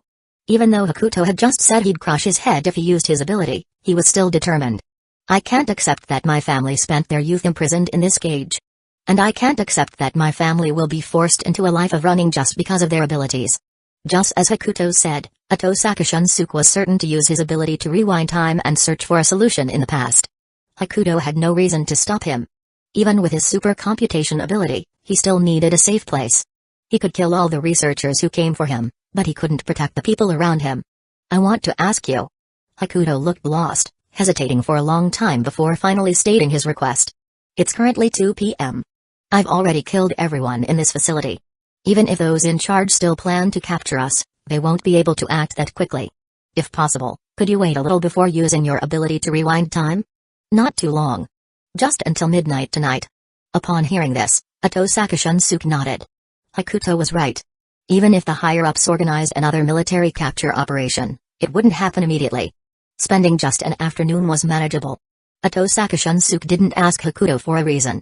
After all, this was a small favor for the person who had saved him from captivity. Alright, Atosaka Shunsuke nodded. At midnight, I'll rewind time. Thank you. I'm the one who should be thanking you. Without you, I don't know how much longer I would have been imprisoned here. Hakuto wore a tired smile. It looked so tragic. Your brother will be here soon. I'll be leaving now. Wait. You look exhausted. Are you sure you're okay? Don't worry about me. Even if I die right now, your memory jump ability can bring me back. Hearing this, Atosaka Shunsuke said no more.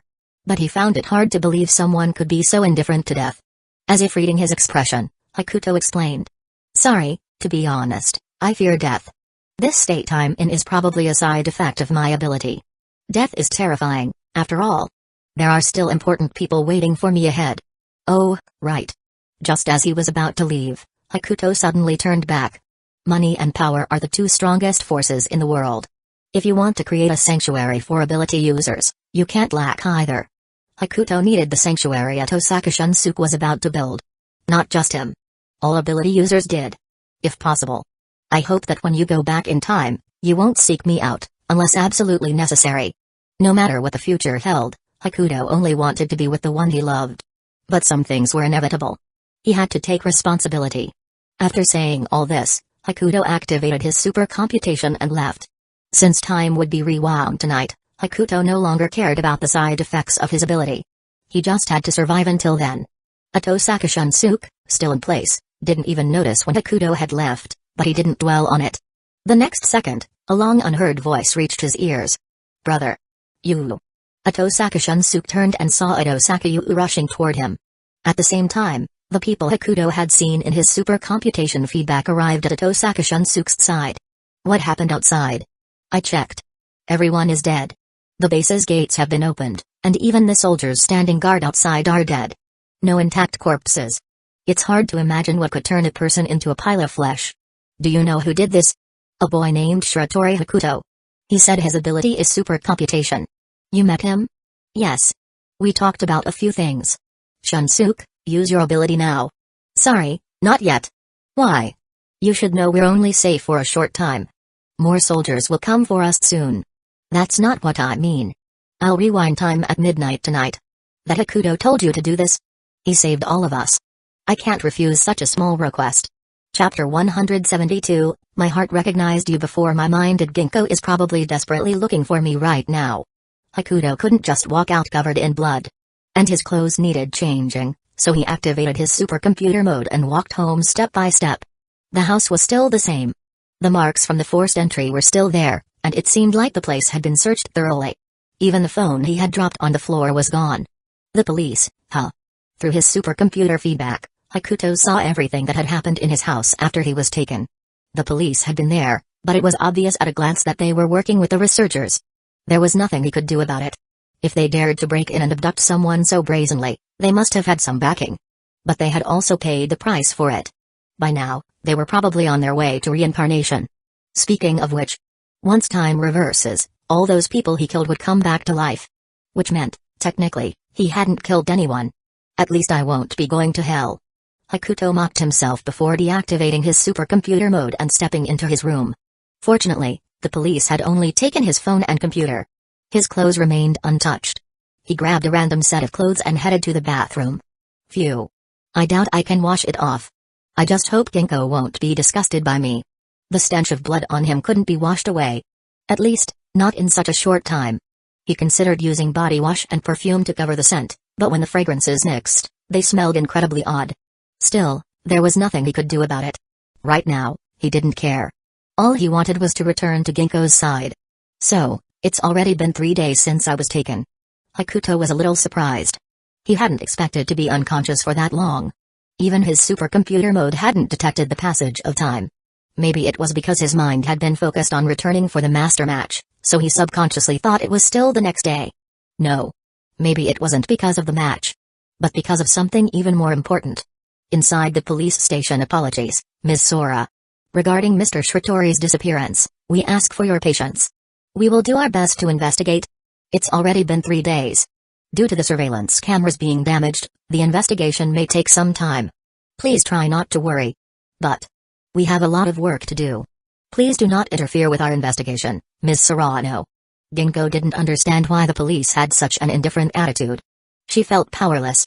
She walked out of the police station, her weak figure appearing even more fragile under the sunlight. Hakuto had no family.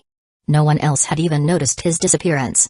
Ginkgo only realized it because he failed to show up for the competition. When she saw the forced entry marks on his front door, she felt all the strength drain from her body. She couldn't even remember how she had called the police or how she had watched them collect evidence in Hakuto's home. Now, she held his phone in her hands, not knowing where to go. She had known Hakuto since she was very young. Back then, she used to play shogi online. Because of her talent, she rarely lost. That was when she first met Hakuto. She played against him online. And for the first time, she was completely crushed. She had wanted to request a rematch, but Hakuto flatly refused, leaving behind a message saying, "I don't take students." What he didn't know was that Ginkgo wasn't the type to just talk big. The very next day, she took a train by herself, traveling for several hours to find him using the virtual address from the game. She still remembered his expression when he saw her. Surprise mixed with a hint of excitement. To this day, she didn't know why Hakuto had looked so excited at that moment. But it didn't matter anymore. From that day forward, their bond had begun. Ginkgo would always seek Hakuto out for matches, no matter how far apart they lived. Both of them were prodigies.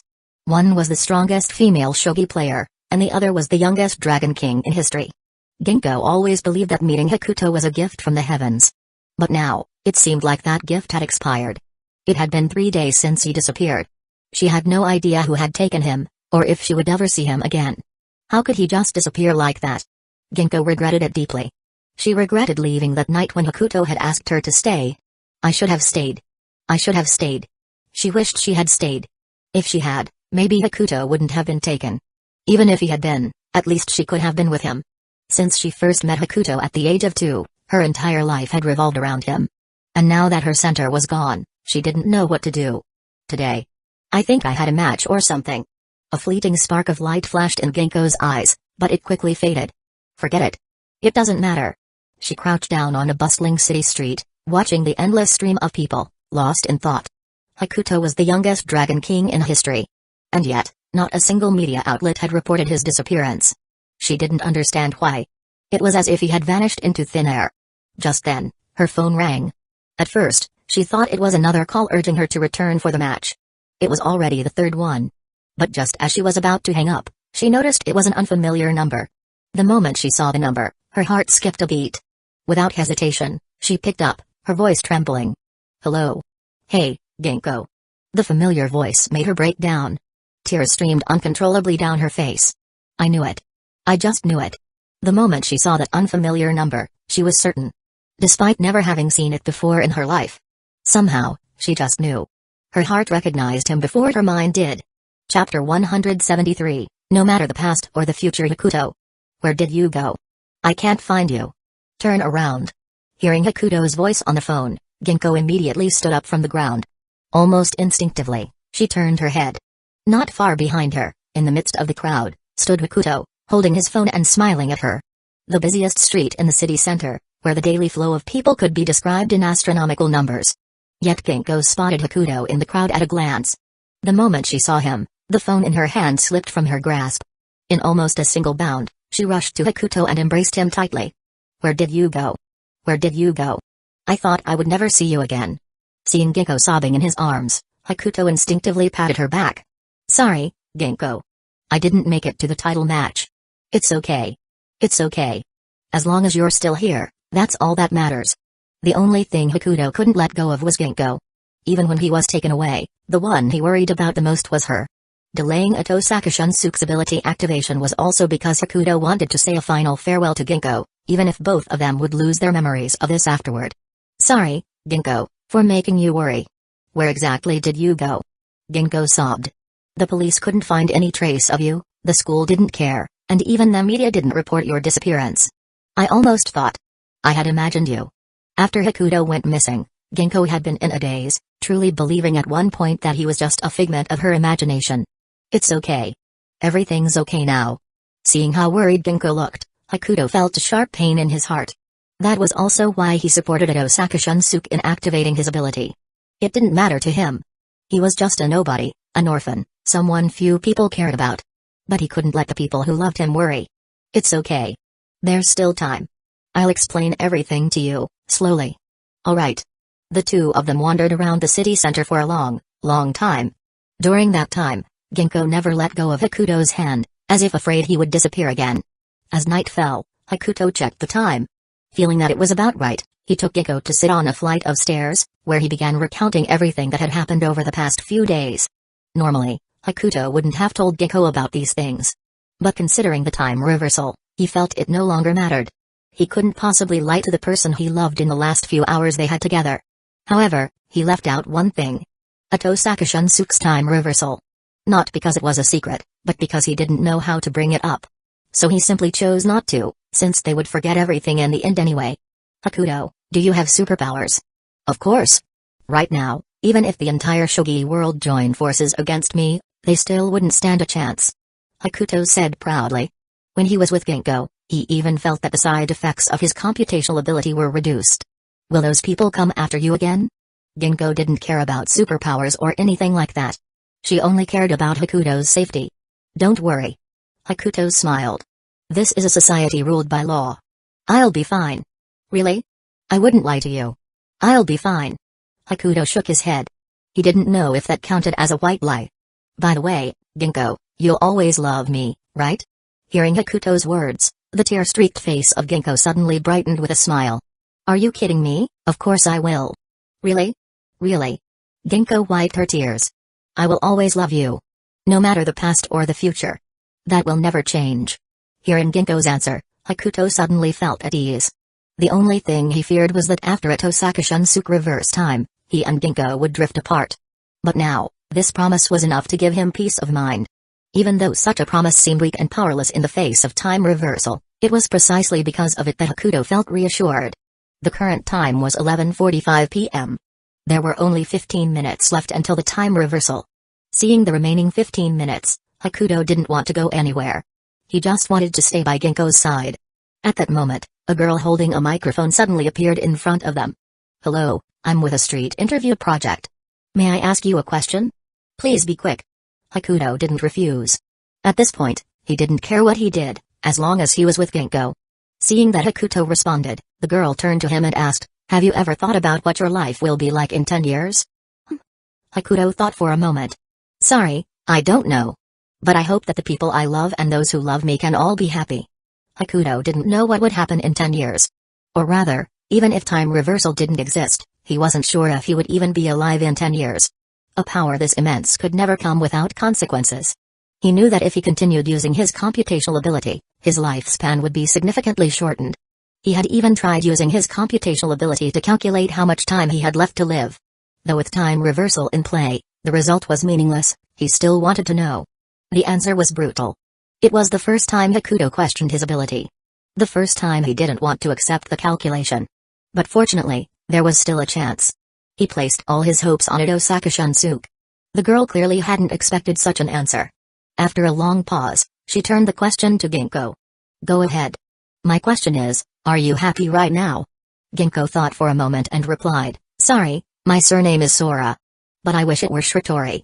As she spoke, Ginkgo's gaze remained fixed on Hakuto, never wavering. That was the last sentence Hakuto heard. The clock's second hand moved, marking the arrival of midnight.